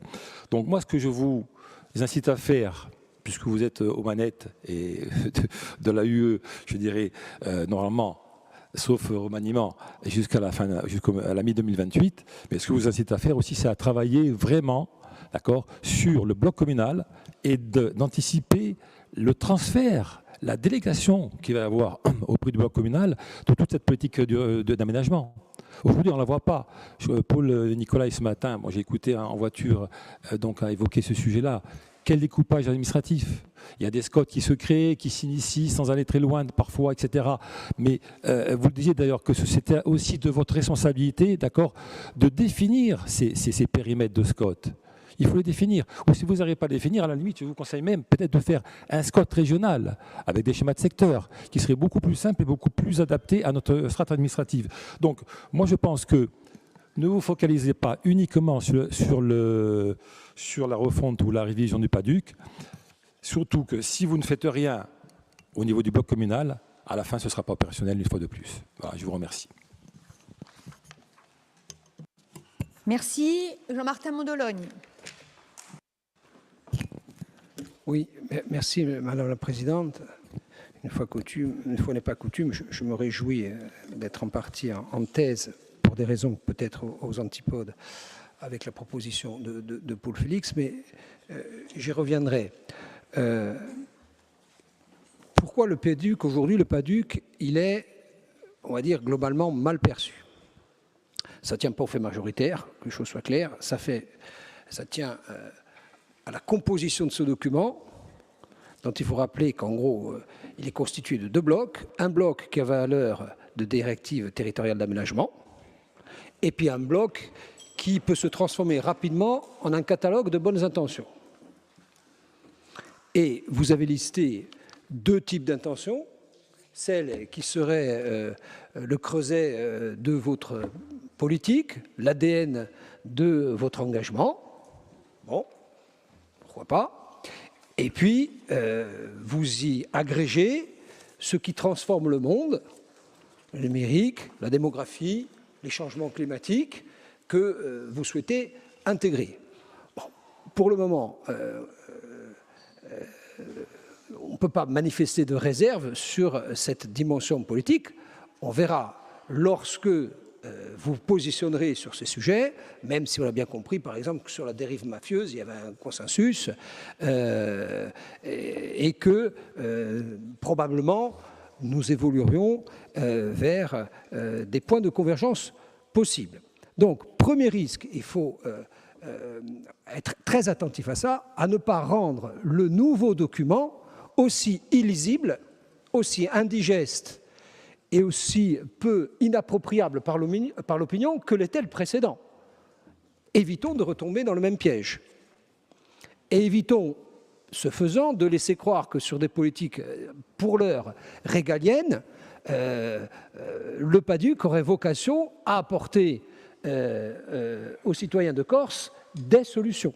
Elles ne peuvent, ces solutions, exister que pour le moment, en tout cas, qu'avec un concours sérieux de l'État. Ce qui reste pour le moment très hypothétique.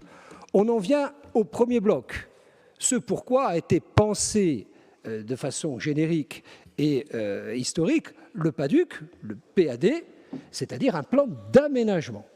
C'est la raison pour laquelle nous poserons un amendement pour que, dans ce qui nous concerne aujourd'hui, c'est-à-dire le périmètre, que vous soyez en capacité de signifier que cette révision, même si concomitamment vous allez essayer de tenir les deux bouts, doit être d'abord et avant tout la satisfaction d'un objectif en direction notamment des bâtisseurs que sont les maires, mais pas seulement, en direction de l'opinion pour que vous puissiez mettre sur la table vos engagements politiques et comment ils se traduisent en termes d'aménagement. C'est ça qui importe de mon point de vue, du point de vue, en tout cas, de ceux qui sont les premiers aménageurs du territoire, c'est-à-dire les maires.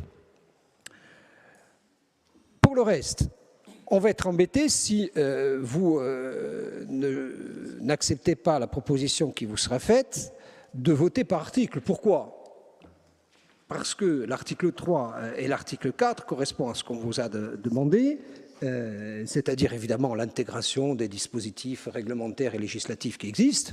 Bon, on ne peut pas voter contre ça, ça existe, il faut bien les intégrer dans le PADUC et mettre en œuvre tout ce qui est prévu dans notamment le schéma régional de cohérence écologique, la planification régionale des infrastructures de transport et le plan régional d'intermodalité. Donc tout ça, c'est des choses sur lesquelles on ne peut pas ne pas être d'accord. En revanche, il y a deux sujets qui nous posent souci, qui feront l'objet d'amendements. Un, le calendrier. Je le dis, je le redis sans détour. Ce calendrier, aujourd'hui, ne vous permet pas d'assumer vos choix. Si vous le déposez à quelques encablures, d'abord dans un calendrier électoral qui est encore incertain, mais en tout cas, si ça devait être celui-là, à quelques encablures de l'élection territoriale, ça veut dire que vous voulez faire de ce sujet un enjeu de campagne électorale. C'est un choix assumé. Moi, je défends la thèse avancée par Paul Félix, qu'on doit être suffisamment en retrait pour que ce sujet-là soit soldé. Alors après, ce sera un référendum sur votre PADUC ou pas, mais ça, ce n'est pas prévisible. En tout cas, on ne peut pas laisser penser que vous avez cette date qui est dans l'esprit de tous les maires, qui est le 22 août 2027, et qu'on va attendre encore un peu, et puis 2028, et puis 2028, il y a peut-être des élections, il y a peut-être une alternance, il y a peut-être des gens qui vont encore vouloir le réviser, ou le détricoter, le rétricoter. Il faut que les bâtisseurs et les aménageurs aient un calendrier qui puisse leur permettre d'avoir le vertige de ne pas avoir le vertige à partir du 22 août 2027. Je crois que ça, c'est un vrai sujet. Quant au reste, et à l'article 6, et évidemment que dans les conditions actuelles et compte tenu de ce qui peut nous différencier et de ce qui fait nos divergences politiques, on ne peut pas, nous, en tout cas pour l'heure, donner un chèque en blanc au président de l'exécutif, je cite, quand vous indiquez qu'on l'autoriserait à prendre toute mesure et acte destinés à réviser le PADUC. Encore faudrait-il que nous connaissions les orientations que vous mettez sur la table. Je ne parle pas du millimètre, je parle au moins à défaut du kilomètre, du mètre, des orientations qui consistent à dire il faut qu'on puisse se soigner, se loger, avoir un environnement préservé et résister aux défis de notre temps. Comment dirais-je? On ne peut qu'approuver, mais ça ne va pas être ça le PADUC. Le PADUC, il va falloir rentrer dans le cœur nucléaire et qu'on puisse créer les conditions de vote sur des sujets qui touchent à la fois à l'idée que vous faites de l'aménagement du territoire et à la production d'un document dont les plus devront être, avec qui les plans locaux d'urbanisme devront être compatibles. Ça, c'est le vrai sujet du moment. Et après les orientations, rentrer un peu plus précisément dans ce qui fait le cœur de vos ambitions dans ce document. Mais de grâce, essayons de sortir collectivement du syndrome de l'usine à gaz sur ce sujet.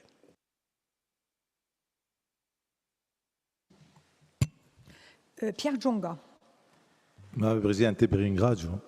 Dunque, a prime cose, sono fiero di essere stato in negoziato esecutivo di Paolo Giacobbi, caputato il primo PADUC nel 2015.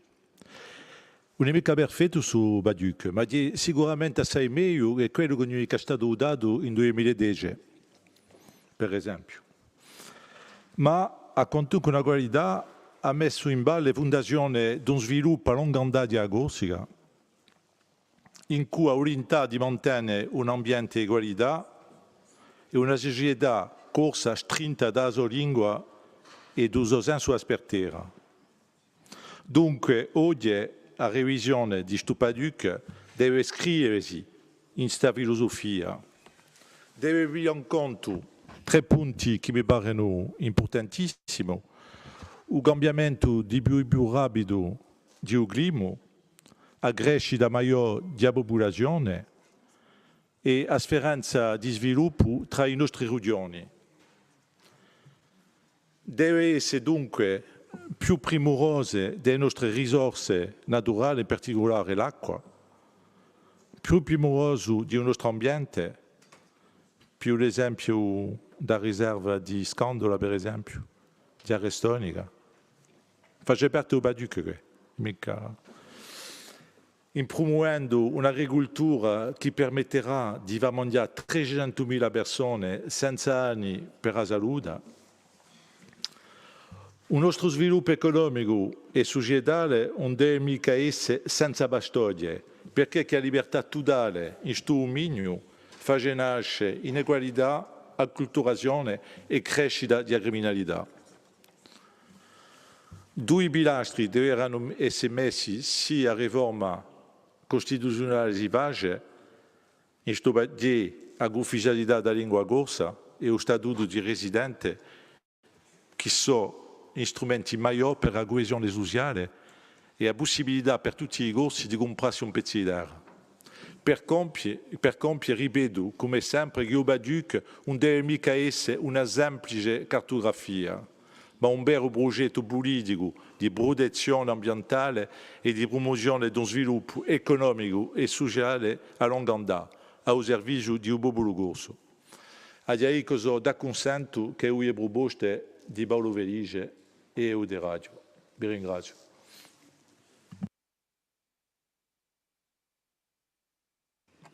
A ringraziarvi. Allora, c'era Romain Mibarin, Romain Colonne, allez. Merci, Madame la Présidente. Merci, Monsieur le Conseil exécutif, pour votre présentation éclairante. Aujourd'hui, peut-être les autres jours aussi, on a quelques divergences avec le groupe de droite. Donc, je ne peux pas m'empêcher de reprendre un certain nombre de leurs propos, chers collègues. Notamment lorsque Jean-Michel Sabel vous dit que vous avez eu un discours très politique et qu'il aurait voulu peut-être avoir un discours plus pragmatique, je suppose, et moins politique. Nous, lorsque vous parliez avec mes amis du groupe, on se disait, on est content parce que le discours est extrêmement politique. Et vous voyez qu'on a vraiment des divergences, mais c'est normal, on n'est pas dans les mêmes groupes. Mais pourquoi on est content que ce discours ait été frappé par le sceau du politique, parce que le PADUC dépasse tous les enjeux. Et vous le dites dans votre rapport d'aménagement du territoire, ils sont certes essentiels pour la Corse, mais le PADUC, c'est encore autre chose. C'est une strate supérieure qui engage la société corse et le peuple corse vers des choix de société qui, pour le coup, on n'est pas forcément d'accord sur les orientations qui sont retenues ou pas. Pierre faisait référence sur la période 2004-2010, il y a eu une tentative d'élaboration du PADUC qui a été avortée parce que le peuple corse s'y est opposé. Et j'entends aussi Jean-Martin quand il dit peut-être que vous voulez faire de ce PADUC, vu le calendrier annoncé, un enjeu de campagne électorale. Je ne crois pas que ça soit le cas, mais Jean-Martin, je crois que vous étiez président de groupe lorsqu'en Chantine, il déclare la chose suivante. Je retire le rapport PADUC de l'ordre du jour, on est en 2009. Ainsi, toute la population corse pourra se prononcer sur un véritable projet de société avec pour le porter une majorité absolue issue des urnes, future élection territoriale. La Corse y gagnera en lisibilité et stabilité, cette stabilité qui est indispensable à la réalisation de tout grand projet. C'est exactement, c'est ce qui s'est passé, mais je ne pense pas pour notre part que l'on veuille en faire un enjeu sur les futures élections territoriales, mais je voulais quand même faire ce rappel historique. Vous dire, monsieur le conseiller, nous, il y a quelque chose qui est important pour nous. Vous adossez dans votre rapport, votre démonstration, notamment avec ce qui est en train de se passer au niveau législatif, ou possiblement ce qui va se passer au niveau législatif. Nous, ça nous semble d'une importance capitale pour au moins deux raisons qui apparaissent dans votre rapport. La première, c'est celle liée à la démographie. Et vous avez utilement, je crois, rappelé les proportions, si elles avaient été appliquées à l'échelle française d'une population de 86 millions, je crois que vous avez dit, au lieu des 66 millions actuellement, et vous avez dit ça serait tout bonnement ingérable pour la France. Moi, je partage parfaitement votre avis, on partage votre avis, et je voudrais aller encore plus loin. La différence fondamentale, et c'est pour ça que vous avez raison d'adosser votre rapport à une évolution du statut de la Corse, c'est que la France, en pays souverain, a la maîtrise de la plupart de ses institutions. Je ne parle pas du bloc européen, mais a la maîtrise de ses institutions. Et la maîtrise de ses institutions, ça veut dire que la France, elle peut essayer et réussir à fabriquer des petits Français. Le problème, c'est qu'en Corse, nous n'avons pas la maîtrise de nos institutions, enfin, en tout cas des institutions majeures au-delà de la collectivité de Corse et du bloc communal et intercommunal dans le respect des compétences de chacun. C'est pour ça que pour nous, ça nous semble indispensable de pouvoir agir sur l'école, de pouvoir agir sur beaucoup d'autres institutions et sur des enjeux fondamentaux, parce que la démographie, un orateur précédent le disait, l'accroissement démographique en soi n'est pas forcément un problème. Il y a un accroissement mondial. Ce qui est problématique dans le cadre de la Corse, qui revient à peu près à sa population au début du siècle, je crois qu'on était à peu près 300 000, on est 360 000 aujourd'hui.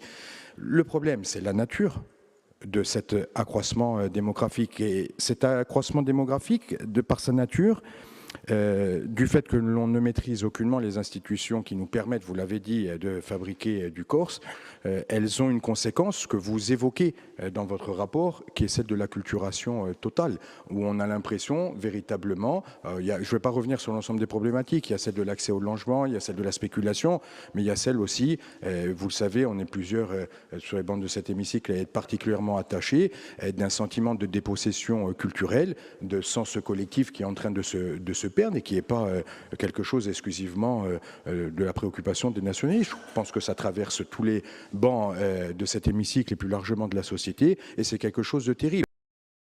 D'avoir le sentiment de ne più in casa soia. Je veux dire, c'est quelque chose de terrible. Quelqu'un évoquait les réserves d'Indiens. Nous, on ne veut pas en arriver là. Donc, c'est pour ça que on ne veut pas avoir un discours alarmiste sur la démographie pour dire « oula, il y a un accroissement de la population ». Dire que cette démographie-là, sa nature et la vitesse avec laquelle il y a un accroissement démographique pose réellement problème. La deuxième chose, moi je voudrais souligner dans votre rapport, parmi beaucoup de choses qui nous semblent essentielles, quelque chose qui vient recouvrir beaucoup des orientations politiques auxquelles on croit, c'est la défense que vous nommez des biens, du bien public. Et quelqu'un s'interrogeait avant sur comment faire pour mettre en place des outils pour protéger le bien commun et les biens publics. Le bien commun, je crois que pour le protéger, il faut intervenir par la loi. Et ça m'a fait penser au cours de nos débats à la phrase de Lacordaire lorsqu'il dit « Entre le faible et le fort, c'est la liberté qui opprime et la loi qui libère ». Si l'on considère que le peuple corse, de par sa nature, la non-maîtrise des outils d'émancipation, par la pression démographique, qu'il est dans une position de faiblesse absolue, alors il faut que la loi puisse intervenir, il faut que la loi puisse encadrer, il faut que la loi puisse accompagner et il faut que la loi puisse réguler. Et si la loi fait tout ça, on aura un début de solution à nombre de nos problèmes.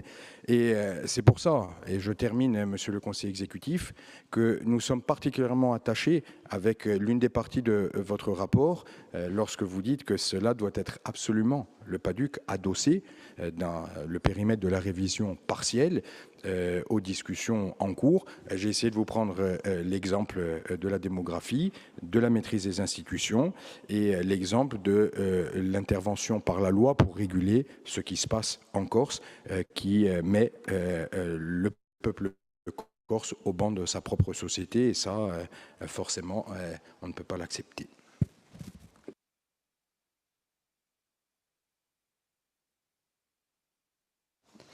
Grazie. Alors, bien sûr, moi je suis d'accord avec les interventions de Jean-Marc, des orientations, des inquiétudes, des espoirs que l'on a pour l'avenir. Mais je crois que là, on est vraiment au bout du bout et il faut vraiment accélérer. Je suis un maire du rural. J'ai lancé mon PLU il y a un mois. Je devrais le terminer en juin 2027, accompagné par l'AUE. Il y a un gros travail. Ce qui veut dire que si on tient ce calendrier-là, je serai obligé, en 2027, de le remettre en conformité avec le futur PADUC. Aujourd'hui, on n'a pas de SCOT. En 2015, on dit que c'est un projet de société pour le territoire. Je veux dire, on n'a plus le temps aujourd'hui. Alors accélérer, bien sûr, il faut accélérer le calendrier, mais les élus du rural ne comprennent pas. Et moi, je ne comprends pas. Et je pense qu'ils ne comprendraient pas. Il y a un fossé qui se creuse avec les maires du rural, mais il y a un fossé qui se creuse avec la population qui n'en peut plus aussi. Donc je pense que c'est de faire le choix d'avoir un calendrier accéléré, et de vraiment voter ce PADUC avant les prochaines élections territoriales. Moi, c'est quelque chose d'indispensable et de vital pour les villages du rural. Et puis bon, je viens un petit peu même passer pour savoir les difficultés que l'on a au quotidien. Voilà. Merci Jean-Noël. D'autres interventions?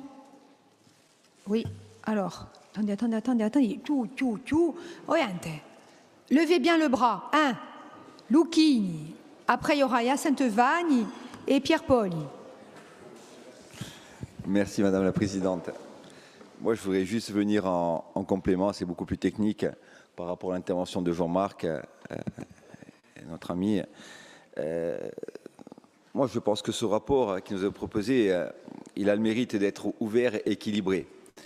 Et il tient compte surtout des nouvelles lois qui concernent l'urbanisme. et qui nous oblige, ça il faut le savoir, à modifier les orientations réglementaires du PADUC pour rester dans le cadre juridique. Parce que souvent, on pense que c'est le PADUC qui dicte tout au niveau de l'urbanisme, mais c'est les lois qui dictent. Alors aujourd'hui, c'est la loi littorale, la loi montagne, la loi Élan, la loi ZAN, la loi Lemeur, qui dictent les orientations en termes d'urbanisme, que ce soit en zone montagne ou en zone littorale. Alors, ce rapport, moi je pense qu'il est surtout très pragmatique sur les questions liées à la spéculation foncière et immobilière, à l'arrivée de 5000 nouveaux habitants par an, à la préservation de la terre, du bien commun, à la mise en production des terres agricoles. Il nous propose un calendrier sur 3 trimestres pour travailler sur chacune des dispositions législatives des lois Élan, ZAN et Lemeur. Alors, ce travail, je voulais le dire à Cathy aussi, il va associer les principaux décideurs de Corse, avec la Chambre des territoires, l'Association des maires, le CESEC, le CAUC, l'Assemblée d'Aduentu et bien entendu l'Assemblée de Corse. Alors il faudra pouvoir déterminer comment ces lois s'appliquent aussi bien en zone littorale qu'en zone montagne. Parce que souvent ces lois s'appliquent de la même façon sur l'ensemble du territoire. Alors les territoires du rural, Cathy n'est pas là, mais je veux lui dire, auront droit à la parole. Et Jean-Marc l'a dit, et je pense que nos maires des villages seront entendus, parce que le rural, ça représente quand même notre ADN, et c'est surtout une priorité. Notre priorité, c'est de faire vivre nos villages. Alors aujourd'hui, il faut voir que la nécessité d'un statut d'autonomie avec un pouvoir législatif est indispensable pour construire le PADUC que nous voulons. Seul un pouvoir législatif pourra nous donner le choix de nos objectifs par territoire. De plus, pour chaque nouvelle loi qui concerne l'urbanisme et qui sont adoptées par le Parlement français, nous avons obligation de rendre les orientations du PADUC compatibles avec ces lois. Sinon, nous prenons le risque que nos orientations soient attaquées juridiquement. Alors, nous avons eu déjà l'exemple de la cartographie du PADUC, qui a été attaquée à plusieurs reprises, 10 ans de procédure, je vous le rappelle, 2 annulations OTA, puis saisie de la Cour administrative de Marseille et du Conseil d'État. De plus, les 40 demandes faites dans le cadre du pouvoir d'adaptation, comme vous le savez, n'ont jamais eu de réponse ni positive ni négative. Alors moi, je vais être très court, mais juste pour vous dire que nous avons donc sur ce sujet un besoin urgent, une insécurité qui est prégnante, tant que notre Assemblée ne pourra pas légiférer dans le cadre d'un statut d'autonomie. Je vous remercie.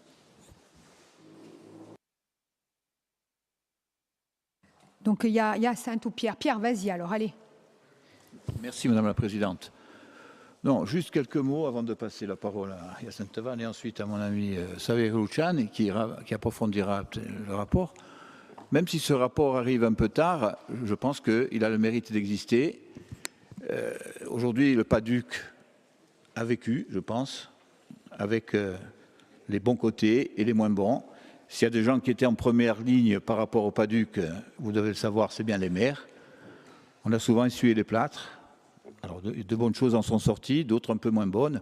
Donc, ce que je pense qui est important aujourd'hui, alors je valide les propos de mon ami Benedetti qui dit qu'il faut un copil, mais n'oubliez pas surtout, parce que quand on révise un PADUC, que ce soit un PADUC ou un PLU, c'est en principe pour l'améliorer et pour modifier des choses qui n'ont pas marché ou qui n'ont pas réussi à le rendre, je dirais, efficace. N'oubliez pas, et là je parle en tant que maire, et les maires qui sont dans l'hémicycle, je pense, auront le même sentiment que moi, ne nous oubliez pas. Ne nous oubliez pas. Parce que lors de l'élaboration du premier PADUC, et ce n'est pas un reproche que je fais, mais je pense qu'il n'y a pas eu le temps nécessaire pour que toutes les communes soient consultées.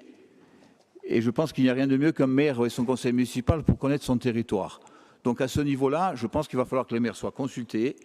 Quand vous recevez un jeune du village qui veut construire sa maison sur un terrain qui vient de lui laisser ses parents de 800 mètres carrés, en plein cœur du village, et qu'on vous explique que ce terrain est en ESA, mettez-vous à notre place. Alors ça peut faire souffler certaines personnes ici, mais en tout cas, c'est le cas.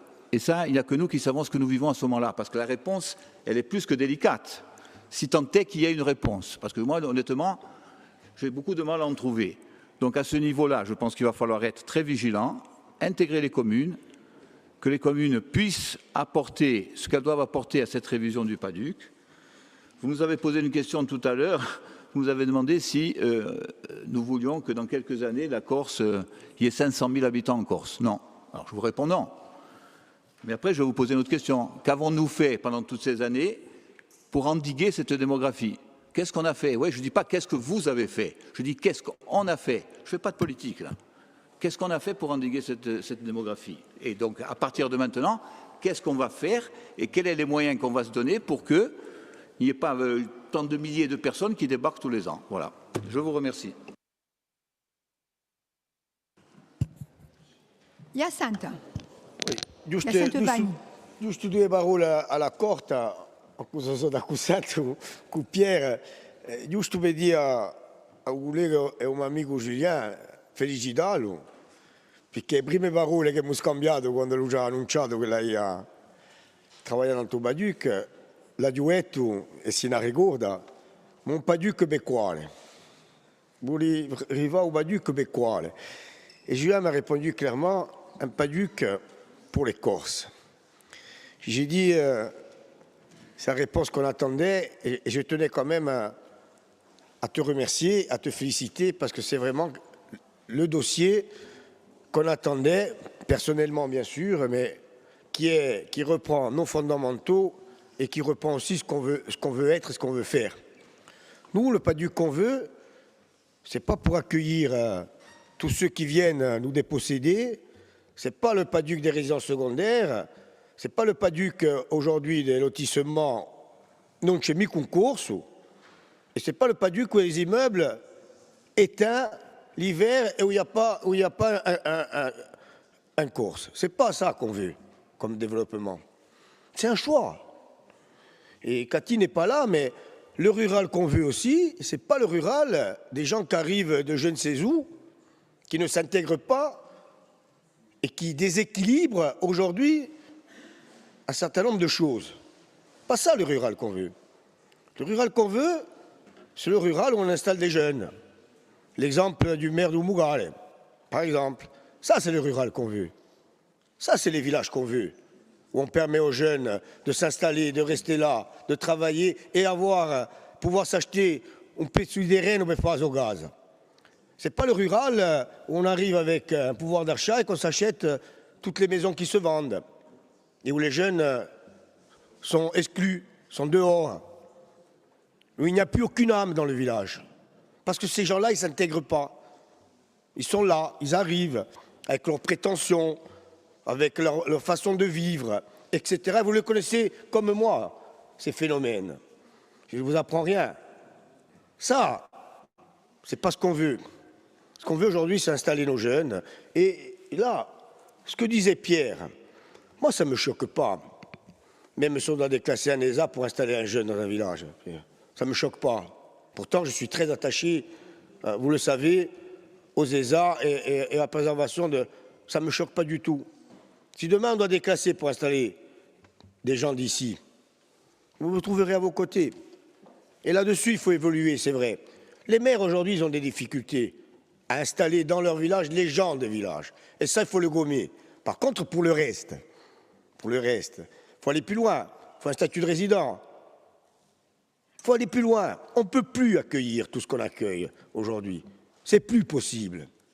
À un moment donné, il y aura des problèmes. On le sait.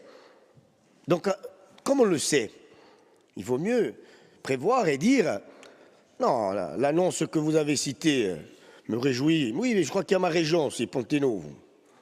Mais on voit ce qui se passe à Ponte-Novo. Hein. Des lotissements, ni Moussigounoche. Personne ne se parle. Il n'y a pas beaucoup de paysans. Hein. On check du Didic. Je pense que c'est pareil à Ponteleccia. Je pense que c'est pareil à Ponteleccia. Cathy n'est pas là. Mais pour reconnaître un peu Ponteleccia, je pense que c'est pareil. Ce n'est pas le développement qu'on veut. Le développement qu'on veut, c'est un développement raisonnable. Et peut-être qu'il faut construire un peu moins. Hein. Peut-être qu'il faut construire des lotissements à taille humaine. Tout doucement. Eh ben, on peut 3 maisons. Et après, peut-être que l'année d'après, on en fait encore 3. Pas des lotissements à 40 ou 50 villas de Luce et Forestieri. Ça, on n'en veut pas, monsieur le conseiller exécutif. Et vous l'avez bien dit. Et bien entendu, encore une fois, je vous félicite et on vous soutiendra jusqu'au bout.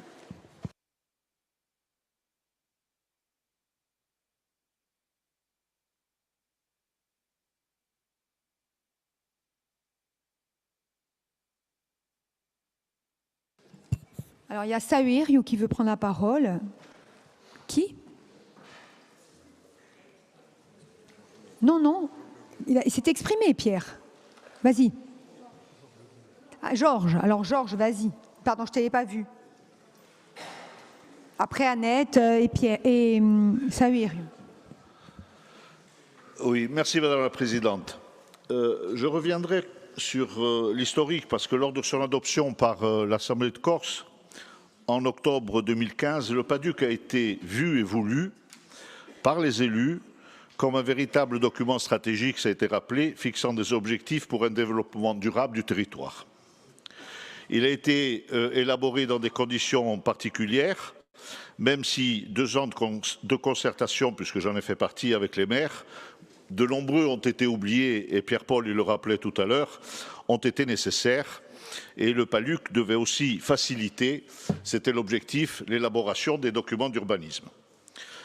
Alors certes, il n'est pas responsable de tous les maux, mais dans une région que je connais bien, qui a souvent été ciblée, et pour cause, des lotissements et habitations individuelles déjà bâtis se trouvaient sur des espaces classés espaces stratégiques agricoles et principalement en milieu rural. Oui, puisque Porto Vecchio, il y a une ruralité qui existe où 60% de la population vit. Je ne parle pas de la plage de Palombage, mais je parle de l'ensemble des hameaux qui ceinturent Porto Vecchio. Ces ESA ont été positionnés en faisant référence à des cartes qui dataient de 1976, sans identifier les terres répondant aux critères qualitatifs et les caractérisant. Alors, je m'en étais déjà expliqué à l'époque, et je pense que le verre était déjà dans le fruit dès le vote de 2015. J'avais alerté à l'époque sur ces confusions préjudiciables qui étaient source de contentieux futurs, mais sans résultat. Alors l'ambition qui était partagée par bon nombre d'élus sur ce document était de le sortir le plus rapidement possible, et ce, pour les 40 prochaines années.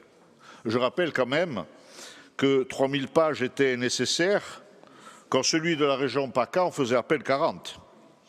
Il y avait au sein de ce document 14 orientations stratégiques.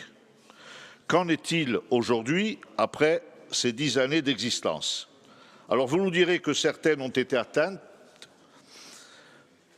mais ce n'est pas le cas pour celui, je crois, qui était un de vos objectifs premiers et qui était diminuer la consommation foncière sans accentuer les tensions économiques et sociales relatives à l'accès au logement.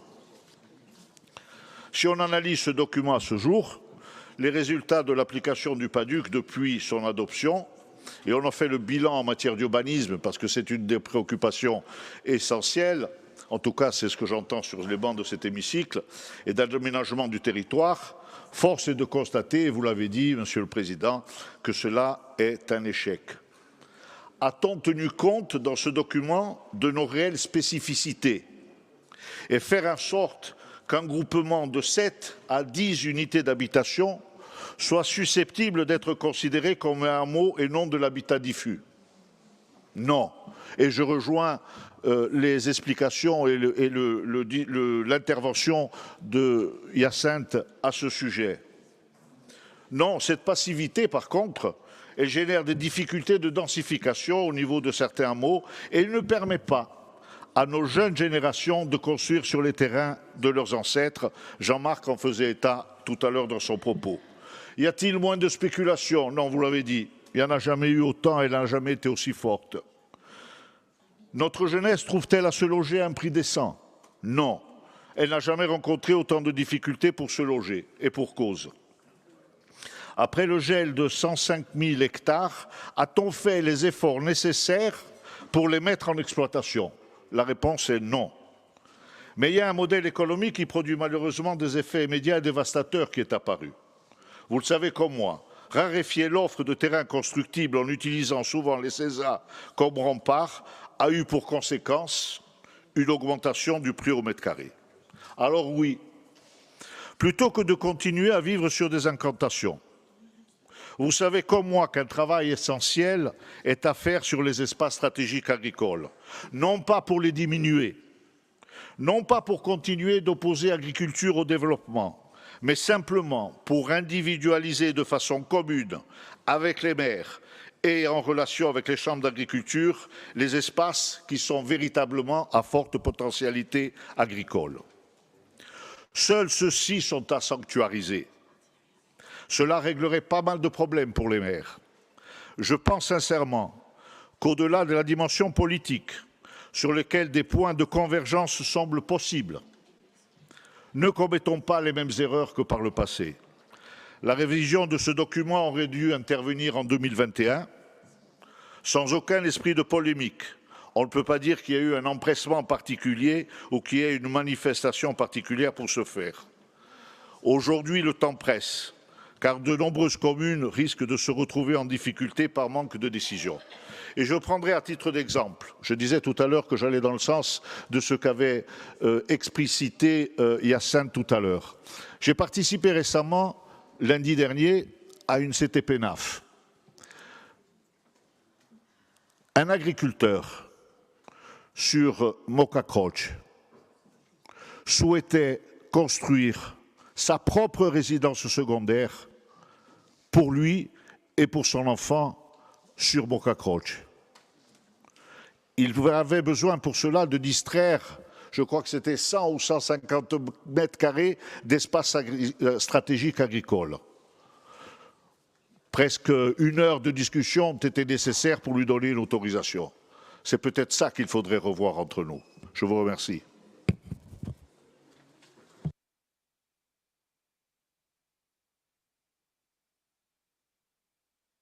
Oui, Annette. Oui, Madame la Présidente, merci. Moi, je voudrais répondre à Hyacinthe. Effectivement, dans nos villages, on voit beaucoup de constructions, de lotissements. C'est bien dommage, parce que la Corse, elle regorge de maisons qui sont fermées, case chiuse. Et la problématique est toujours la même, mon cher Hyacinthe. C'est l'indivision, la sortie de l'indivision. Alors, il faudrait un jour, vraiment, que nous nous posions tous ici, au sein de cette Assemblée, et que nous travaillions pour arriver à donner aux Corses les moyens de sortir de l'indivision et de faire réouvrir ces maisons de village. Alors, mon cher Hyacinthe, je vais vous lire une petite citation de Lamartine. Qui en 1860 a été obligé de vendre sa maison de famille. Et il a dit « J'ai été obligé de signer la vente de la moelle de mes os à un prix de détresse qui ne représente ni la valeur morale ni la valeur matérielle. J'ai emporté des larmes en quittant le seuil, les vestiges de ma mère et les reliques de ma jeunesse. » Alors, je ne voudrais pas, si vous voulez, que demain les Corses soient obligés de vendre justement leurs biens les plus chers dans leur village et qu'ils puissent se réapproprier ces maisons de village en sortant de l'indivision. Merci. Juste une petite chose. Dans le PADUC, vous n'avez pas abordé, mon cher Julien, le problème de... Enfin, pas le problème, le bail réel solidaire. Peut-être penser justement à un office foncier solidaire. Ça permet justement l'accession à la propriété aux jeunes qui ont des difficultés en faisant la dichotomie entre le sol et le bâti, puisque vous ne payez que la valeur du bâti, le sol restant la propriété d'un office solidaire. C'est peut-être une solution également. Merci. Est-ce qu'il y a d'autres prises de parole? Oui, ça y est. Merci, Présidente. Bon, je vais essayer de livrer quelques sentiments comme ça sur le document. Le PADUC, quand on l'a voté, il me semble, on était en 2015. J'étais un des rares de cette Assemblée à l'avoir voté, après avoir longuement amendé. Je ne sais pas si Pierre se rappelle, on avait passé quelques nuits dans la salle 2, notamment sur la question des ESA. À l'époque, c'était un des grands des grands chevaux de bataille, je dirais, des nationalistes, bon, à juste titre d'ailleurs, donc les fameux 105 000 hectares de l'agriculture corse, pour essayer de développer une agriculture de production. Mais bon, ça c'est 10 ans, hein, ça fait 10 ans. On en reparle aujourd'hui parce que bon, on est sur une révision, ou sur une prévision, je ne sais pas trop. En tous les cas, ce qui est sûr, c'est que nous, on le considérait pour beaucoup, à l'époque, comme un projet de société, carrément. C'était un projet d'aménagement, mais aussi c'était quelque chose avec un adjectif qui s'appelait un adjectif simple qui était durable. Sauf que ni ça a commencé, ni ça a fini. Donc la durabilité est périmée. Donc c'est important de vous dire que c'était un projet de société, donc c'était un peu par notre Bible, parce que je ne voudrais pas rentrer dans les considérations religieuses, mais en tous les cas c'était quelque chose qui était pour nous essentiel, en tous les cas pour les 10 ans à venir. Force est de constater qu'aujourd'hui, on est au milieu du gué, avec une grande part d'échecs, une grande part d'impossibilité aussi, avec des contradictions. Et quand j'entends les maires dire, et pas que les maires, les usagers, dire que finalement on se retrouve alors, j'essaie de pondérer les propos, l'envahissement, les débarquements, ça rappelle 1984, 40 ans en arrière, IFF, enfin, bon alors je ne veux pas aller jusque-là, mais en tous les cas il y a aujourd'hui une espèce de refus, alors qu'avant il y avait une espèce d'acceptation sociale peut-être un peu plus, je dirais, en vogue. Aujourd'hui, c'est ce qu'on constate pas simplement dans les villages. Si tant est que les villages vivent encore, certains, ils ont 2 saisons, 11 mois d'hiver et un mois d'été, avec des résidences bien sûr qui ouvrent. Et les problèmes finalement qu'il n'y a pas l'hiver se retrouvent en un mois d'été, notamment les pénuries en eau, etc. Je passe ce détail. Mais le littoral subit le même débarquement. Il est subi, je dis le mot subi parce que tout est incontrôlé. Personne ne contrôle rien. Ça débarque, même s'il y en a qui s'en vont aussi. Mais bon, ça débarque et finalement ça déstabilise un petit peu, y compris notre projet culturel, en tous les cas notre ébauche de projet culturel. Je parle par exemple ça n'apparaît pas trop dans le document ici, mais la question culturelle, elle est prégnante. Et pas simplement linguistique, je m'entends. On est passé, j'entends tout à l'heure les Hyacinthe qui parlaient de lotissement, on est passé d'un Simo Bassadi d'un Pobuli Bastori, en la population des télécommandes, des bourgs et des douilles maigres, qu'on a des commandes, ben, à Bobuto. Et la télécommande, elle ouvre les volets, elle ouvre la télévision. On est passé d'un monde de l'Oberada à un monde où dit, allez, l'Empantère et Sperandia. On est sur la culture aujourd'hui, elle est profondément altérée, pour ne pas dire attaquée dans sa propre chair. On n'a plus les réflexes communautaires qu'on avait, ou en tous les cas dans très peu d'endroits. Donc c'est tout un pays qui s'effondre.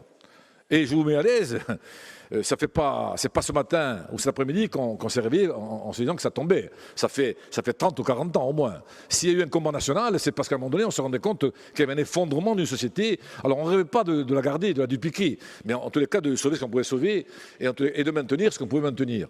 Donc ce PADUC, pour moi, il se situe à ce croisement-là, entre ce qu'on a rêvé à l'époque, ce qu'on a espéré et ce qu'on espère sauver.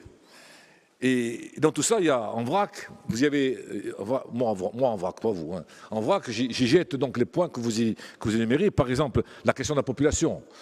Tout le monde en parle, on brasse la question depuis plusieurs années.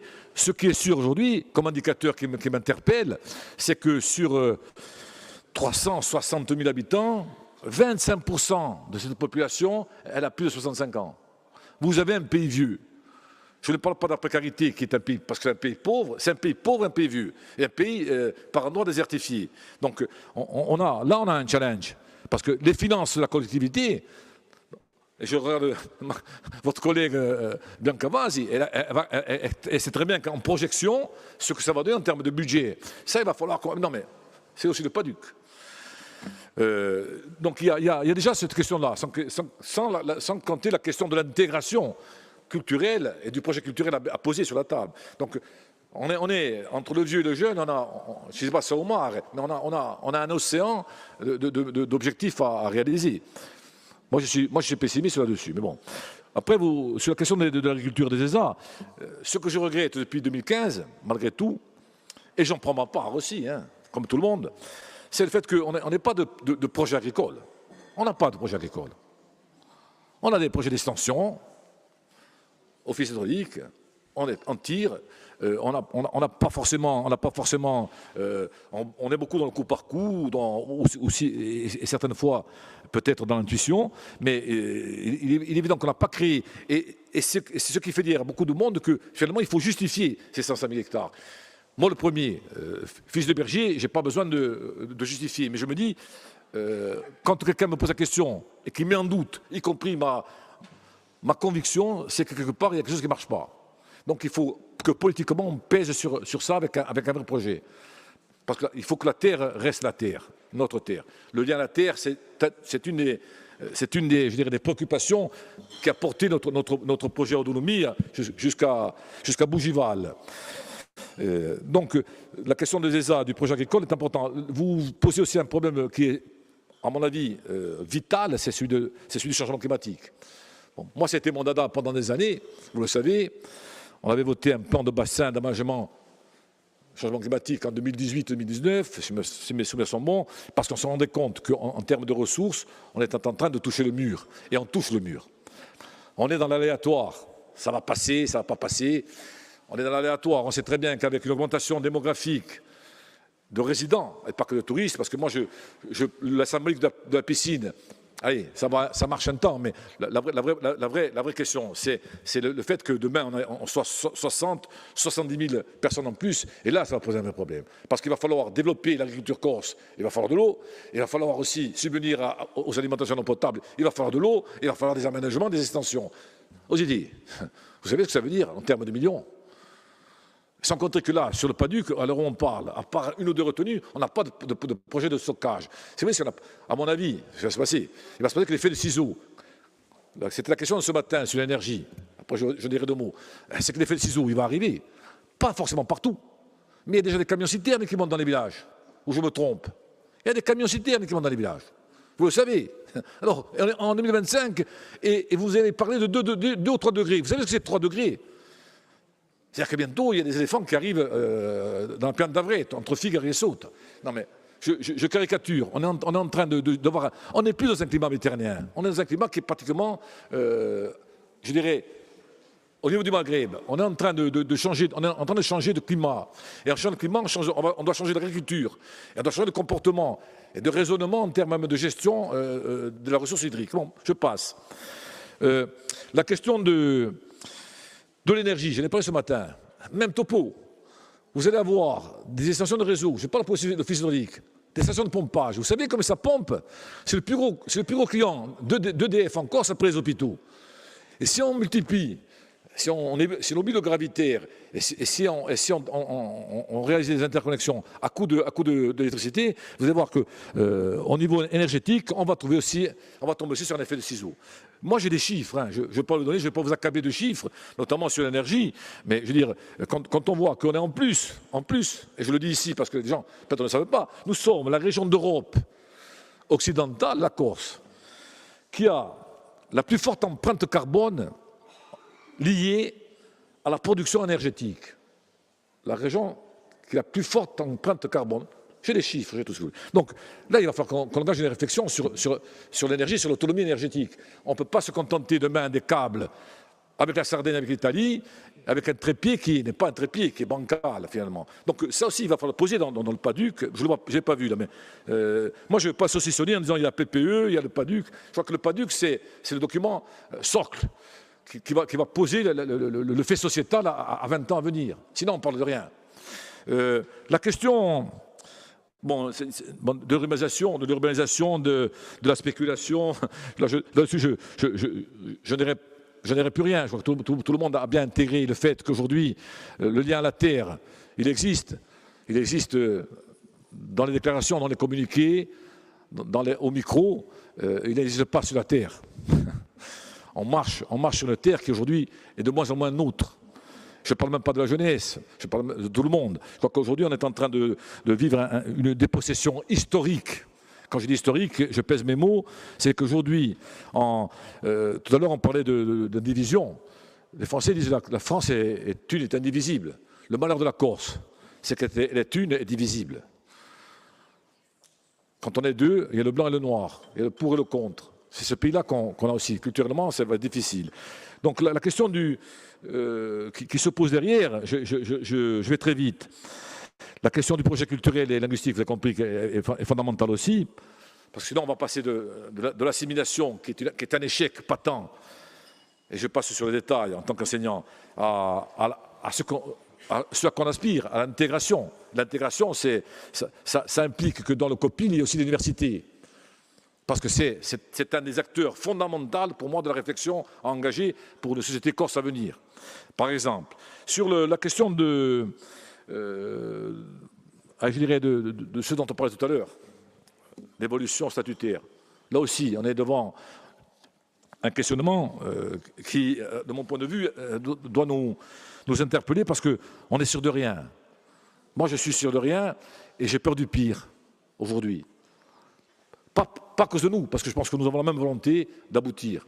C'est parce que je me dis qu'il y a d'autres forces qui n'ont pas tout compris, ou qui n'ont rien compris, ou qui ont tout compris, qui veulent me mettre un peu dessus. J'évoquais ce matin ou cet après-midi, non, début d'après-midi, la question du gouvernement militaire entre 1769 et 1789. Ces 20 années-là, j'ai l'impression qu'aujourd'hui, on est encore entre deux dates. Entre ce que nous voulons, ce que nous sommes, et ce que nous revendiquons, et ce qu'on veut faire de nous. C'est pas Dieu qu'il est là. Il est dans cet enjeu-là aujourd'hui. Le dernier petit point, c'est sur la forme. Oui, je redescends dans l'hémicycle. Je laisse les rêves de côté, je laisse les aspirations de côté, mon engagement de côté. L'histoire du COPIL, bien sûr. Moi, j'ajouterai, bien entendu, l'université, parce que c'est fondamental. Après, je ne sais pas s'il faut mettre toute la liste que j'ai lue tout à l'heure dans l'amendement. La question du calendrier. Je veux dire, le calendrier, vous le resserrez un petit peu, et je pense que c'est faisable. Sinon, vous allez électoraliser le PADUC comme d'autres sujets. Ce n'est pas le jeu. Si vous commencez à tarder, et le temps court, le temps court, et nous, on se bat contre la mort. On se bat contre la mort, à tous les niveaux.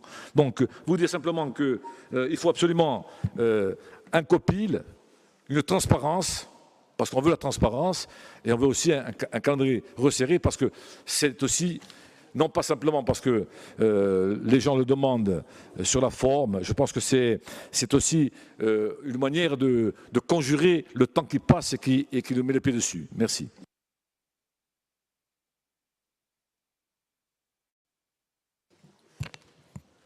Et nous ne parlons que de la méthodologie de révision, hein.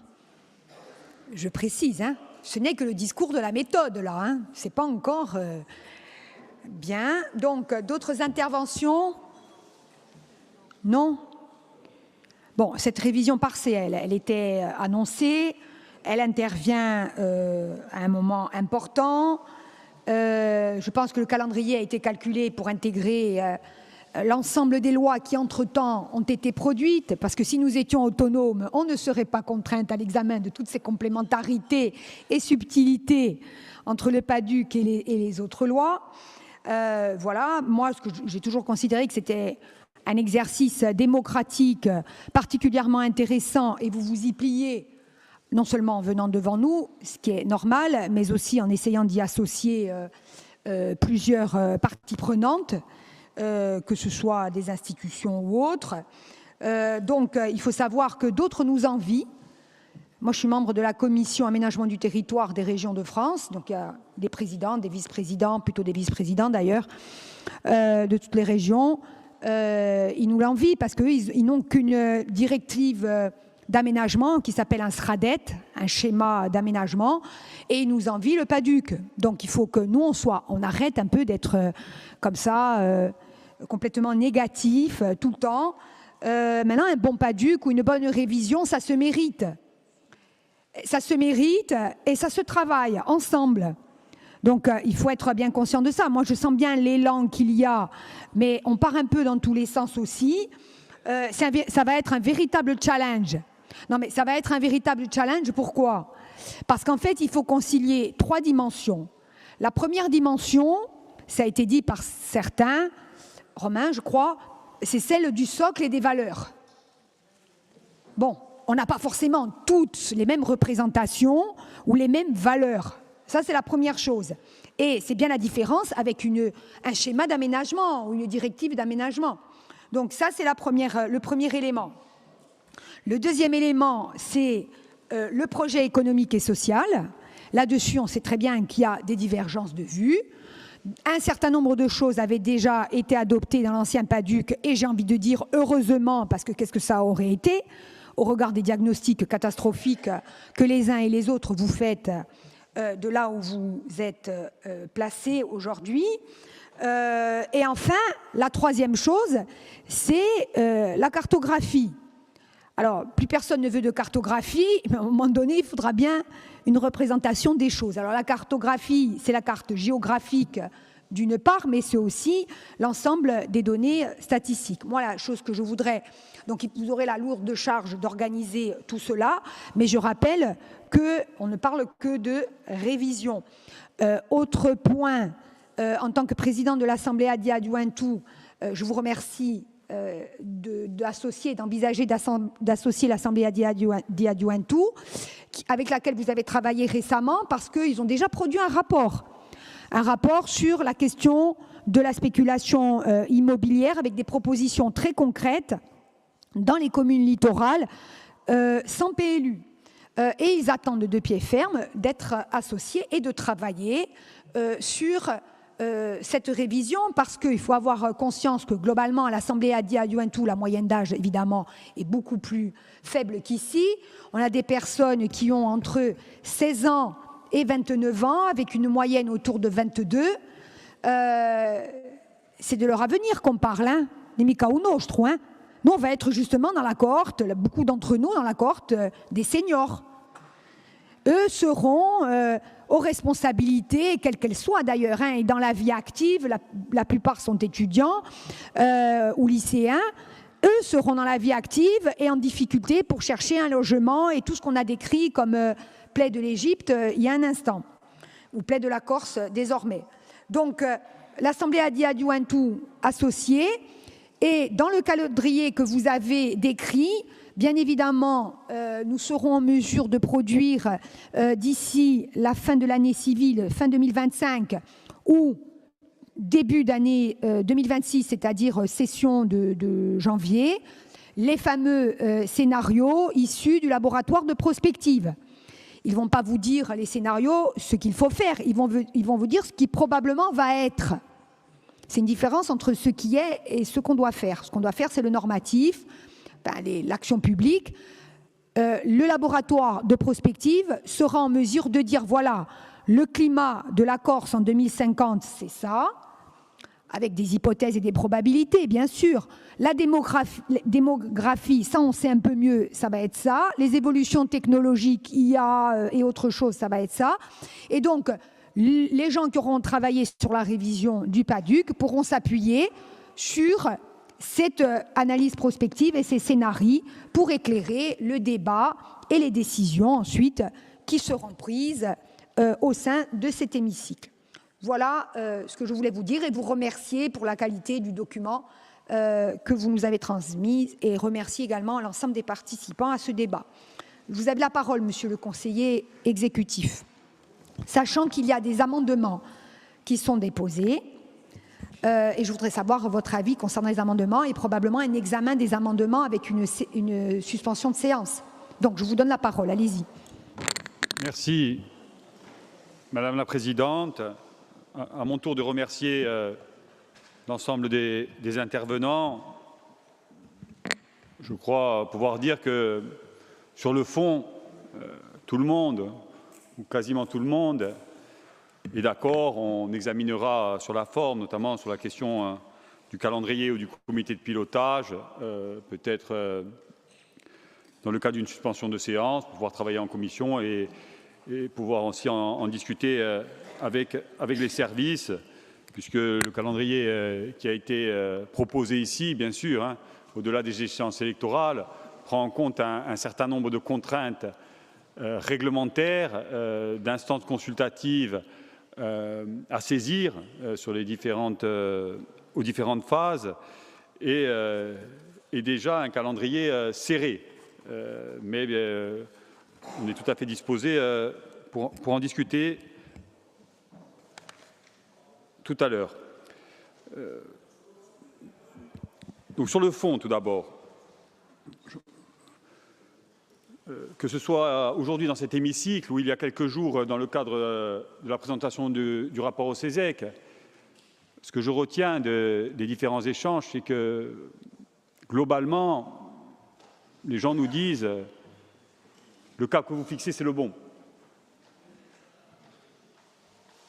Vos orientations, que ce soit sur la lutte contre la spéculation, que ce soit sur la protection des biens communs, que ce soit sur la lutte contre les dérives mafieuses,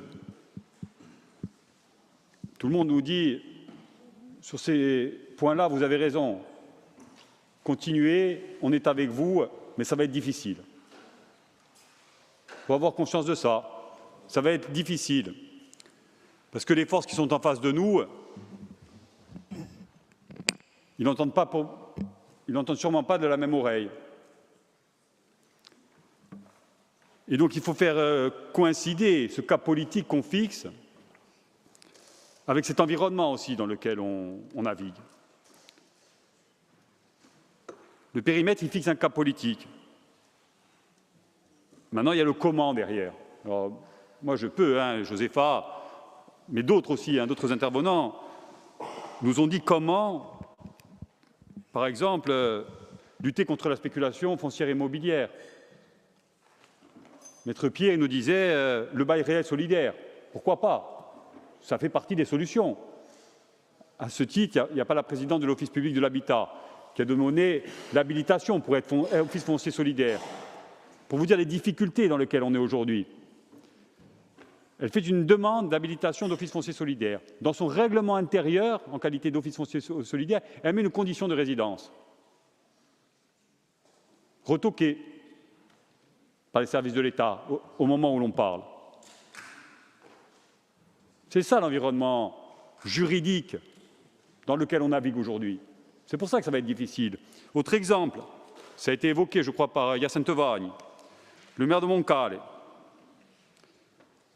D'autres maires l'ont fait également. Il a voulu vendre des terrains à 44 € le mètre carré pour des primo-accédants sur sa commune. Sa proposition, elle a été retoquée par les services de l'État, première barrière, puis par la Cour des comptes. Il a dû batailler faire pour vendre des terrains à des primo-accédants à Montcalm les 44 € le mètre carré. C'est ça l'environnement juridique dans lequel on vit. Les maires. Lorsqu'on veut faciliter l'accession à la propriété. L'Italie, prenons l'Italie. La Sicile, région autonome, c'est pas embarrassé, des avis, des domaines, patati patata. Elle a mis en vente des maisons à 1 €. Elle a commencé en 2009. Elle continue aujourd'hui pour repeupler les villages. Elle ne les a pas mis à 1 €. Alors pourquoi pas? Il va falloir trouver les moyens de pouvoir le faire. Mais les biens sans maître, la question de l'indivision, etc. Tout ça doit nous permettre aussi, plutôt que de les voir toujours de manière négative, mais peut-être de manière dynamique. Autre exemple, on parle de la natalité. On le sait, aujourd'hui en Corse, on a un delta entre les naissances et les décès de 1 000 personnes, moins 1 000 personnes tous les ans. Déficit de natalité. Et donc vu qu'on gagne 4 000 personnes par an, 5 000 personnes arrivent. Le calcul, il est simple. Je vais vous donner les grandes masses. Mais il y a une corrélation qui est démontrée par des études scientifiques et même de manière expérimentale, je dirais. Au Brésil, on a offert à des jeunes ménages un logement gratuit. Et dans ces secteurs-là, on l'a fait.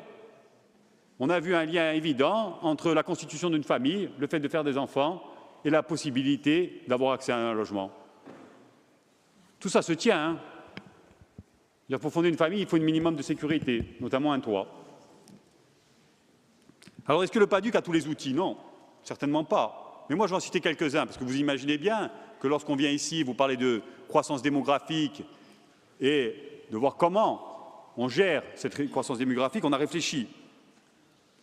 Mais déjà, tout simplement, hein, mettre en cohérence notre consommation foncière avec la création de logements. L'essentiel des consommations foncières, c'est pour créer du logement en Corse. Ces dernières années, ça a été ça. Alors des résidences secondaires, hein, je ne refais pas la démonstration, hein, mais ça a été pour créer du logement. Si dans les documents d'urbanisme des communes, on sait exactement combien on va accueillir d'habitants dans les prochaines années, combien on veut accueillir d'habitants dans les prochaines années, on fait corréler ça à la consommation foncière qu'on projette, notamment en densification, notamment en mobilisant le bâti ancien. C'est ça, la responsabilité. Je crois que c'est Pierre-Paul qui disait qu'est-ce qu'on a fait depuis 10 ans, en nous interpellant collectivement, pas en interpellant l'exécutif. Ça a été dit. Qu'est-ce que nous avons fait? Mais j'ai bien entendu le message et j'ai bien compris. Ce que nous avons fait, la responsabilité, elle est collective. Je veux dire, chacun a sa part de responsabilité. Le PADUC, il est voté en 2015. Moi, je vais vous dire ce qui s'est passé. Le PADUC, il a été voté en 2015. Et on a dit aux communes, on a fait les ESA, on a prôné la sobriété foncière. Moi, le discours qui tend à dire en 2027, on ne peut plus rien faire, les maires attendent pour leur PLU, etc. Ce n'est pas aussi simple que ça. Si on applique aujourd'hui, dans les documents d'urbanisme, je m'adresse aux maires, hein, notamment qui sont intervenus, hein, Jean-Marc, Pierre, Jean-Noël, Georges, si dans les documents d'urbanisme, on applique le PADUC aujourd'hui, qui prône déjà la sobriété foncière, la trajectoire du ZAN, du zéro artificialisation nette que nous demande l'État de mettre en œuvre, etc., etc., elle tombe. En appliquant les principes du PADUC de 2015, on est déjà dans la trajectoire de sobriété foncière. Donc moi, je dis aux maires, continuez à travailler sur vos PLU, arrêtez vos PLU et vous serez compatibles avec le PADUC trajectoire ZAN, je dirais. Le PADUC de 2015, il a sûrement des défauts, mais il a le mérite d'exister, c'est un bon document. Et là, je rejoins Pierre Jong. C'était un premier essai. On partait de rien, hein. Ou en tout cas, on partait de tentatives avortées. Est-ce qu'il a produit des effets? Oui, il a produit des effets. En tout cas, il a sûrement évité beaucoup de catastrophes sur les espaces stratégiques agricoles. Alors, là aussi, je vais essayer de faire un peu de pédagogie. Les espaces stratégiques agricoles, ils ont été définis dans le PADUC sur la base de critères. Ce n'était pas la Bible. Les critères, c'était quoi? C'était un terrain avec une bonne qualité agronomique. Même si la carte des qualités agronomiques de la Soudotech ou je ne sais plus qui, elle date de 1970, 77, je dis peu importe. Hein. La qualité agronomique d'un sol, la qualité de la terre, je m'adresse aux agriculteurs, Jean-Jacques, Doumet, elle ne se détériore pas en 40 ans. Hein. Elle reste la même, la qualité agronomique d'une terre. Il faut peut-être plusieurs dizaines ou milliers d'années pour dégrader la qualité agronomique d'une terre. Donc, premier critère, la qualité agronomique. Mais ce n'était pas suffisant. On a rajouté la capacité d'irriguer la terre, parce que sans eau, c'est difficile de faire de l'agriculture. Soit parce que les terres étaient déjà irriguées par les services de l'office hydraulique, soit parce qu'elles pouvaient l'être. Et troisième critère, la pente. Mais pas seulement la pente, ce n'était pas obligé qu'il n'y ait pas de pente. Mais c'était un critère supplémentaire et pas exclusif. Et sur la base de ces trois critères-là, on a pondu une carte, un algorithme finalement a pondu une carte, qui était censé dire aux maires, on vous donne une indication, on vous donne un coup de main pour que vous puissiez, à votre échelle, définir la constructibilité des sols. Mais les maires, en 2015, ils avaient toute latitude pour dire, là vous êtes trompés, c'était indicatif. Là, il n'y a pas... Là, vous pouvez les déplacer, impossible. Pourtant, beaucoup l'ont fait, parce que depuis quelques années, peut-être parce que l'État est plus regardant sur les autorisations d'urbanisme, peut-être parce que les permis ne se négocient plus dans les bureaux de la préfecture. Depuis quelques années, on voit que les maires s'activent sur la rédaction des documents d'urbanisme. Et il y a des documents d'urbanisme sur des communes à très fort enjeu qui sont en train de sortir, sur votre commune d'ailleurs, mais également sur d'autres, à Olmet, à Lecce, à Fouriagne, à Bastia. À Portige, encore cette semaine, c'était Pénap. Donc on voit bien que les choses elles sont en train de changer, mais elles ont mis du temps. Et pendant 3 ans, on a dit aux maires de 2015 à 2018, vous avez 3 ans pour vous mettre en compatibilité avec le PADUC. Les effets, ils ont été simples.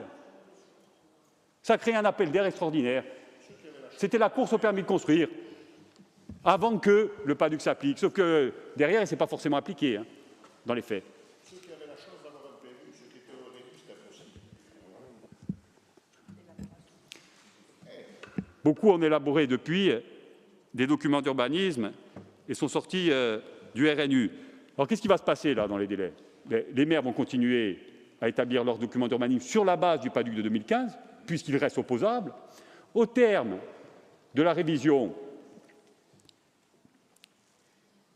ils pourront faire le choix soit de se mettre en compatibilité avec le PADUC, nouvelle version, et ils auront 3 ans pour le faire, ce qui les amènera probablement à 2030 ou 2031, s'ils le souhaitent, soit constater que le PADUC qu'ils ont construit est déjà compatible avec le nouveau PADUC. Puisque s'ils appliquent les PADUC de 2015, dans les grandes lignes, ils vont répondre aux objectifs.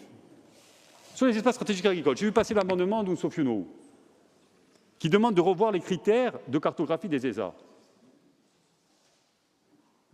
Les critères de cartographie des ESA, ils n'ont jamais été annulés par le tribunal administratif. Jamais. 10 ans de procédure, 2 annulations de la cartographie au tribunal administratif, de la cartographie, pas des critères qui avaient été décidés par les élus à l'époque. Appel à la Cour d'appel administrative de Marseille et Conseil d'État. 10 ans de procédure pour faire arrêter une carte indicative pour permettre aux maires de se mettre en compatibilité avec le PADUC. On ne va pas revenir aujourd'hui pour repartir à zéro. Qu'on discute de l'algorithme qui permet de construire la carte. Qu'on dise, dans ces villages-là, il y a un ESA, il est mal placé, il n'a pas de sens, etc. Il faut qu'on en rediscute. Pourquoi pas? Qu'on dise demain, il y a des espaces agricoles qui, dans le cadre du réchauffement climatique, doivent être intégrés dans la cartographie des espaces stratégiques agricoles. La châtaigneraie, l'oliveraie, ça on peut en discuter. Mais ne remettons pas tout en cause d'un choix politique, qui a été avant tout un choix politique, et qui, à mon avis, a produit des effets. Sur la politique de la montagne, Cathy, on a mis en œuvre le PADUC dans le cadre de la politique de la montagne. On l'a mis en œuvre dans le cadre du schéma montagne, on l'a mis en œuvre dans le cadre du comité de massif, on l'a mis en œuvre dans tous nos règlements d'aide. Mais vous le savez, on résiste dans ces secteurs-là. Je veux dire, on met des rustines sur une jambe de bois, au vu des besoins qu'on a dans ces territoires. Mais la volonté politique, elle est là, et elle est traduite par le PADUC. Lorsqu'on est des communes à 80%, voire à 90%, on se base sur les contraintes des communes qui sont identifiées dans le PADUC. Cette trajectoire-là, cette volonté-là, elle reste intacte. Et le rééquilibrage territorial, notamment sur les droits à construire. Et ça, ce sera, à mon avis, un sujet de débat. Les droits à construire de la trajectoire ZAN. Qu'est-ce qu'elle nous dit, la loi ZAN? Elle nous dit que vous pouvez répartir la constructibilité comme vous l'entendez sur le territoire. L'effort de réduction, on va dire comme ça, vous pouvez le répartir sur le territoire. Il y a des territoires, ces 20 dernières années en Corse, qui ont beaucoup construit, qui ont beaucoup consommé d'espace. Est-ce qu'ils vont être solidaires avec les territoires de montagne, ceux qui n'ont pas construit, qui n'ont rien artificialisé? Est-ce qu'ils sont prêts à sacrifier un petit peu de constructibilité pour permettre aux communes qui n'ont rien fait, qui n'ont rien construit, qui ne se sont quasiment pas développées ces dernières années, de le faire? Nous, c'est sur cette voie-là qu'on va s'engager, qu'on va proposer des choses, sur un rééquilibrage territorial, sur un principe de péréquation pour donner une chance aux territoires de montagne et de l'intérieur.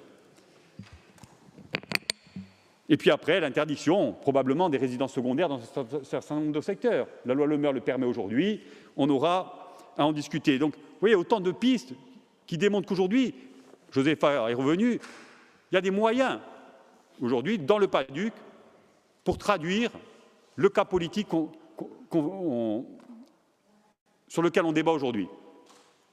On peut même réfléchir à d'autres choses. On a fixé des quantités d'espaces stratégiques agricoles par commune. Il fallait que chaque commune, dans le cadre de la PLU, ait un certain volume, superficie d'espaces stratégiques agricoles. On pourrait fixer des taux minimale de résidence secondaire par commune, ou maximale. Alors ça sera probablement attaqué, comme est attaqué Juliette lorsqu'elle veut faire un statut de résident pour le bail réel solidaire. Sécurisons au maximum les dispositifs, quitte à demander, pour être très opérationnel, quitte à demander des adaptations législatives et réglementaires pour sécuriser les dispositifs qu'on souhaite mettre en œuvre. Et on verra, si le gouvernement ne répond pas, on aura fait la démonstration que la faculté d'adaptation, on l'a déjà faite, hein, mais on va la refaire, elle ne fonctionne pas, vous savez. Hein. Bon, il faut répéter plusieurs fois la même chose pour être entendu. Donc voilà, sur le comment, on n'est pas au stade de la mise en œuvre opérationnelle, mais je voulais vous montrer qu'on a, vous démontrer, en tout cas essayer de vous démontrer qu'on avait réfléchi d'ores et déjà à cette question.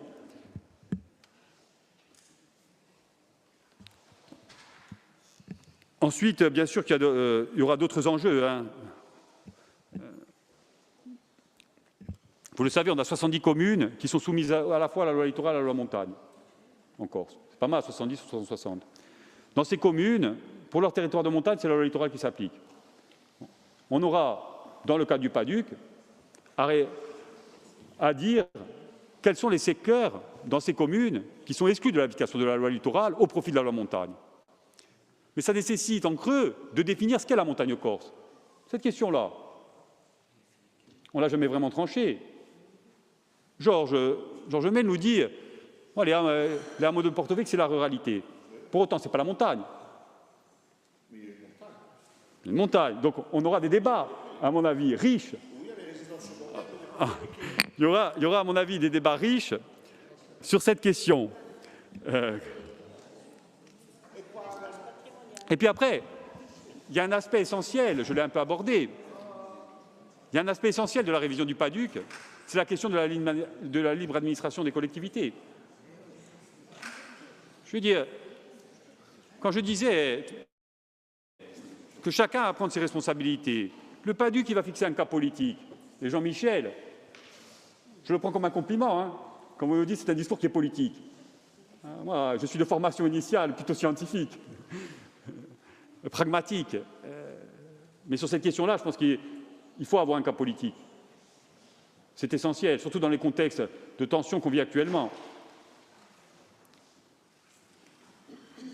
Et c'est pour ça qu'il faut que chacun prenne sa part. C'est ça aussi la responsabilité, c'est que chacun prenne un part de la problématique. La libre administration, ça a été dit par Jean-Michel. Les SCOT, en Corse, ce n'est pas 2, hein, c'est 5 SCOT aujourd'hui. 5 périmètres validés de SCOT. Ah non, aucun est finalisé, aucun n'est arrêté aujourd'hui. Bon. 0 finalisé. Un PLUI, il y en a un quand même, qui est en cours. Il y a une difficulté liée à la planification, parce que les décisions, elles sont difficiles. Mais le PADUC pourra proposer des solutions. Sur la question des hameaux, des secteurs déjà urbanisés, le PADUC de 2015 les critérisait déjà. La loi Elan est venue tout balayer d'un revers de main en confiant la compétence au SCOT. Et de critériser et de délimiter. Quand la collectivité de Corse prend des décisions, on dit qu'elle s'impose qu'elle ne laisse pas aux communes le choix de décider, il y a toujours une opposition, qu'elle centralise trop les choses, etc. Donc sur ces questions-là, il y aura aussi à bien savoir qui fait quoi et à se partager la charge de travail qui est devant nous. Merci bien sûr aux membres de FAPO-Polinsem, je crois avoir répondu aussi hein, à leurs interrogations. Je regarde de ne rien oublier. Je viendrai après sur les amendements. Hein.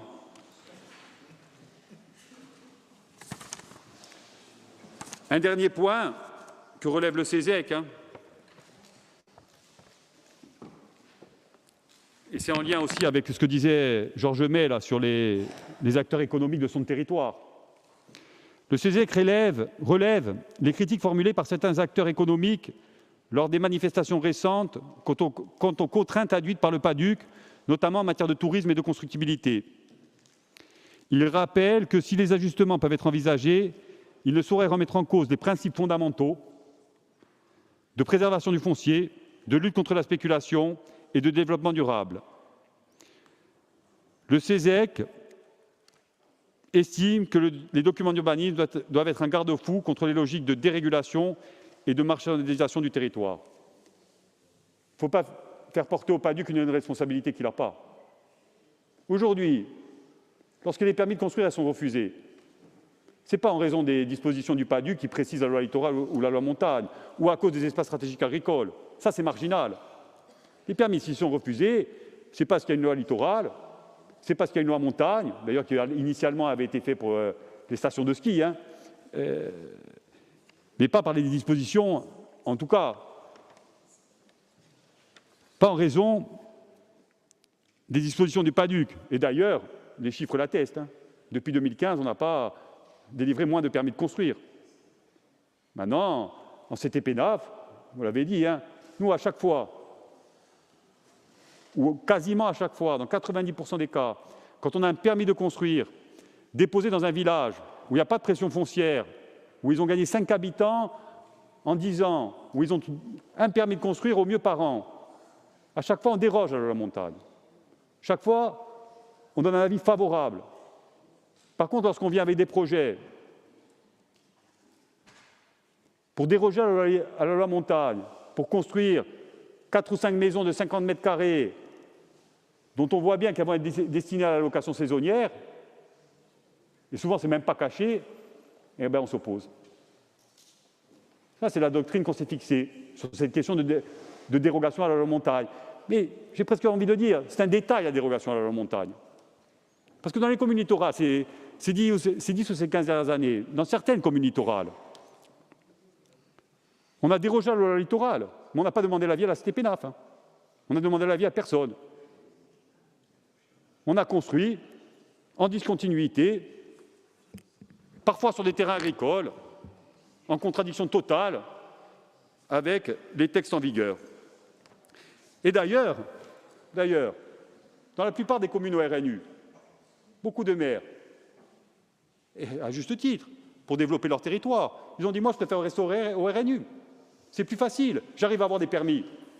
Je vais aller m'engager dans un document d'urbanisme, sachant très bien qu'en bout de course, ça va me poser plus de difficultés que m'apporter de solutions. » C'est ça qu'il faut qu'on inverse. Et c'est en ça aussi qu'on a pris du retard en matière de planification, même si les choses, je vous le disais, vont beaucoup mieux aujourd'hui. Donc, terminer sur les amendements, sur le calendrier, j'en ai parlé. On va en discuter en commission, voir aussi l'avis technique des services, parce qu'il ne faudrait pas qu'on se retrouve à prendre des engagements qu'on n'arrive pas à tenir, et vous serez les premiers à me le rappeler si c'était le cas. Sur l'article évoqué par Jean Martin, je ne sais plus, c'est l'article 6 de la délibération qui autorise le président du Conseil exécutif à prendre toute mesure destinée à réviser le PADUC. Il s'agit de mesures administratives et techniques. Lancer des marchés éventuellement, mobiliser des moyens humains. Il ne s'agit pas de décisions de nature politique où, bien sûr, l'Assemblée de Corse est obligée sera bien entendu consultée, de même que les autres instances consultatives. Donc, s'il faut le modifier pour clarifier ce point, pas de difficulté. Sur le COPIL, favorable sur le principe, reste à en définir le nombre. J'entends, il faudrait rajouter X, Y ou Z, il ne faudrait pas en faire non plus une usine à gaz, sachant qu'on a déjà un conseil d'aménagement et d'urbanisme de Corse qu'on a créé en 2021. Donc, est-ce que ce COPIL pourrait être issu de ce conseil d'aménagement et d'urbanisme de Corse en configuration restreinte? Pourquoi pas? On en discute en commission. Et sur la question du calendrier, je l'ai dit, on a essayé de le resserrer au maximum.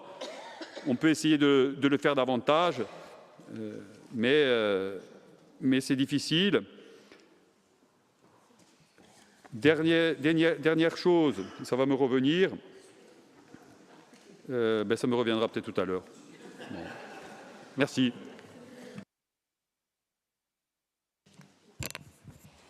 Bien, donc concernant les amendements, mais quelle commission? Comment commission? On fait une suspension de séance. Ah oui, je sais ce que je voulais vous dire, Madame la Présidente. Eh oui, ça m'est revenu. Voilà, ça vous revient. Grâce à vous. Voilà. en ce qui concerne la méthode de concertation, ça a été dit par Josépha, ça a été dit aussi par Paul Félix, ils ont raison. La manière aujourd'hui dont on saisit les instances consultatives, bon, l'Assemblée d'Adiouantou, c'était différent, elle a fait son propre rapport, on a travaillé avec eux, etc. Mais par exemple le CESEC ou la Chambre des territoires ou encore les commissions de l'Assemblée de Corse, on doit pouvoir le faire suffisamment en amont pour pouvoir avoir un travail technique, juridique, politique plus approfondi. Mais ça, aujourd'hui, on n'a pas encore l'organisation qui nous le permet, mais il faut absolument qu'on y travaille. C'est des demandes qui sont récurrentes. Alors, est-ce que c'est des copies, est-ce que c'est des groupes de travail, à quelle échéance on prévoit de le réunir? Tout ça, on est bien sûr tout à fait disposé à y réfléchir, mais en tout cas, on voit bien que sur cette question-là, on ne peut pas se contenter de saisir les instances ou les commissions à une semaine de rapports aussi importants et stratégiques, surtout dans la phase qui s'ouvre aujourd'hui. Voilà, je n'ai pas la solution, mais on est tout à fait disposé à en discuter. Merci. Donc une suspension, et si on peut aller en commission, en CDNAT, non?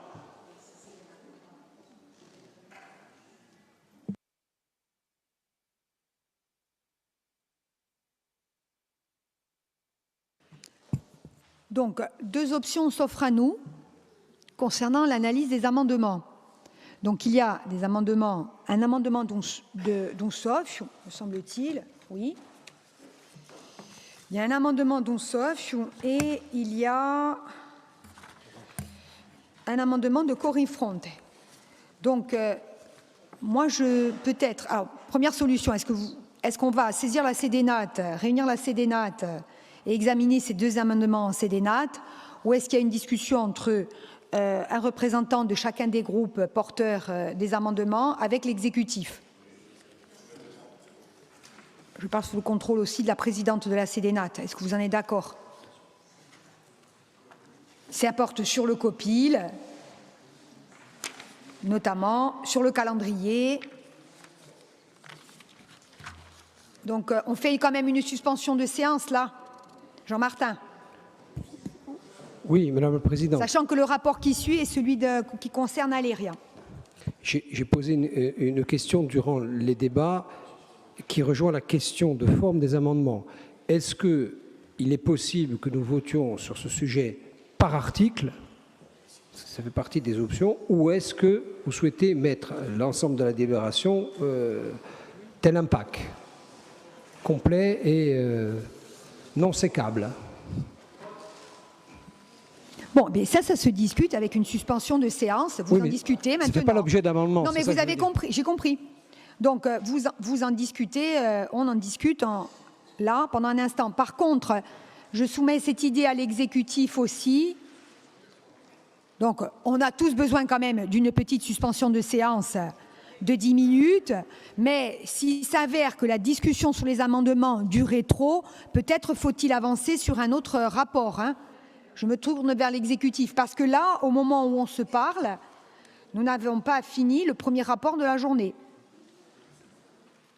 Il est bientôt 20 h. Et nous avons donc, normalement, à l'ordre du jour d'aujourd'hui, Aléria et Scolagours. Si demain, on veut tenir les délais de demain, où il y a quand même beaucoup de choses aussi, des rapports importants, tant qualitativement que quantitativement. Voilà, donc je soumets à votre approbation. Je viens en discuter avec vous, Monsieur le Président. Donc, suspension de séance, 10 minutes pour tout le monde. Merci.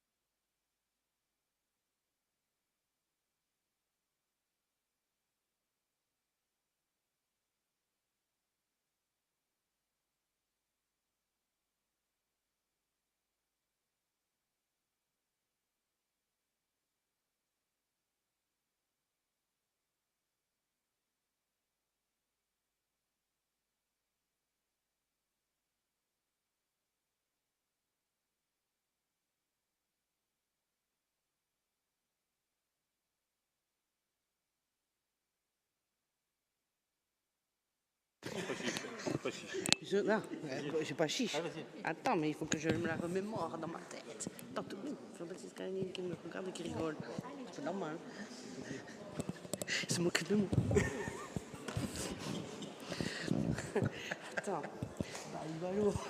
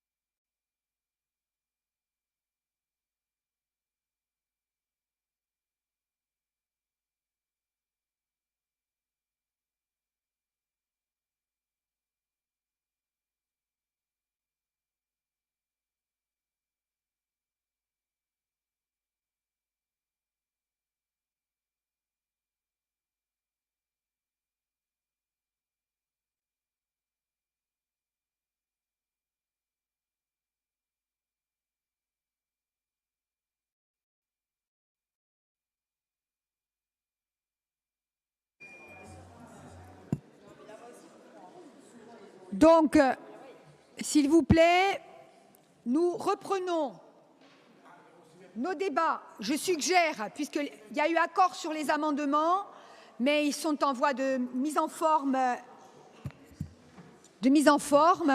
Donc, vous allez les recevoir dans un instant.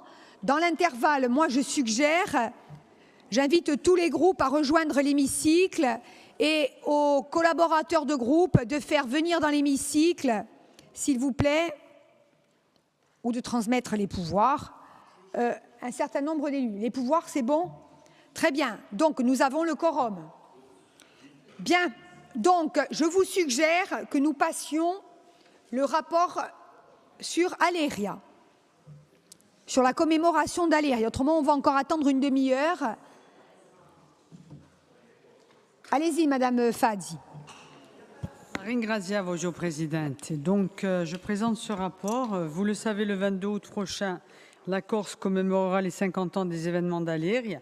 C'est un pan de notre histoire éminemment important dont il nous faut transmettre la mémoire dans une démarche pédagogique et intergénérationnelle.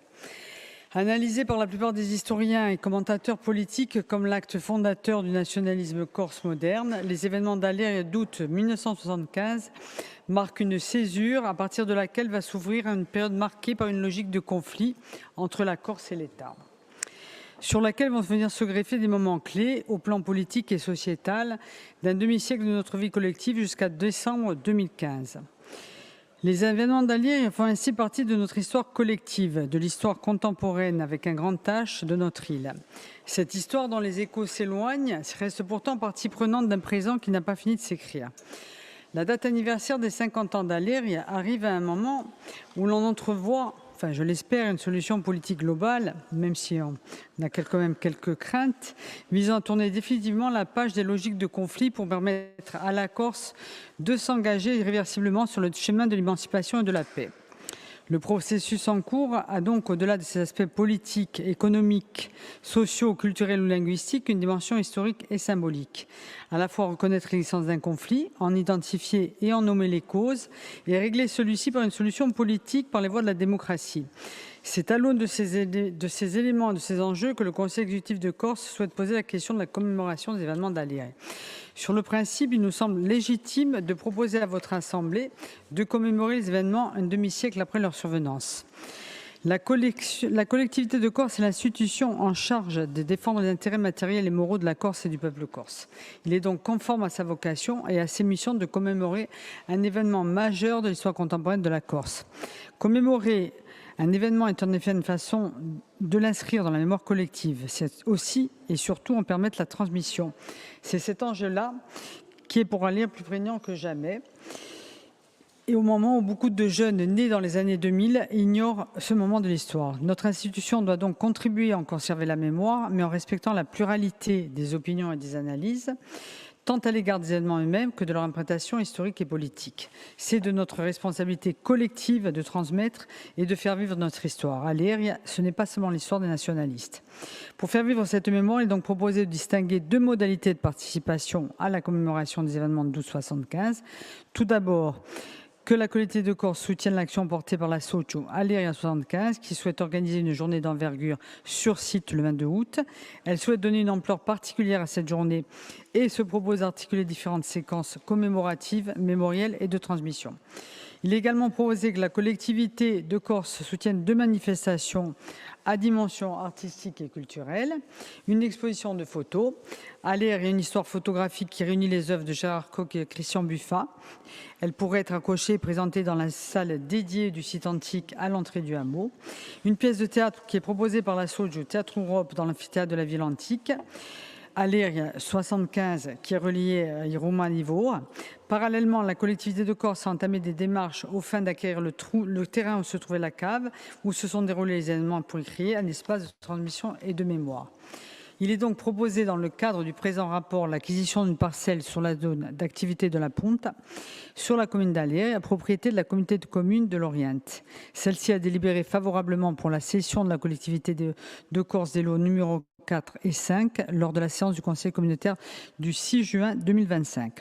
Au-delà de la commémoration de cette page d'histoire, notre institution doit participer à la création sur ce site, dont elle sera prochainement propriétaire, sous réserve du vote favorable de votre Assemblée, d'un espace de mémoire qui permettra d'enseigner et de comprendre. Le Conseil exécutif de Corse souhaite ainsi, vous l'avez compris, inscrire cette démarche sur le long terme. Ce travail débute désormais. C'est une nouvelle étape dont le chantier est ouvert. Il y aura un parcours mémoriel. Enfin, on vous indiquera au fur et à mesure ce qui est avancé sur le terrain. Je vous informe ensuite que le Conseil exécutif vous a transmis 2 amendements à ce rapport relatifs à des erreurs matérielles. Agrin Graziavi. En conclusion, le président du Conseil exécutif a quitté la séance afin de ne pas participer au débat et au vote du présent rapport. Agrin Graziavi. Agrin Graziabi.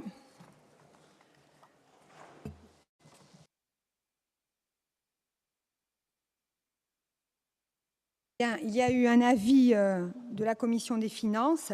Il y a eu un avis favorable de la Commission des finances avec la non-participation des groupes Unsofiuno et Avancem et Corps in Fronte. Merci. Il y a un avis du CESEC donc, qui est favorable.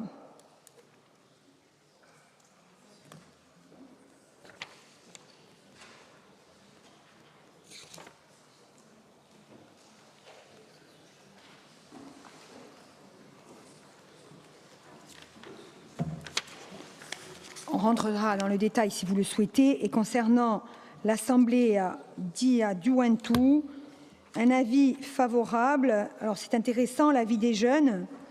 Il salue les propositions que vous avez présentées, Madame la conseillère exécutive, et il souhaite surtout que cela s'inscrive dans le temps. Pas uniquement un anniversaire, une année, un one-shot, mais une inscription dans le temps avec la volonté de faire de cet endroit un lieu de mémoire digne pour celles et ceux qui ont donné leur vie pour la reconnaissance des droits légitimes de ce pays.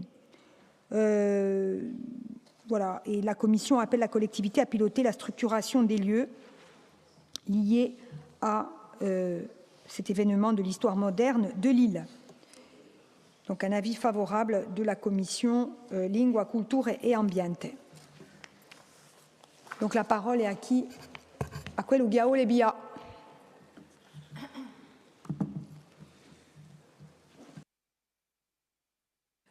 Charlotte. Oui, merci Madame la Présidente. 1975, à Léria, des gens qui m'étaient et me sont toujours pour certains très proches y étaient. La légitimité de la pensée qui a entraîné l'action n'est pas à mes yeux à remettre en question. Oui, il y avait une différence de traitement entre les agriculteurs pieds-noirs et les agriculteurs corses. Oui, la cheptélisation était une pure escroquerie qui tendait à discriminer le monde viticole en pleine expansion à cette époque. Oui, les avantages financiers pour certains, la misère pour d'autres. Aléria est né de ces constats et de ces faits. Oui, Aléria aurait pu finir autrement si l'État avait respecté l'ébauche de négociations entre le commando et les représentants de l'État de l'époque. La reddition était quasiment acquise et dans le calme. Oui, le tristement célèbre Poniatowski a répondu par une réponse disproportionnée. Et pendant des mois, nous ne pouvions pas rentrer chez nous sans être arrêtés, fouillés, une mitraillette pointée vers nous. Oui, l'État a répondu aux fusils de chasse par des automitrailleuses. Oui, à une quête de justice, nous avons eu droit en retour à un quadrillage armé de Bastia. Oui, nous avons été nombreux à être dans les rues de Bastia pour réclamer la libération d'Edmond et pour dénoncer la répression. Mais oui, mais Aléria, c'est aussi le prémisse de la clandestinité. Aléria, c'est le début d'un cycle infernal de violence. J'avais 20 ans à cette époque. Et vu la moyenne d'âge dans cet hémicycle, on ne doit pas être nombreux à en avoir une mémoire vive. Moi, j'en fais partie. Donc, j'avais donc 20 ans à cette époque, et la suite des événements m'a fait longuement réfléchir. Et j'ai réalisé alors que la violence entraînait la violence. qu'aucune idée n'était assez noble, n'était assez grande, n'était assez juste pour justifier la mort, pour justifier des vies mutilées, des vies amputées, des vies saccagées. Je me suis alors juré que ma seule arme à moi serait les mots, la pensée, le dialogue. Je veux profiter du fondement de ce rapport pour faire un plaidoyer à destination de la jeunesse. Révoltez-vous, vous avez mille raisons souvent de le faire, mais révoltez-vous avec diplomatie, avec humanisme, avec respect, avec vos mots, avec vos idées, avec vos convictions. Avons-nous, nous, élus, le droit de montrer à la jeunesse de demain que le chemin de la violence est une voie positive, une voie d'ouverture? Pour ma part, je m'y refuse. La violence est toujours négative, car toujours destructrice pour toutes les parties. Il faut, même à l'injustice, savoir répondre par la légalité. Je ne veux pas que la jeunesse de demain vive des nuits blanches comme je les ai vécues à attendre un amoureux, à savoir s'il allait rentrer. Je ne veux pas revivre des heures d'angoisse à me demander si un cousin va rentrer. Je ne veux pas tenir la main d'une maman, que la jeunesse d'aujourd'hui tienne comme je l'ai fait, la main d'une maman qui suit le cercueil de son enfant à peine sorti de l'adolescence.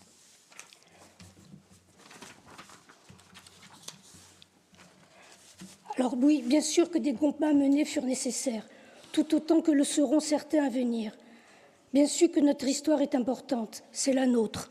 Elle nous a construits et elle doit être respectée dans son intégralité, sans en occulter aucun pan, aucun homme, aucune conséquence, aucune victoire, comme aucun échec. Non, tout n'a pas été bien fait. Et nos erreurs à nous, gens du passé, doivent servir aux gens de demain. Gandhi disait, alors je comprends la volonté de vouloir ériger et utiliser ce lieu de combat, mais je ne suis pas persuadée, je ne suis pas sûre d'avoir envie que demain on y voit la nécessité d'actes de légitimer la nécessité d'actes répréhensifs sur ce lieu. C'est pour ça que je vais prendre mienne la pensée de Gandhi, la non-violence est l'arme des forts. On est là dans la négation de toute légitimité de la violence. C'est pour cette raison, et exclusivement pour cette raison, que je m'abstiendrai sur ce rapport. Je vous remercie. Merci Charlotte. Paul Félix Benedetti.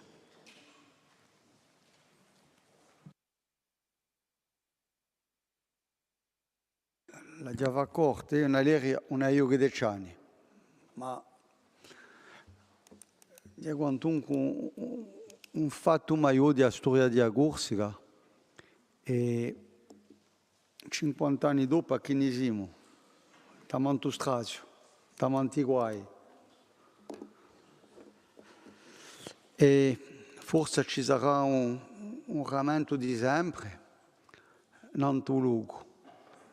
Siamo fiascati qualche anno fa quando c'è stata la creazione della zona dell'Artigiani in Aleria, il terreno normalmente se noi eravamo in stinto non sarebbe mica desacralizzato e non discuteremo mica oggi del terreno che è un amico terreno. Il luogo dove c'è la gara è a 542. Noi abbiamo comprato qui da ci lagano a 541 è giusto in faccia. È il luogo dove c'è la casetta di De Peia. Ma il luogo dove c'è la gara è sempre biotto, non c'è nulla annanto. Non vengo mica perché non ci vende mica. E non capisco manco perché non ci laga mica. A un prezzo che dell'anno toccato, perché a 70 euro al metro quadrato di una terra agricola, che è sempre agricola, non è mica un fatto di giustizia. È quasi un affare da rubeccia. E che io di lagare 200.000 euro per un tal terreno, penso che non è mica un senso di responsabilità politica per gli eletti di cercando da lì. Questo è un mio avviso personale. Dopo spero che ci sarà un luogo permanente che sarà podato un museo di storia della lotta di Corsica, Cube e Ugatio, e che ci sarà un rammento annuale di Vati, Daleria ed altri. Allora, penso che dovete domandare di comprare un vero terreno, è sempre disponibile, non capisco mica perché uno dà mica. C'è la possibilità, c'è il mondo di costruire a Nantes. Quando si vede a strada, c'è un luogo di romanzo in faccia, e mi compra a manca, ma verso la Lira Ghisonaccia e al sud c'è un vero terreno. Allora io vi domando di fare una domanda in favore dell'acquisizione di un vero luogo.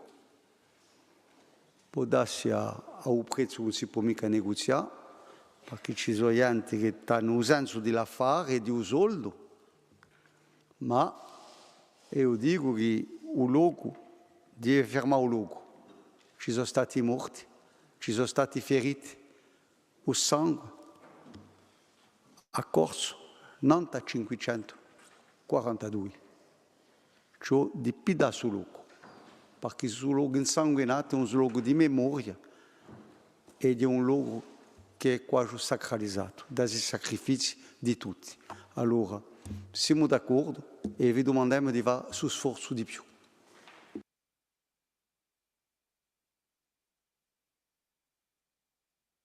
Ringraziati. Qual è altro chi vuole più la parola? Nadine Niva Gioni. Bisogna sbagliare, 522. No, è detta Nadine.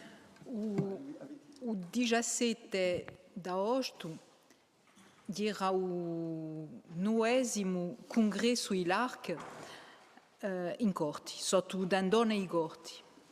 C'erano parecchie centinaia di persone militanti e il Dremolo c'era da voi qualche anno, ma di sicuro non eravamo mica numerosi quanti oggi.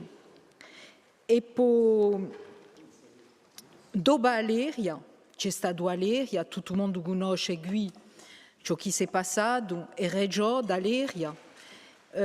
I corsi non l'hanno mica capito subito ciò che si passava. Hanno capito che c'era un problema con il corso, ma daredo a questa problematica di Uino c'era la problematica di un fondario già e dell'ingiustizia che gli agricoltori corsi padiano di betta ai beineri.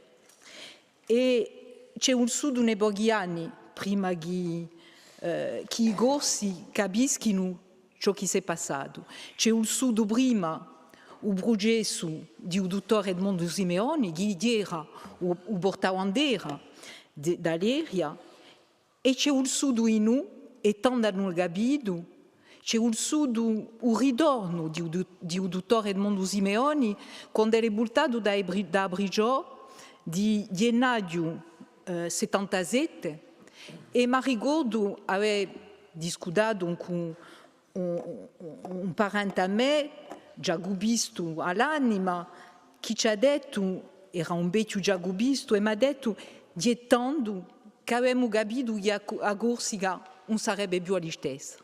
Quando hanno visto tante gente di tutti i paesi che sono falati a Piazza San Nicolao e daredo per sostenere il dottore Simeoni. Io avevo 14 anni e mi ricordo che l'ho campata. E c'erano gente di un paese, di me, di Niolo, che non avevo mai più visto nelle manifestazioni, ma erano valadi perché chi era il dottore Simeoni avevano capito che c'era un problema nella nostra terra e per via di questa ingiustizia, e sono venuti di tutta la Corsica. E tanto, e è per questo che prima a Corsica prima all'aria abbiamo una certa corsica e dopo all'aria l'affare hanno cambiato. Allora, di sicuro, quando si piglia la problematica da un lato di violenza, io posso capire, Charlotte, ciò che tu dici, ma ricordiamoci appena ciò che era a Corsica tanto, negli anni 60, 70, c'era l'abbandono economico, non c'erano mica università, c'era l'esilio, ci li a parte per campare, ci li ha lasciato il paese, ci li ha lasciato le famiglie e c'era la sorte di migliaia di persone così. Guardate nei nostri paesi, quelli di Awa sono quelli di diaspora. Guardate quanti sono stati numerosi a parte perché chi ci li ha campato, ci li ha mangiato. E avevano poca istruzione, certi non avevano di più, e hanno fatto solo i dastro, perché qui era un paese all'abbandono. E ce l'ha rammentati. Allora, e poi c'era di noi, e di qui che ha cambiato tutto, di chi, quando l'autonomisti tanto, hanno cominciato a rivendicare, di sicuro che c'era una terminologia che non si era mai intesa. Non si era mai intesa parlare di loda, di rivendicazione da voi nazionali. Da voi 1769 non si parlava più di diventa sodera. I corsi d'andu, in dove andavano, soprattutto a diventa a Francia, in tutte le colonie. Non avevano più diversa a sodera. E dunque, quando si è passato all'aria cosa è? Quando noi leggiamo a un'altra immagine di Argentina de Pei,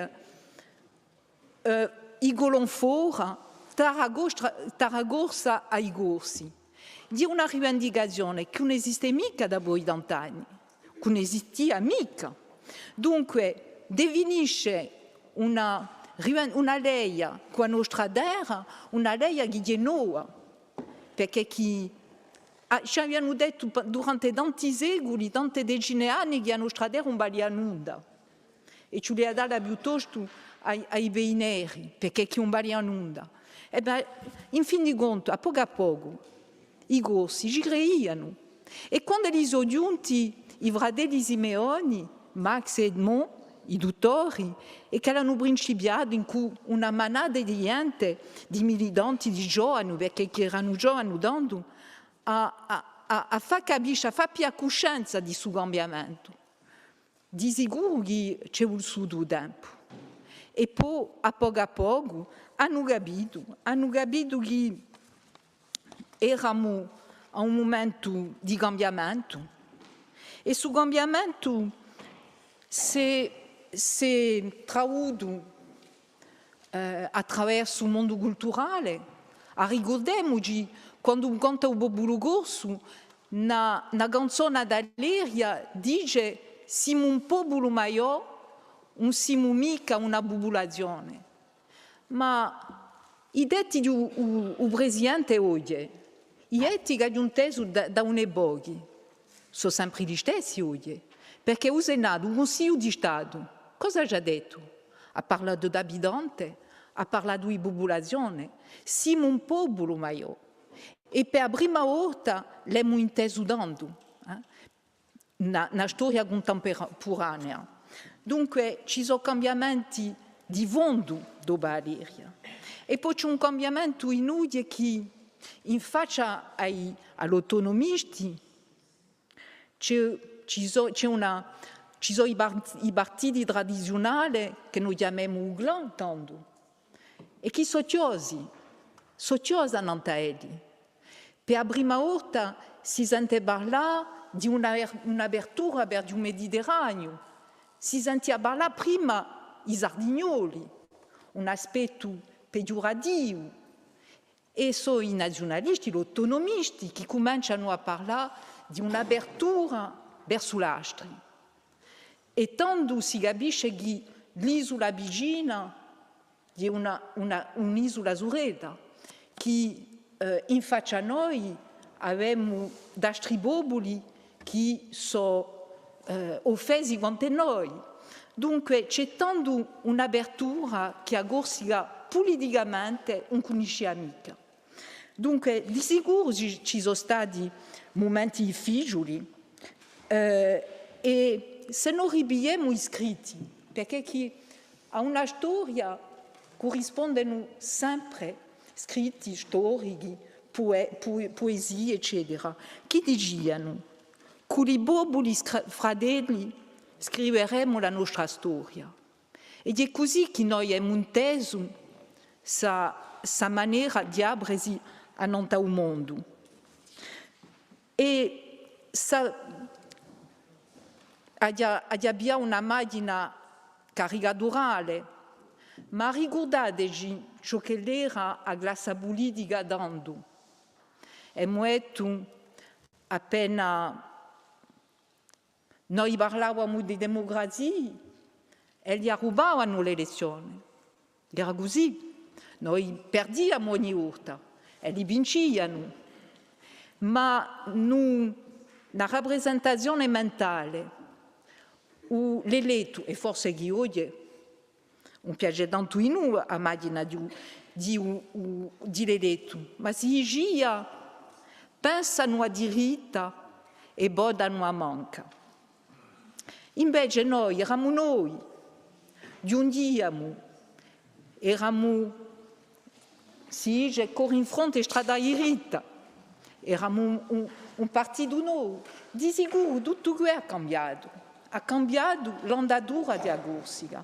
Ed è per questo che secondo me di un momento storico, di un momento fondatore, come è stato scritto nel rapporto, che merita un giorno sacralizzato, perché è un nostro, a noi nazionalisti, di un nostro punto di partenza.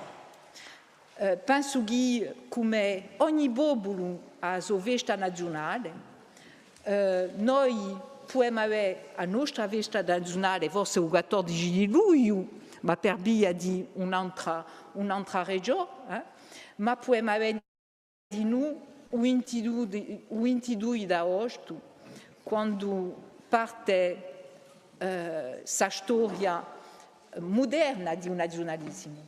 Dopo di sicuro, quando c'è una lotta, ci sono certe vie che sono magnifiche, perché abbiamo vinto l'emancipazione di un popolo, questo l'abbiamo vinto, ma abbiamo sofferto in noi, che ci sono gente abbiamo perso i nostri.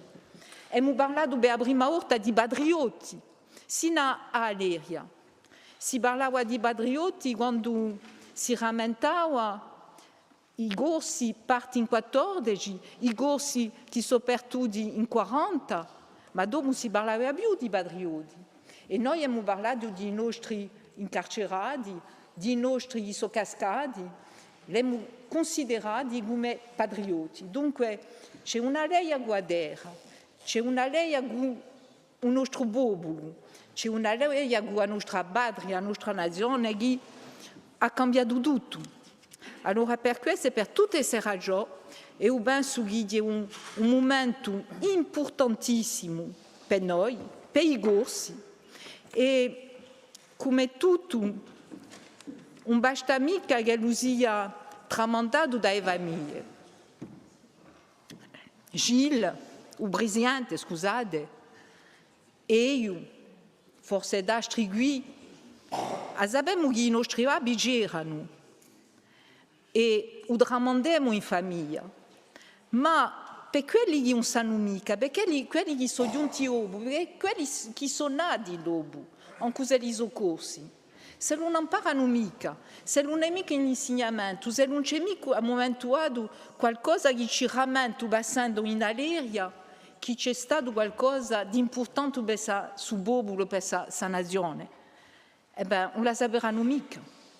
C'è un formatore che mi diceva quest'anno in Ghisunaccia, perché chi imparano il patrimonio, la cultura, a Nanta 12 stazianti, ce n'era uno che sapeva ciò che era Aleria. E sono adulti, non sono mica gente di 20 anni. Vuole dire che c'è un lavoro di tramandare un lavoro memoriale d'avà e un popolo si riconosce quando lo conosce esoradiche. Ecco, vi ringrazio. Ringraziabili. Nadine, altre intervenzioni?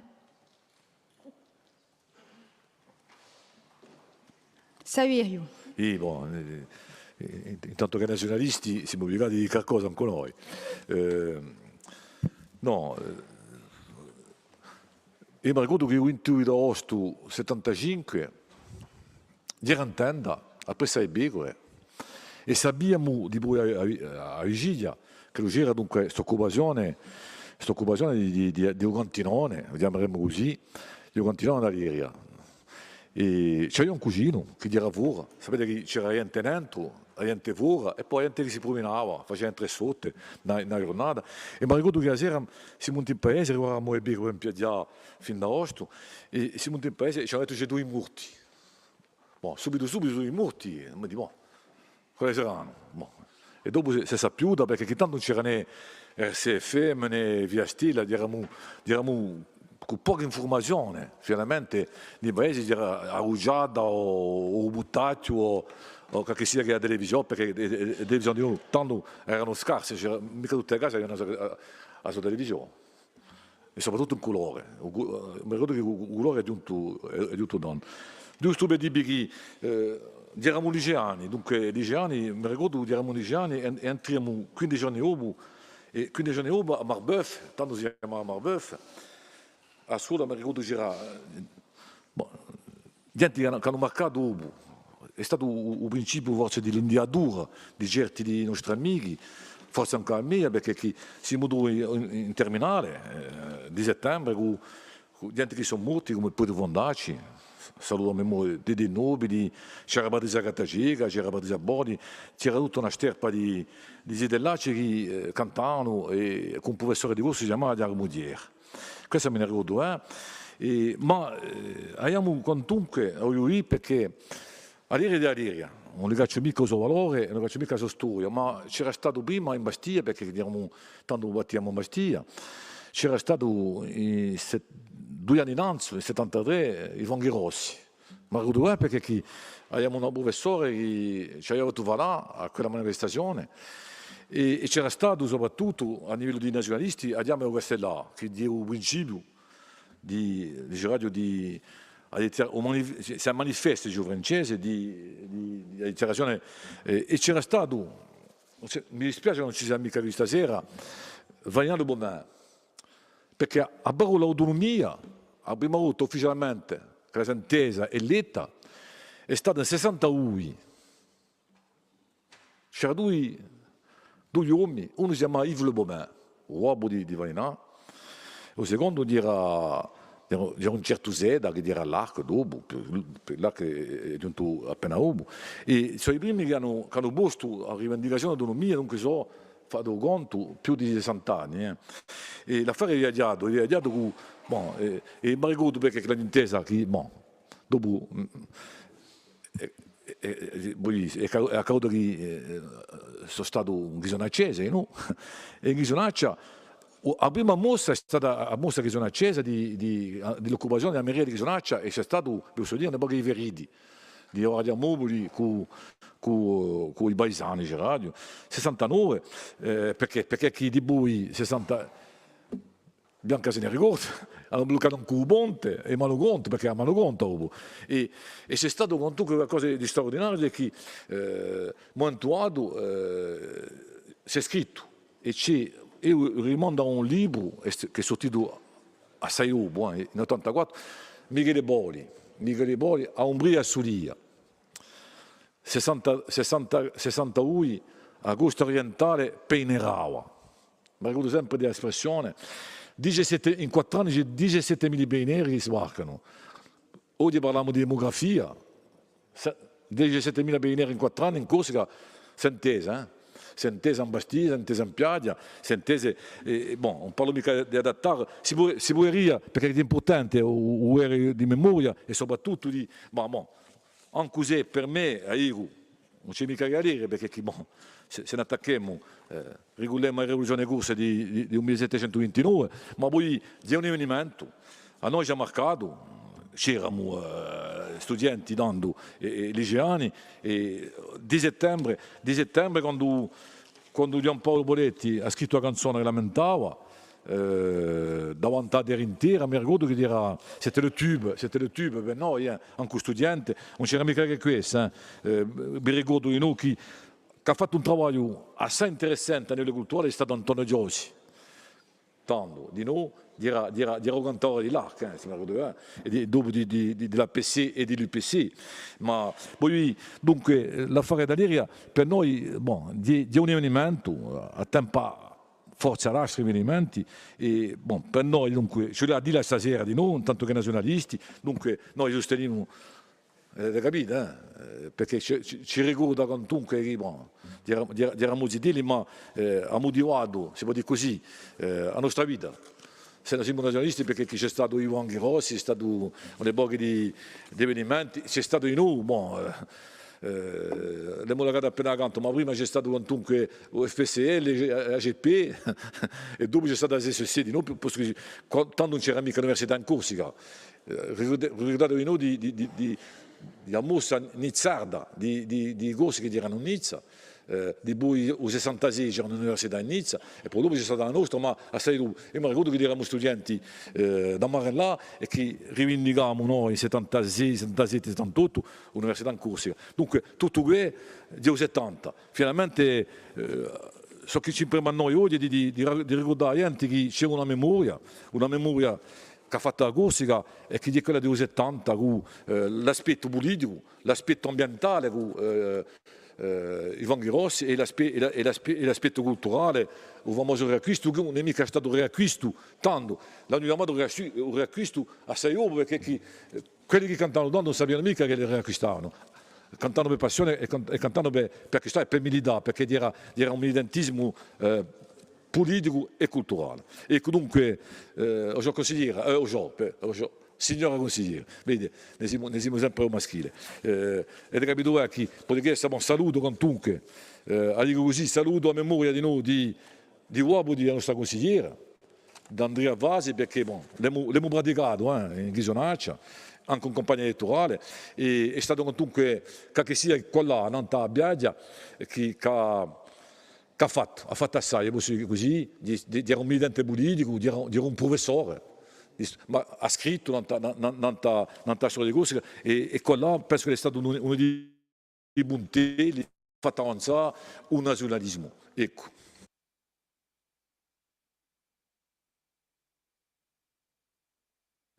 Ringraziabili. Josefa? Allora, in qualche parole, da prima, nanta lese stesso di sull'aborto, è più pragmatica per una volta, certi digeriano. E se nanta lese di sull'aborto, c'è l'acquisto di sicuro di terreno. Penso che l'Ugiole andà, è stato detto da me, bello di più lontano da qui, perché chi non siamo mica veramente, da un terreno dove si sono passati i detti avvenimenti dall'area. E poi, secondo, a parte museale che l'Ugiole ha creato e per la quale la socio si impegna in noi, accanto alla collettività, e c'era di già stata. Più qualche anno fa una riflessione di rimettere in prospettiva una storia collettiva, una storia di un nazionalismo e di ciò che l'ha portato, perché di un testo, in discorsi, parla di violenza e io parlo di resistenza. E non è mica solo una nozione cambia usanza e usanza vondo di la fare. E chi ho fatto prima dall'aria e vengo da un vondo. C'erano state mosse innanzi, sono state rammentate della offesa fatta a terra. E a presa di coscienza che qui c'era un popolo che in due i suoi diritti erano negati. E dunque ti parlate, madama consigliera, di l'ascida, che lo ci volia, a quale ci volia pensare. C'è di sicuro l'ascida per via di un luogo di memoria e un luogo in cui lo si fa opera di memoria, non un avvenimento che è stato in una storia collettiva di questo paese, al di là di nazionali, e per un nazionalismo contemporaneo a una forma di presa di coscienza a un momento dato.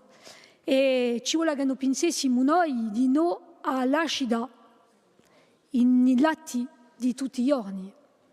Vale ahí che quando c'è un'offesa a 50 anni, 60 anni, 70 anni di lotta, gli dobbiamo sempre di fare atto di resistenza, quella sia un modo e sarà la più bella maniera di tramandare lo spirito dell'Aleria, che a terra gorsa firmessa i gorsi e che i gorsi firmessero un popolo.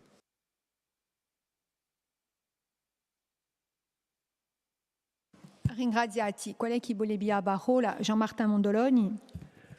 Merci Madame la Présidente. Bon, on avait compris au départ que c'était juste une acquisition et un sujet qui était destiné à une association. Et on avait aussi compris, et c'était le point de départ de notre positionnement, bien entendu qu'il y avait une charge symbolique évidente, mais pas au point où vous venez de développer. Nous, on est respectueux d'abord de l'histoire tout court. 75, c'était un pan de l'histoire de la Corse. Vous savez, quand on veut parler d'un sujet d'histoire, on demande aux gens où ils étaient ce jour-là. Et ils s'en rappellent.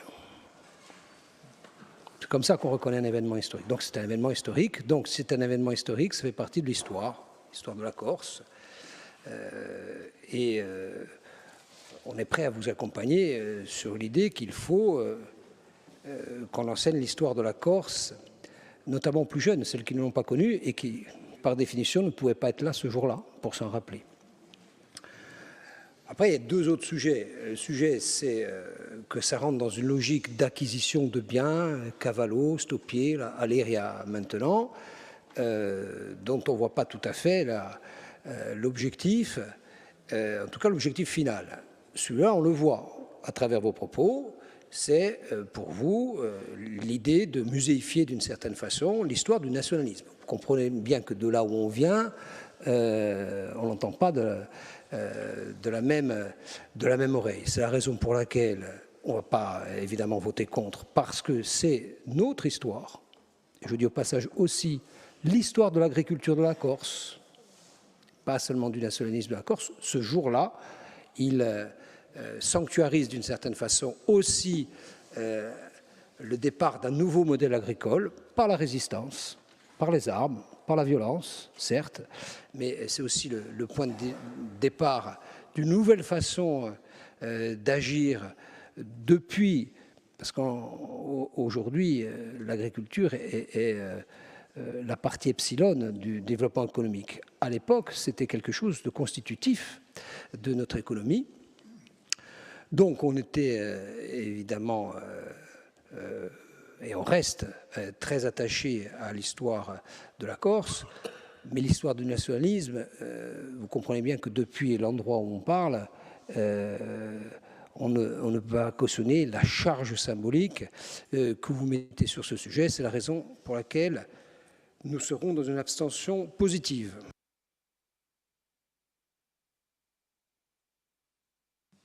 Merci Jean-Martin. D'autres interventions? Paola Mosca.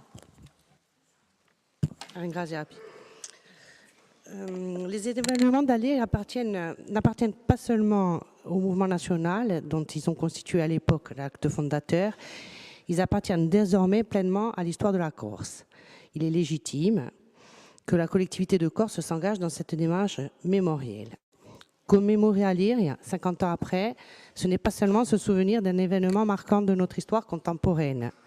Ce n'est pas seulement honorer la mémoire, ni simplement transmettre aux jeunes générations les clés de compréhension d'un épisode fondateur. C'est aussi et peut-être surtout regarder en face ce qu'a été Alegria, le point culminant d'une tension majeure entre l'État et le peuple corse.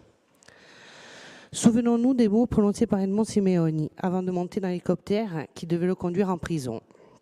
Il y a un processus d'escalade qui s'est engagé et il ne faudra pas s'efforcer de continuer à traiter le problème politique, une revendication de dignité et d'identité, comme un problème économique. Alegria, c'est le cri d'un peuple qui a voulu alerter sur son droit à exister, à être reconnu, à vivre dignement sur sa terre. Et c'est aussi la réponse brutale d'un État qui, à l'époque, n'a pas voulu entendre, n'a pas voulu comprendre. C'est de cette fermeture-là que sont nés les drames. 2 morts, un blessé grave, des années de prison, des familles brisées, des destins fauchés. La leçon d'Alegria a-t-elle été retenue? Non. 5 ans plus tard, c'était Bastille, les gars. Toujours cette même surdité, cette même incompréhension. Et là encore, le sang a coulé. Malheureusement, dans notre histoire tourmentée, nous avons dû surmonter de nombreux drames qui ont fait de trop nombreuses victimes. Ce 50e anniversaire, nous ne pouvons pas le commémorer sans cette conscience-là, celle des conséquences humaines profondes d'un conflit né du refus de reconnaître une réalité collective, une aspiration légitime à la dignité, à la reconnaissance, au droit d'exister et de maîtriser son destin. Alors que s'ouvre peut-être une page nouvelle dans notre histoire, nous avons le droit de rappeler cette leçon essentielle. De la volonté de ne pas comprendre naissent les drames. Que ce 50e anniversaire soit pour tous, y compris ceux qui défendent une vision jacobine de l'État, le rappel que rien n'arrête la volonté d'un peuple dans son droit à l'existence. Et que la fermeture, les postures dogmatiques, les lignes rouges ne font pas avancer la paix et sont souvent annonciatrices de tensions et trop souvent de drames. Michel Rocard avait compris mieux que d'autres la singularité du peuple corse et de son imprescriptible volonté d'être et d'exister.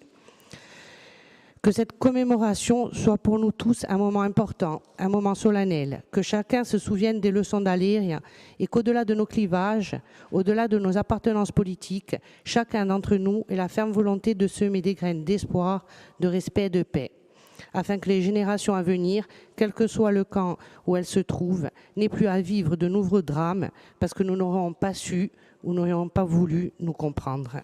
Ringraziabi. Ringraziati Paola. Altre domande di parola?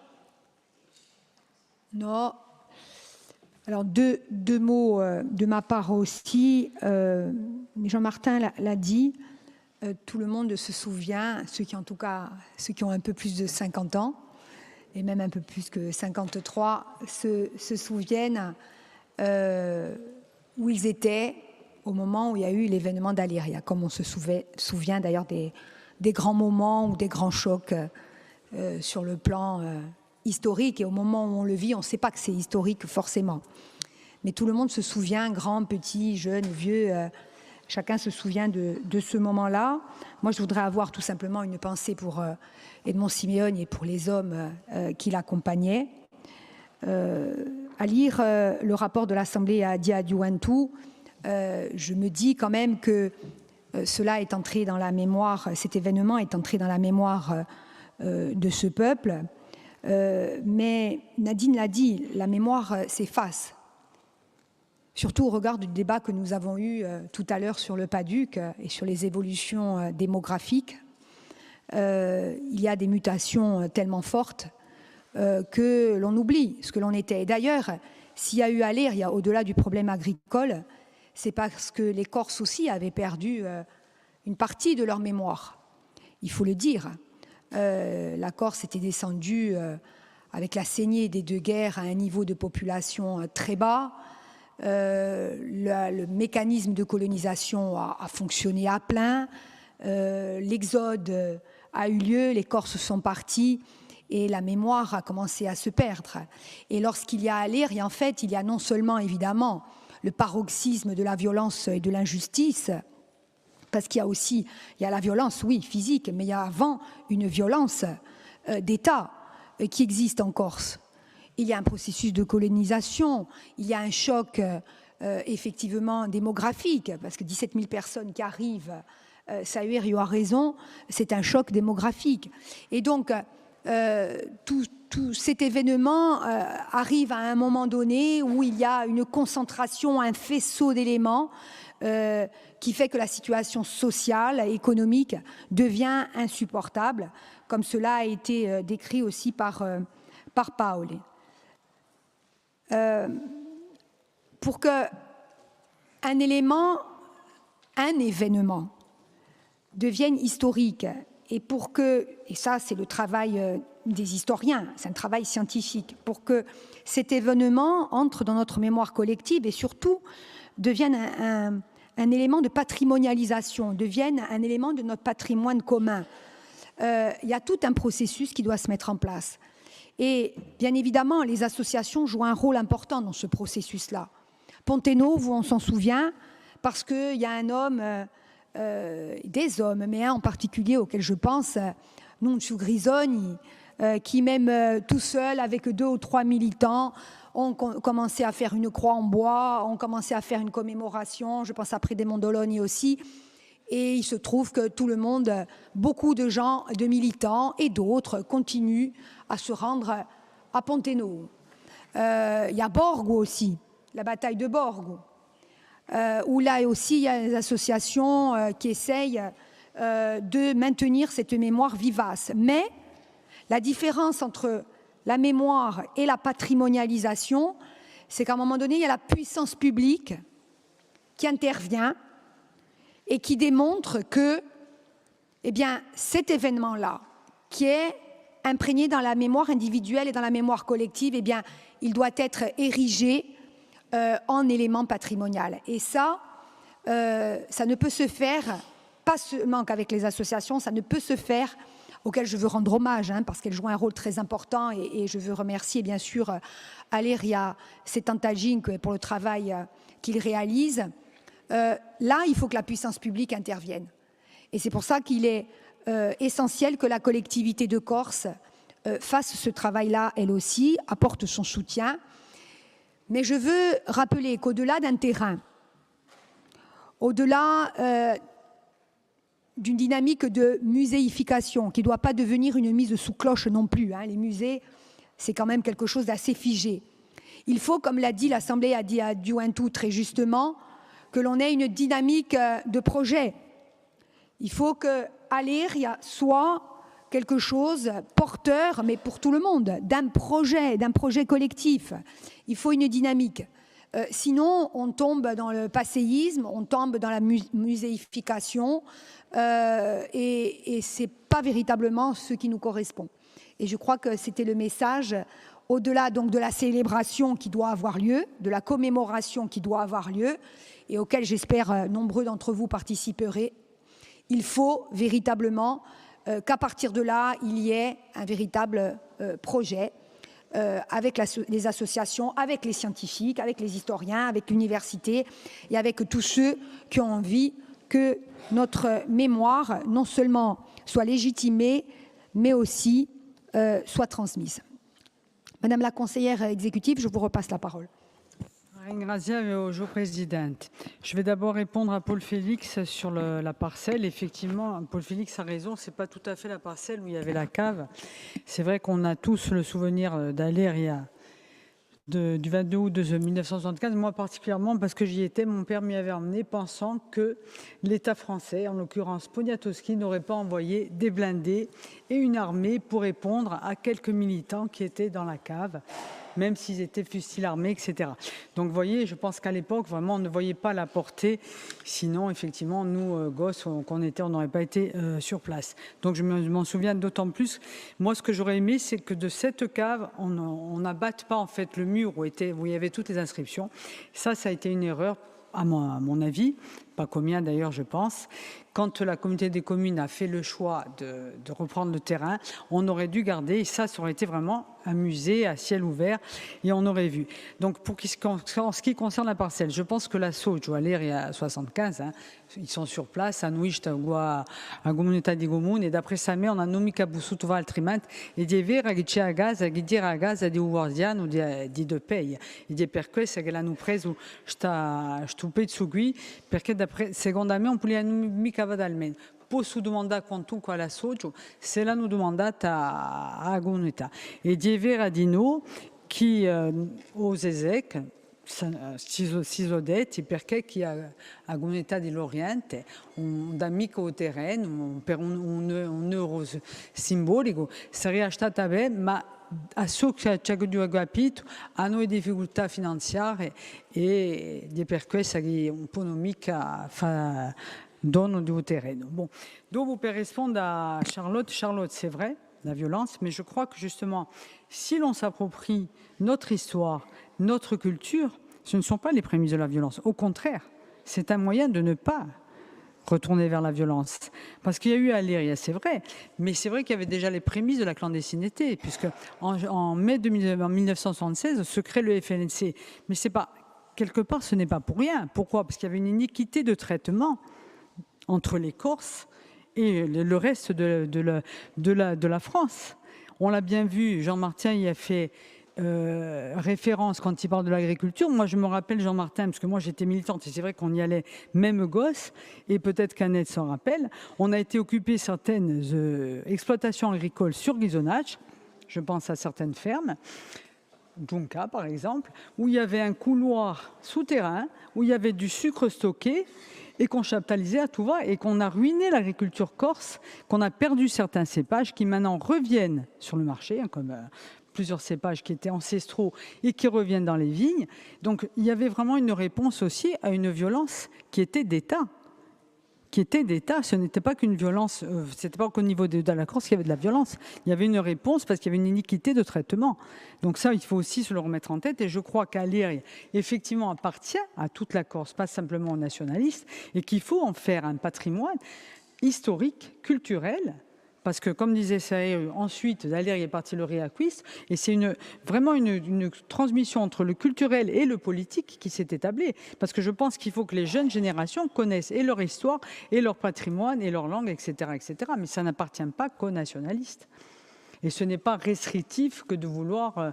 ce n'est pas, pour moi, une muséification, justement. C'est vraiment de l'histoire, et de l'histoire contemporaine dont il s'agit. C'est pas... On a fêté cette année les 300 ans de la naissance de Paul. C'est une histoire qui est plus ancienne, mais qui fait partie aussi de notre génome, j'ai envie de vous dire. Et il faut que, de cette manière, il faut qu'on puisse la transmettre aux nouvelles générations.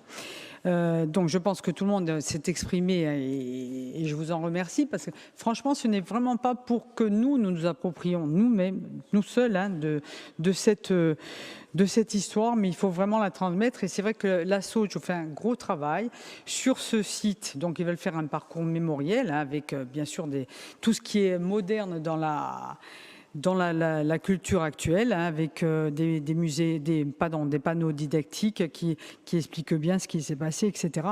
Et pour moi, c'est très important. Et je vous remercie de vos votes et j'espère que tout le monde pourra vraiment s'approprier l'histoire de la Corse. Ringraziavi. Ringraziavi, cara consigliere. Dunque, ovviamente... Ah non, c'è un emendamento. Ha detto che ci sono emendamenti. Il y a 2 amendements de l'exécutif. Alors, je les lis. Vous voulez que je les lise? Vous les lisez? Non, allez-y. Hein.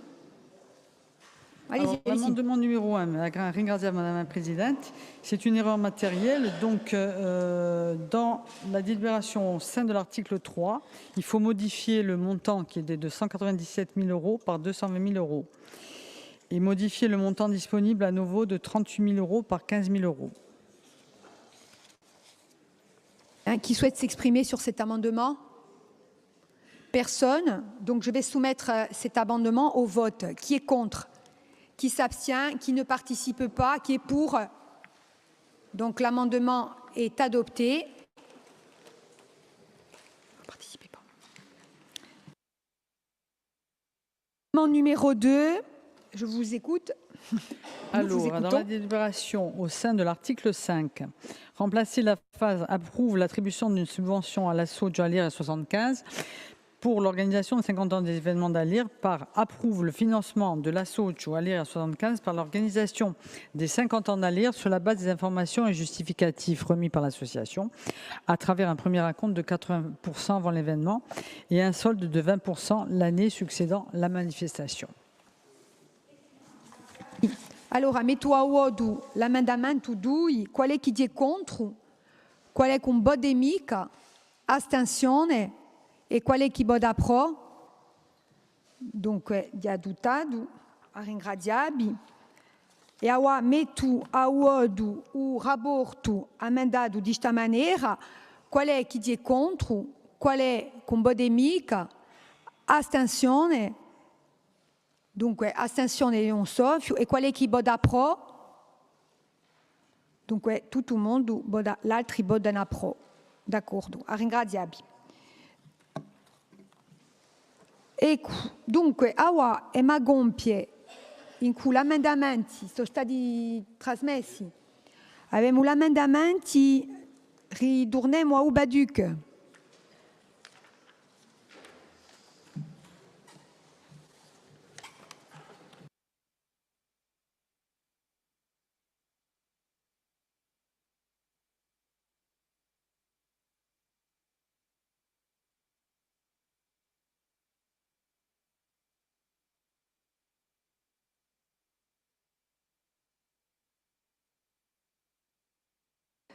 Allora, abiramento, che prima che noi biantessimo qualche momenti, c'era un emendamento di un soffio e uno di Corinfronte.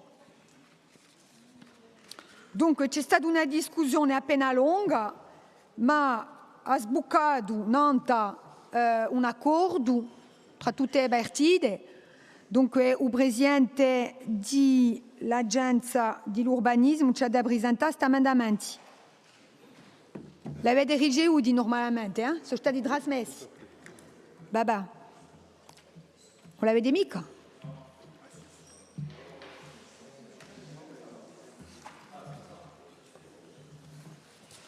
Vous pouvez leur descendre, ils sont...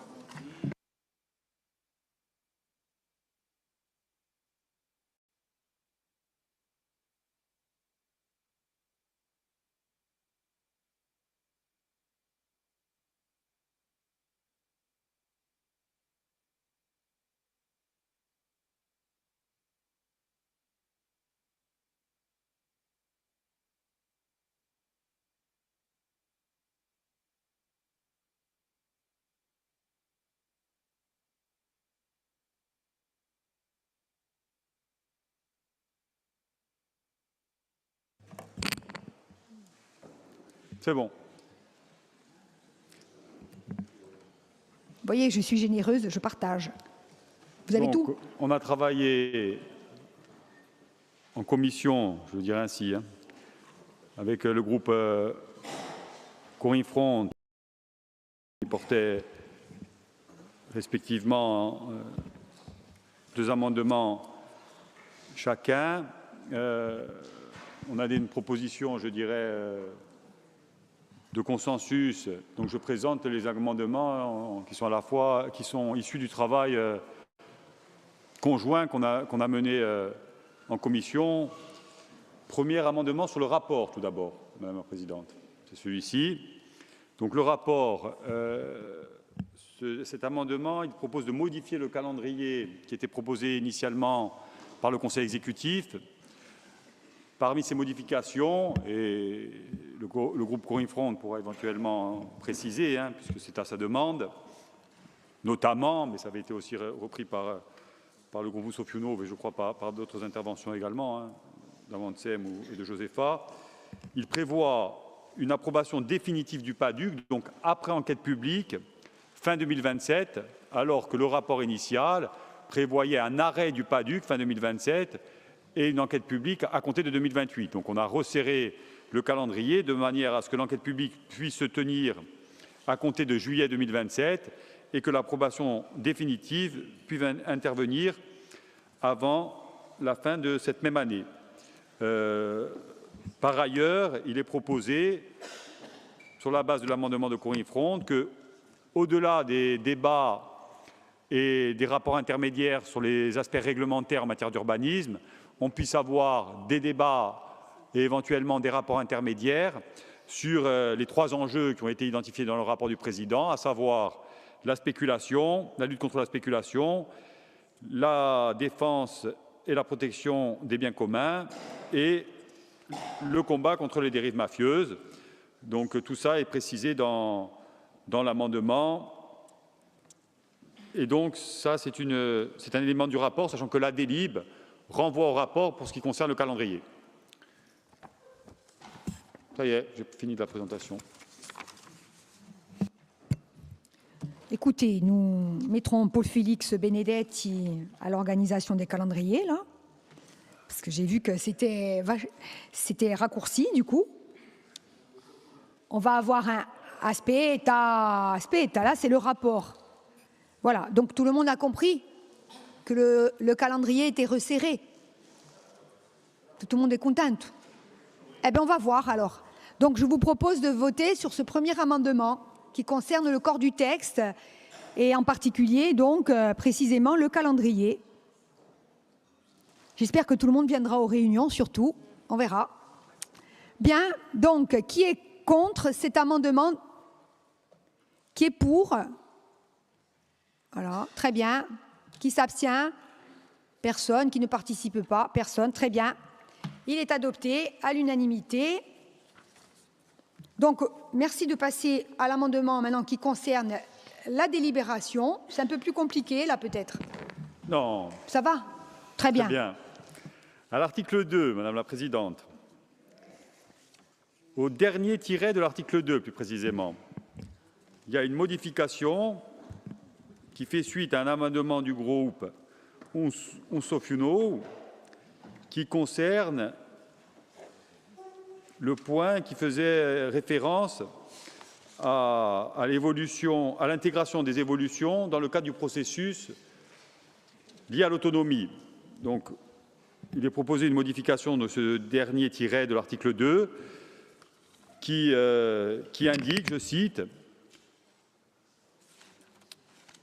que la révision partielle vise à adapter les orientations stratégiques et réglementaires du PADUC aux enjeux et spécificités du territoire au regard notamment, donc le dernier tiret, des évolutions législatives et réglementaires à droit constant, donc c'est notre capacité actuelle à proposer des adaptations législatives et réglementaires sur la loi PADUC, ou dans le cadre d'une réforme institutionnelle, si elle a lieu, puisque le groupe de droite nous disait là-dessus, on n'a pas de certitude. Pas faux. Donc voilà ce qui est proposé, à ce stade en tout cas. Nous, on a une certitude pour ce qui nous concerne, mais de l'autre côté, je n'ai pas l'impression que ce soit le cas.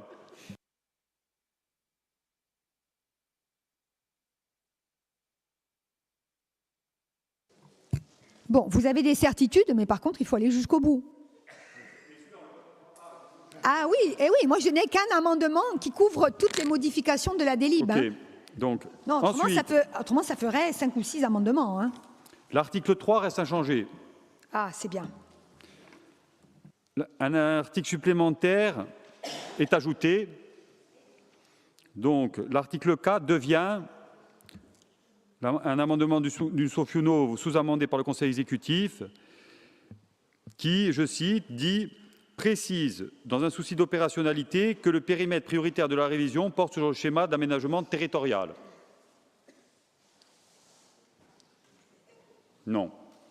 Je ne le fais pas dire, monsieur le conseiller exécutif. Bien.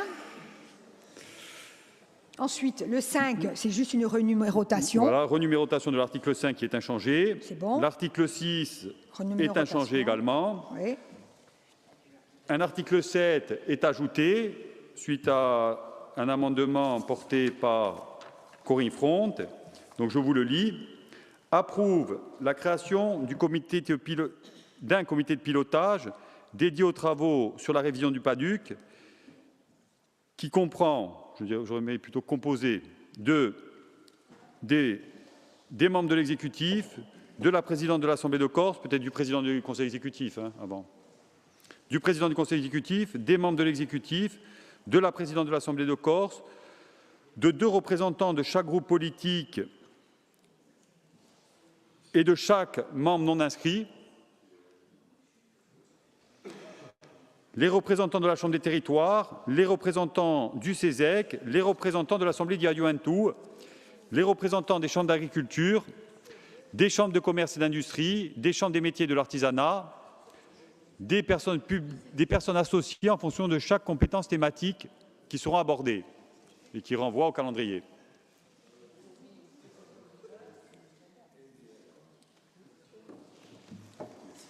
Ne montez pas les amendements. Donc, alors, juste une précision. Une précision. Il y avait une partie qui indiquait la fréquence de réunion de ce COPIL. Moi, elle m'avait échappé, hein, Paul Félix.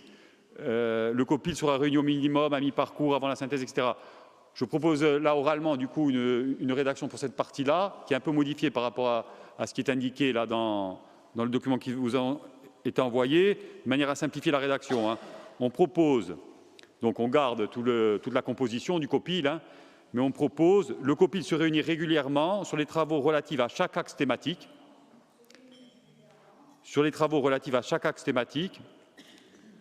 lors de la phase définitive d'élaboration,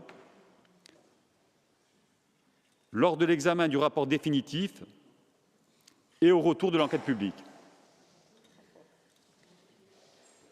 Ça reprend les grandes phases, mais ça ne précise pas le nombre de fois où il se réunit et si c'est avant ou après. C'est juste pour que dans la délibération... C'est plus élégant. Hein. Ouais. Merci. Enfin, à cette heure-ci, Merci, Présidente. On passera sur l'élégance, mais c'est mieux quand même. C'est bien. Très bien. Par contre, moi, il m'a échappé quelque chose. Excusez-moi. Dans cet article 7, lorsque vous avez énuméré la composition du COPIL, approuve la création, qu'on soit bien d'accord, hein, approuve la création du comité de pilotage dédié aux travaux sur la révision du PADUC, composé, donc on met ainsi composé. Ouais, oui. D'accord. Il y a bien écrit les membres de l'exécutif. Mais avant, il faut peut-être mettre le président. D'accord. Donc le président et les membres de l'exécutif. Ouais, ou les conseillers exécutifs, oui. Voilà, le président et les conseillers exécutifs, la présidente de l'Assemblée, 2 représentants de chaque groupe politique et chaque membre non inscrit. Donc, Josépha, ne te sens pas visée. Hein. Il y a chaque membre non inscrit. Voilà. Ensuite, les représentants de la Chambre de territoire, les représentants du Conseil économique, social et environnemental. Là, on ne dit pas combien. On met non. Non, d'accord. Non, Emma Biazza, c'est bon. Les représentants de l'Assemblée à Diaduentou, c'est bon? Oui, oui, oui. Les représentants de la Chambre d'agriculture, les représentants de la Chambre de commerce et d'industrie, les représentants de la Chambre des métiers, des personnes associées en fonction de chaque compétence thématique abordée. On est d'accord? Oui, oui, on est d'accord. Et ensuite, on rajoute ce que vous avez dit. Sur quel point il se réunit, quoi. On y va. Sur la cadence, oui. Romain.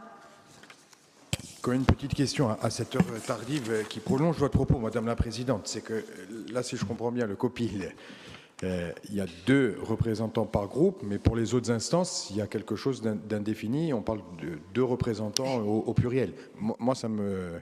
Enfin, yeah. Non, mais...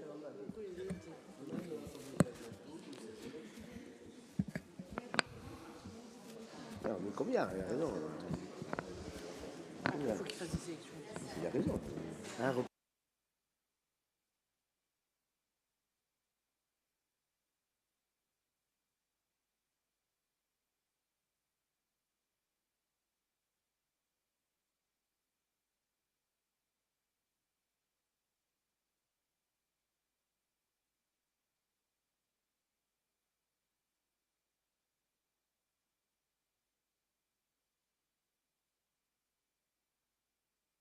S'il vous plaît, on est en retransmission, merci.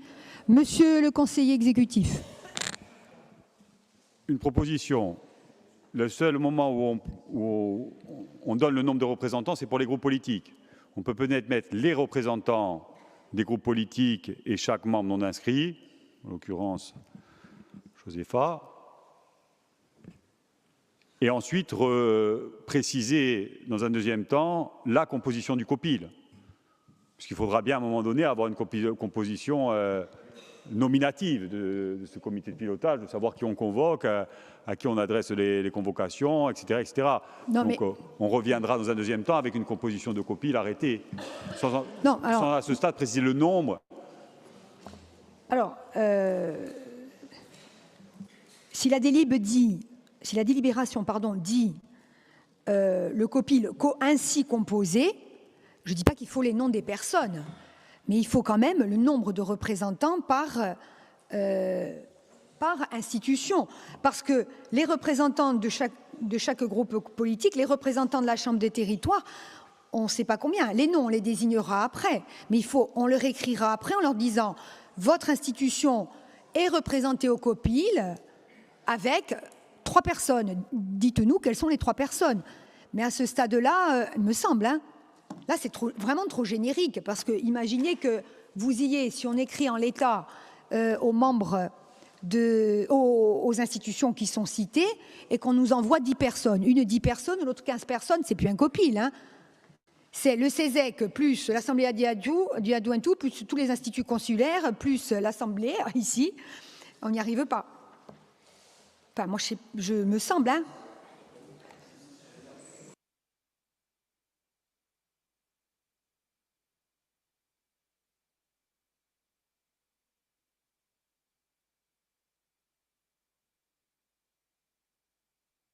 Alors, Serge Tommy, notre secrétaire général, propose la chose suivante.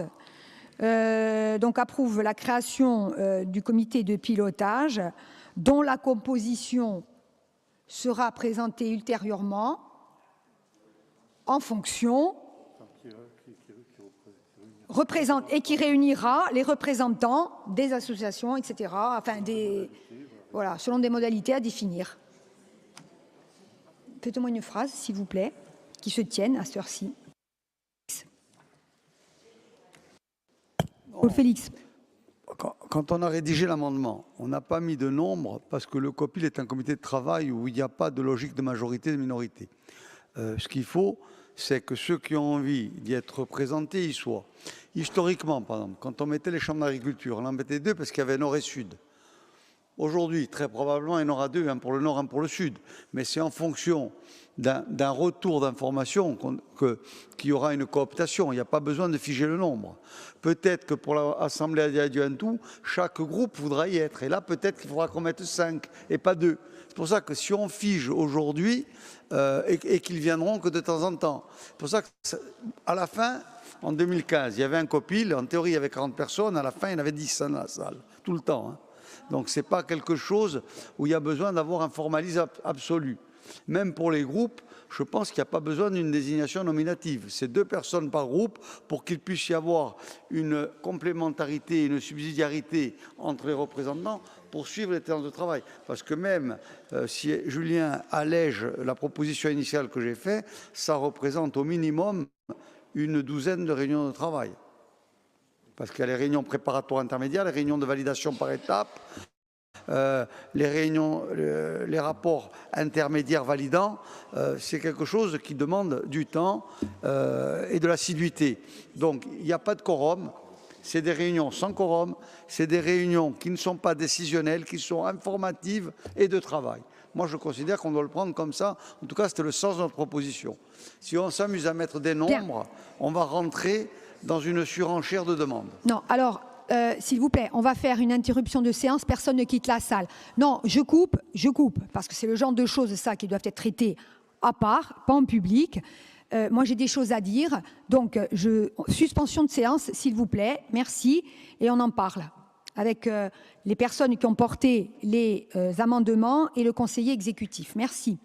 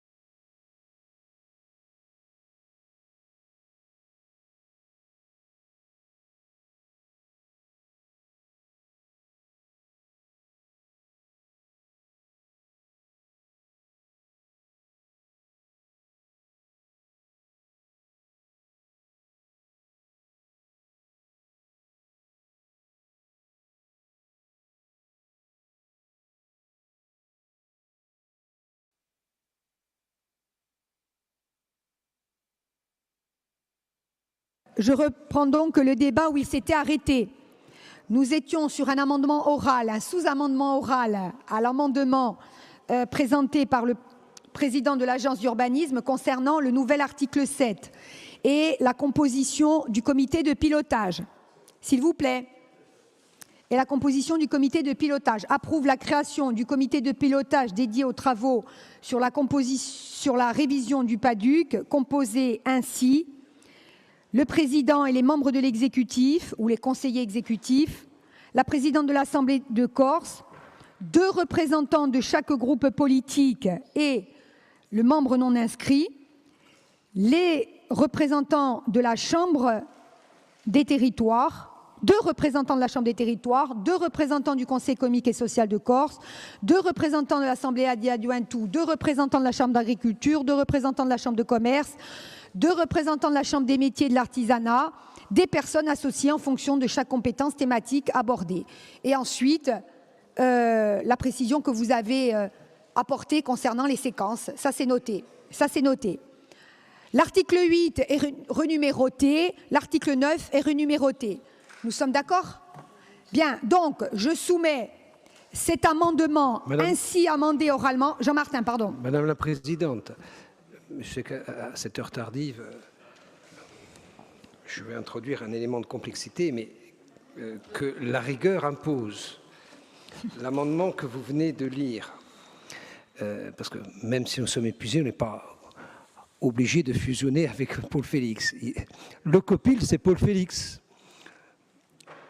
Le début de l'amendement que vous avez lu il y a bientôt 30 minutes, qui conduisait à signifier que les évolutions s'opéreraient à droit constant ou dans le cadre d'une réforme institutionnelle. 1.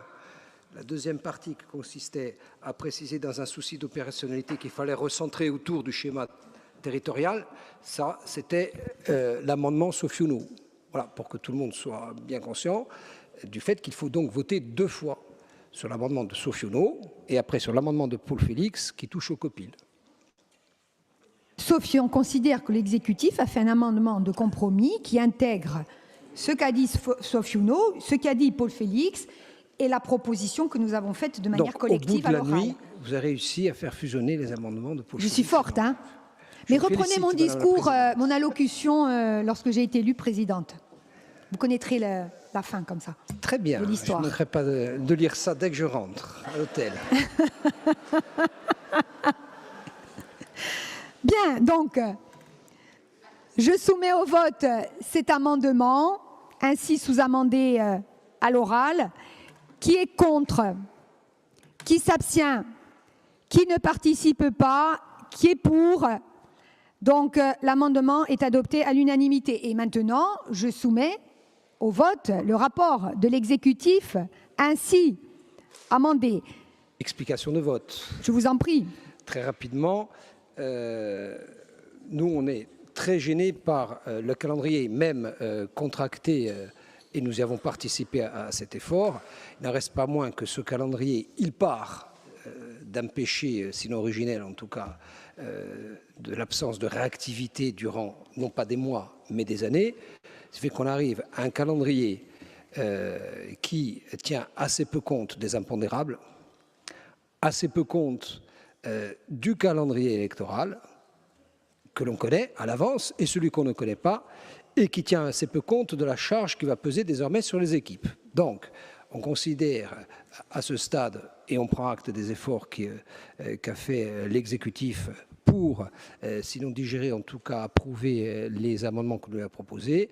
On ne va pas s'opposer, mais on n'aura pas un avis ou un quitus à ce stade. Nous nous abstiendrons.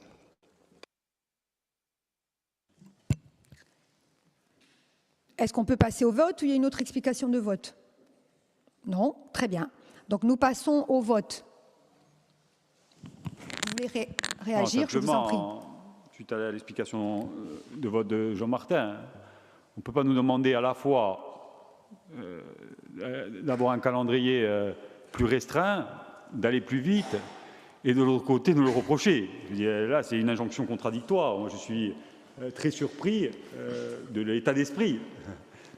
Pour le coup du groupe Sofiono, l'ensemble des groupes et des intervenants nous ont dit qu'il faut aller plus vite. Vous nous l'avez dit à plusieurs reprises, dans bien des domaines. On vous propose d'aller plus vite, on prend un risque politique en le faisant. Vous le savez, parce que vous êtes les premiers à nous reprocher, mais vous êtes en retard et vous n'avez pas fait, etc., etc. Et au bout de course, vous nous dites, parce que vous voulez aller trop vite, on ne va pas vous accompagner sur ce vote-là. Donc, on ne va pas vous accompagner parce que vous avez perdu beaucoup de temps, depuis 4 ans. Oui. OK. Dont acte.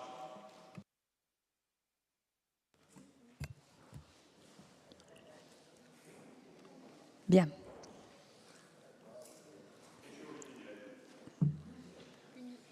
Puni. Bien, donc nous allons mettre au vote. Bon, ce qui devient impossible, c'est de prévoir effectivement ce qui va se passer dans les mois qui viennent. Ça, Jean-Martin, on peut pas, à moins qu'on fasse un amendement maintenant, sous réserve qu'il n'y ait pas la guerre, sous réserve que, hein. Mais ça, c'est valable pour tout, hein. Alors, allez, soyons raisonnables. Donc, revenons à l'essentiel. Nous passons au vote donc sur le rapport de l'exécutif relatif à la révision du PADUC. Qui est contre? Qui s'abstient? Donc, on sauf s'abstient. Qui ne participe pas? Et qui est pour? Tous les autres sont pour. Donc, le rapport est adopté. Bien, nous avons juste un élément à passer d'ordre purement administratif. C'est la proposition de dérogation au régime ordinaire des temps de travail du secrétariat général. Qui est contre? Qui s'abstient? Qui ne participe pas au vote? Qui est pour? Tout le monde est pour. La dérogation est adoptée. Merci. Rendez-vous demain matin, 9h30. Hein, parce qu'il y a beaucoup de travail demain. Merci.